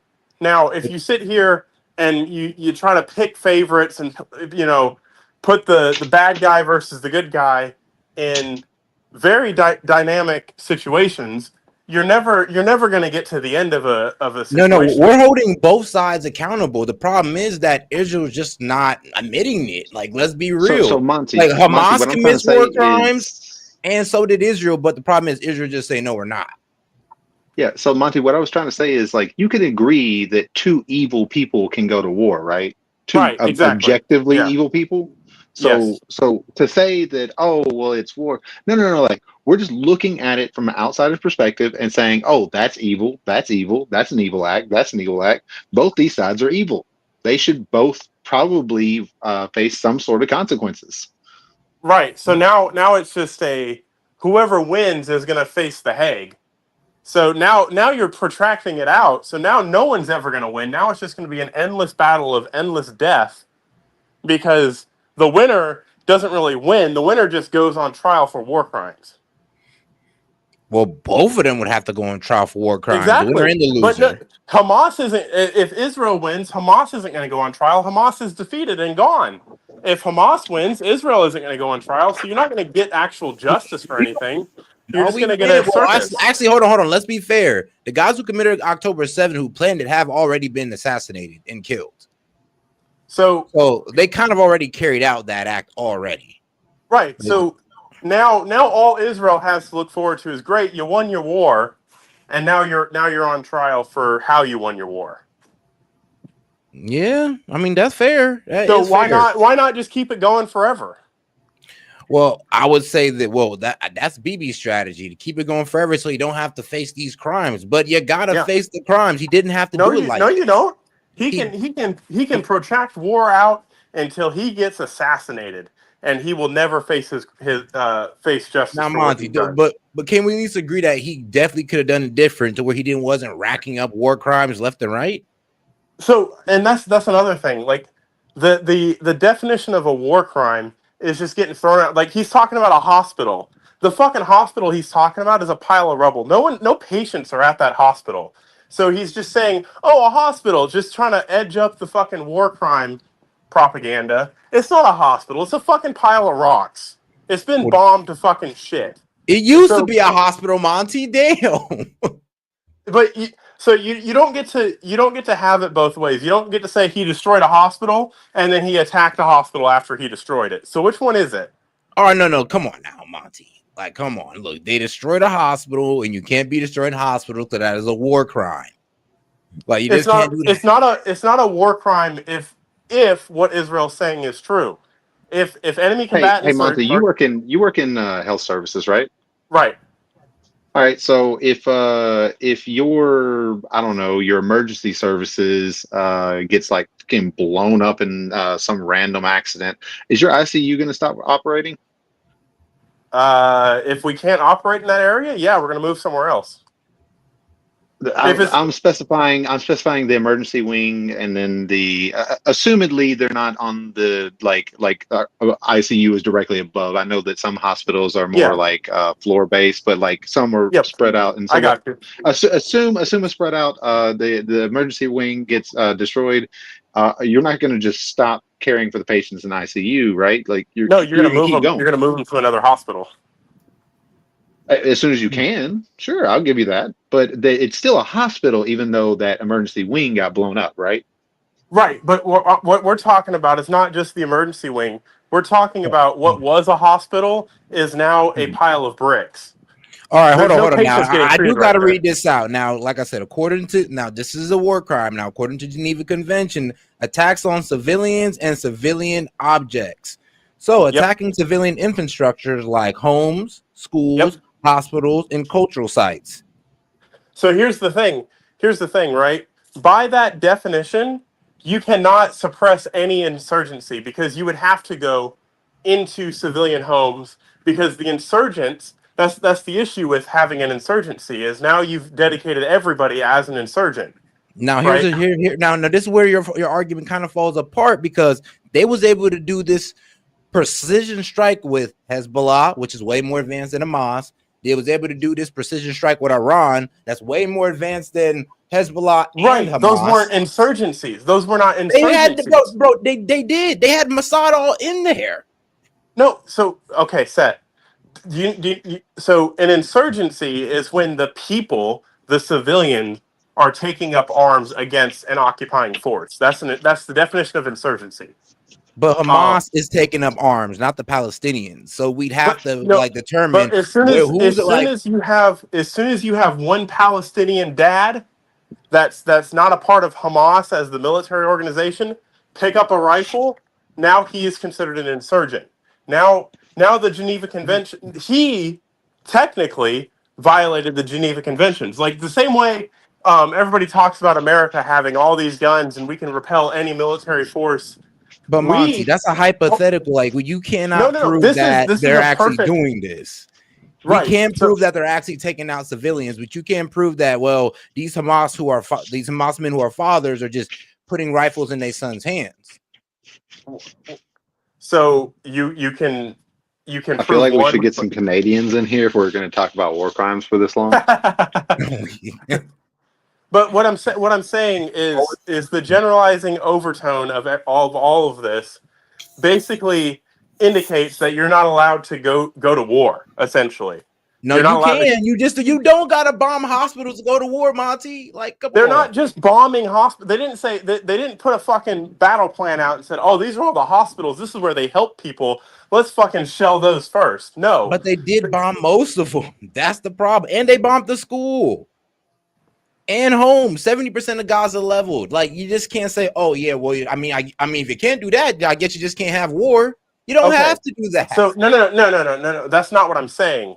Okay. I'm saying, so if we got attacked, if Cleveland, Ohio was under attack right now, and fucking North Korea was just shelling the shit out of the fucking whatever military infrastructures in Ohio, are you going to go to school? Are you going to go to the hospital? No, you're not going to go to the fucking hospital. You're going to stay your fucking ass at home. So It depends. How long are they doing that for? So let's say it's protracted out years. Let's compare Then you apples have to to go to the apples. hospital at some point in time. You have to go to school sometime, right? Like you can't just say, "Oh, well, because like I have the potential to die." Do I have the potential to die on the road? Doesn't mean I'm going to stay home all the time. We're not imagining it like they go to school the same way we do. Yeah, I mean, wait, what does that mean? Well, okay, hold on. What do you mean they go to school the same way we do? Meaning they've been ducking bullets for so long that they haven't had the same luxury of the way our school is. I mean, well, that's true. We're seeing we hear they're bombing hospitals, and we think fucking Tacoma General is getting fucking targeted. I hear they're bombing hospitals, and I hear fucking there's a MASH camp somewhere over here treating fucking wounded, and Israel just fucking lights up an airstrike because their artillery wing is right fucking next to it on the same area.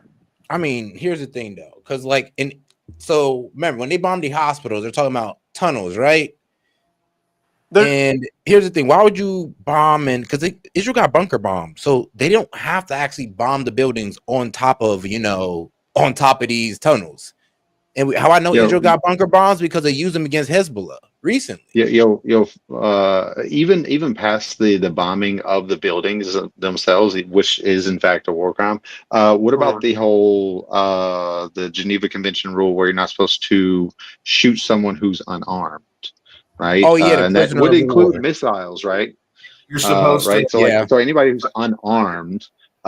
This is why I would keep talking about the Canadians, because they are the reason why that rule was being enforced.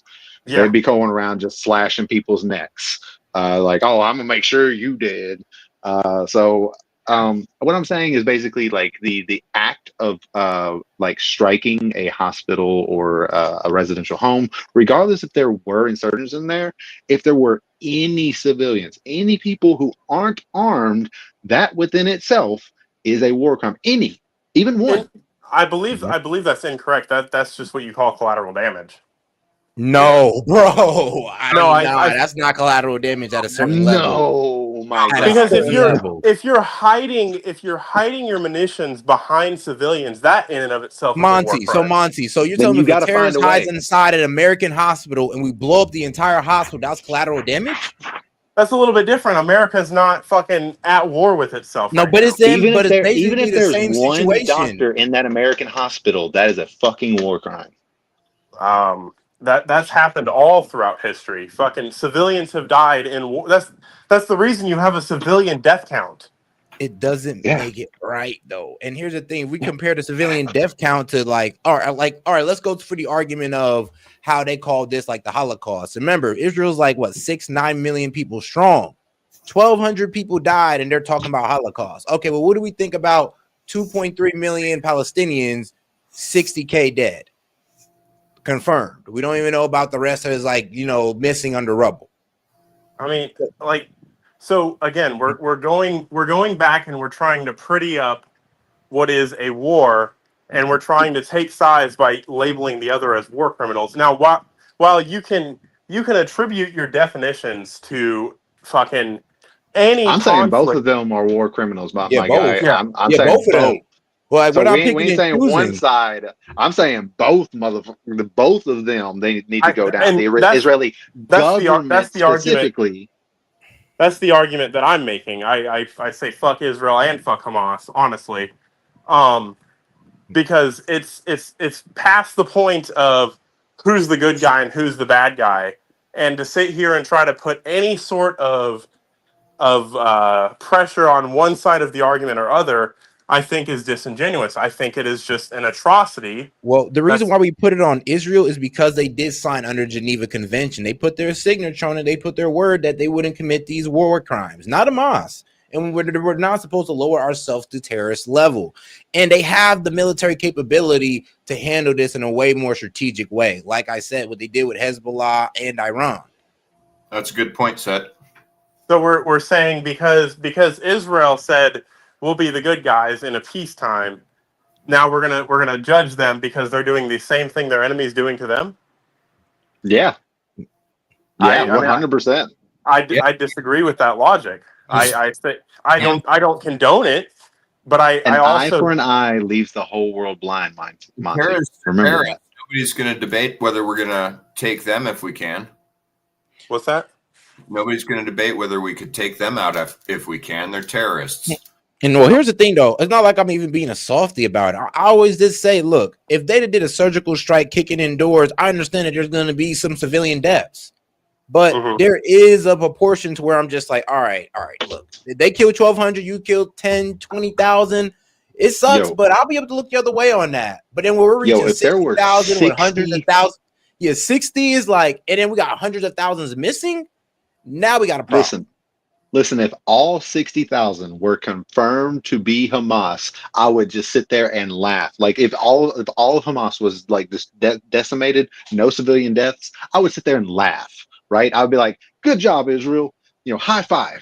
But that's not what's happening. No, the reality of the situation is they are literally killing civilians to get to these terrorists.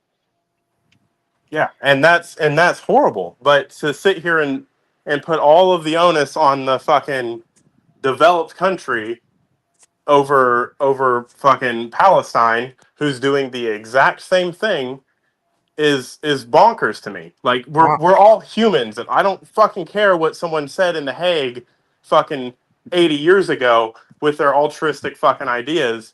This is fucking a war, and none of us are over there fighting it.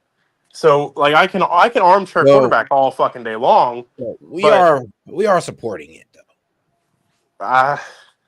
I don't think we're supporting it, but oh yes, we are. Trust me. I mean, economically, we are. The bombs we drop on them are built in America. Yeah. Biden and Trump have both given money. Right, because I mean they are our allies, so there's a certain amount of fucking pretty sure Obama culpability. You feel me? Yeah, there's a certain amount of culpability. So this is why we're kind of on their ass because you're kind of making us look bad, Israel. Yeah, and that's I will concede that if they should not be fucking using our weapons to perpetrate these things, and I get it, they are, but fucking all else being equal, fucking if that's the case, then Iran is supporting fucking Hamas, so we need to look at Iran the same way. And then I think Bill Burr had the best analogy for it. True. Did you hear his analogy for it?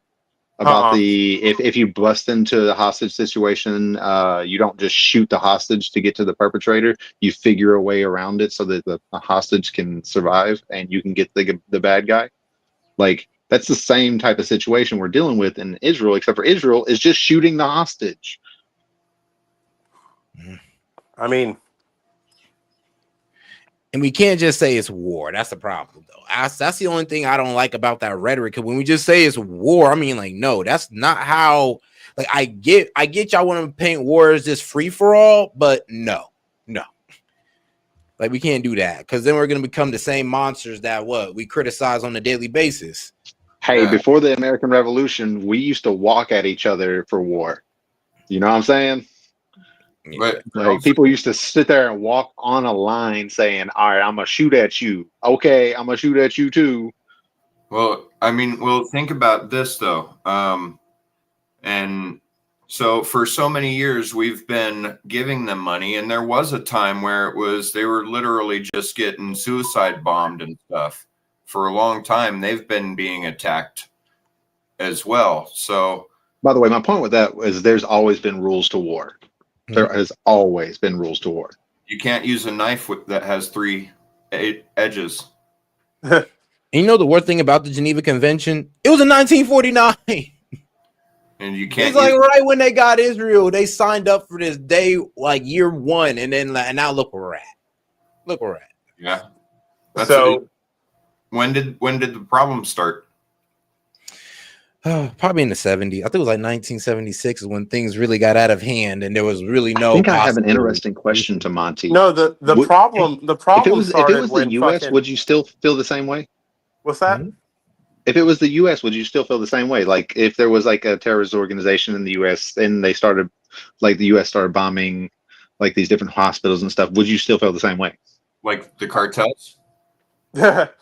Yeah. Well, what did say? What say that? What if instead of going after them with arrests, they were like actually gunning people down because they were supposed? I got you. Bombing homes and saying, "Yo, the cartel was having a little, The nest cartel in was there. That's there. where they Like keep their drugs." So that's what's going on. And so, like, I mean, you would no, not say the that's U.S. not was what's- good in that, right? You wouldn't say, "Oh, you wouldn't be like, oh, well, yeah, it's war though." No, you would be like, "That's So, hold fucked on. up. Please stop them." Hold on. So for one, the cartel is not openly fucking trying to blow shit up. I am saying, assume the same situation. All right. Right? Well, it's not our stuff. Do you think that if there was a Hamas in America and America started bombing their hospitals and their, residential areas to be able to get rid of them, do you still think that that would be an okay situation? Well, we wouldn't let it do that. We'd wipe them out in a day. No, I really want Monty to answer this because that I think that will either show a disconnect or like really shore up So like there's- a thought that I think he has. So here's how I take that, right? So I'm just imagining fucking every detail that can go into this, right? If there is a terrorist organization that takes over fucking, let's just say they take over Oregon, right? And fucking they're trapping people in there, and because that's what Hamas is doing and that's what Israel's doing, and we just fucking put a wall around fucking Oregon and then just start shelling the fuck out of Oregon because fucking evil terrorist fucking XYZ organization is there. I see where you're going with this, like where there's still civilians in there, and I do not think that that's how we should handle that situation. So we should hold them to that same standard. That's my point. However, hold on. However, I can never assimilate the two together because we have not been at war with Oregon for 80 years. No, okay. Oh, I'll agree with you. I was just saying, like, just put American lives in that situation, and I think that your tone shifts a little bit. Absolutely, it does because it becomes personal, and you put my emotions into it. I don't think fucking my emotion should play a factor into it. At that point, I'm too close to it. You did that intentionally. Yeah, but I'm a humanist, and I think every single life matters. Right? Every single one. What about I'll agree with you on that one. What about baby Hitler? Yes, even baby Hitler. I would not have killed He baby deserved Hitler. the chance just like everybody else. No, I'm I'd snap his fucking neck. I have to wait till he's a teenager. Then he gotta go. No. I gotta give him a fighting chance, Monty. Damn. You know what? I'll give you that. When did Hitler start taking power? I'd go back to that point and snap. It's whenever the SS approached him, and he basically gave up his old roots, which is I think it's called the SRs or something like that. That's whenever he started really rising to power because people didn't really take him seriously before then. He went to jail. And so at that point, if he's talking openly to these SS guys who are like obvious nationalists and like anti-Semites and things of that nature, at that point, 100%. But baby, nah, I got to give him a chance to do what he can to change. But you already know what he's going to do because you know Not what necessarily. I know potentially what he's going to do, but in a quantum universe, we don't know anything until it happens. Yeah, that even if you go back in time, you're gonna be on a different timeline. I mean, that's I mean, now we're We're talking getting into about physics. parallel universe theory, and we're going to get it on a real off topic if we keep going. Right. So I'm trying to make it as simple as possible. The timeline stays the same. Everything about it stays the same. You don't have any effect on history other than if you kill this guy, what the result will not occur. Absolutely, I'm going to kill that guy. Well, everything doesn't stay the same then because we don't have everything Geneva changes. Conventions and so everything can't stay the same. Like it's a grandfather right. As fallacy, right? As soon as you affect history, that's when it changes. But And all right, guys. If left alone, if everything stays the same, absolutely. And time. All right, guys. Now we're gonna have to end the show on that note because we went at least 23 minutes over. But shout out, man. You're gonna Appreciate stop you on me executing a baby? Really? Hitler was bad, but baby Hitler wasn't. That's where we can end. Yeah, executing baby Hitler. I know, wild, right? But all right, guys, let's make sure you guys double tap the screen and like the video and make sure to subscribe to the channel. I'll catch you guys tomorrow night. Y'all be safe out there. Peace. Guys, today modern AI is quite advanced, except two problems. It is censored and it takes your information. Well, it's hard to find a tech company that don't. But let me introduce you to one. Shout out to my sponsor, Venice AI, which allows you to protect your information and avoid censorship. Now ask yourself, why should a team of programmers at these leading AI apps be the ones to decide what is okay for you to ask and think? Also, would you be comfortable if the presidential administration could govern what AI tells you? Man, I know I wouldn't. But also, while you think about that, did you know that? Let me tell you this, it's gonna be crazy, but ChatGPT has a former director of the NSA sitting on their board right now, guys. And shout out to that man, Edward Snowden. He called this a willful, calculated betrayal of the rights of every person on Earth. And we all know how Alexa is. Alexa listens to us and recommends products based on our conversations. I mean, talk about a violation of privacy. But guys, these are just a few reasons I decided to team up with Venice AI and get you a better options or solutions to your AI needs. Now, guys, you can go ahead and check these guys out with my promo code. So shout out to Venice AI. Now, if you want to use AI without fear of handing over your most intimate thoughts to a corporation or government, you can get 20% off a pro plan using my link, Venice AI SET, and use the code SET. Man, so shout out, guys. So make sure you guys use the code. Put it one more time for you guys right there. Once again, guys, if you guys want to go ahead and have unleashed AI, uncensored AI, go ahead and tap in with my guys at Venice AI, guys. Hey, this is SET and appreciate the support. And shout out to the sponsor.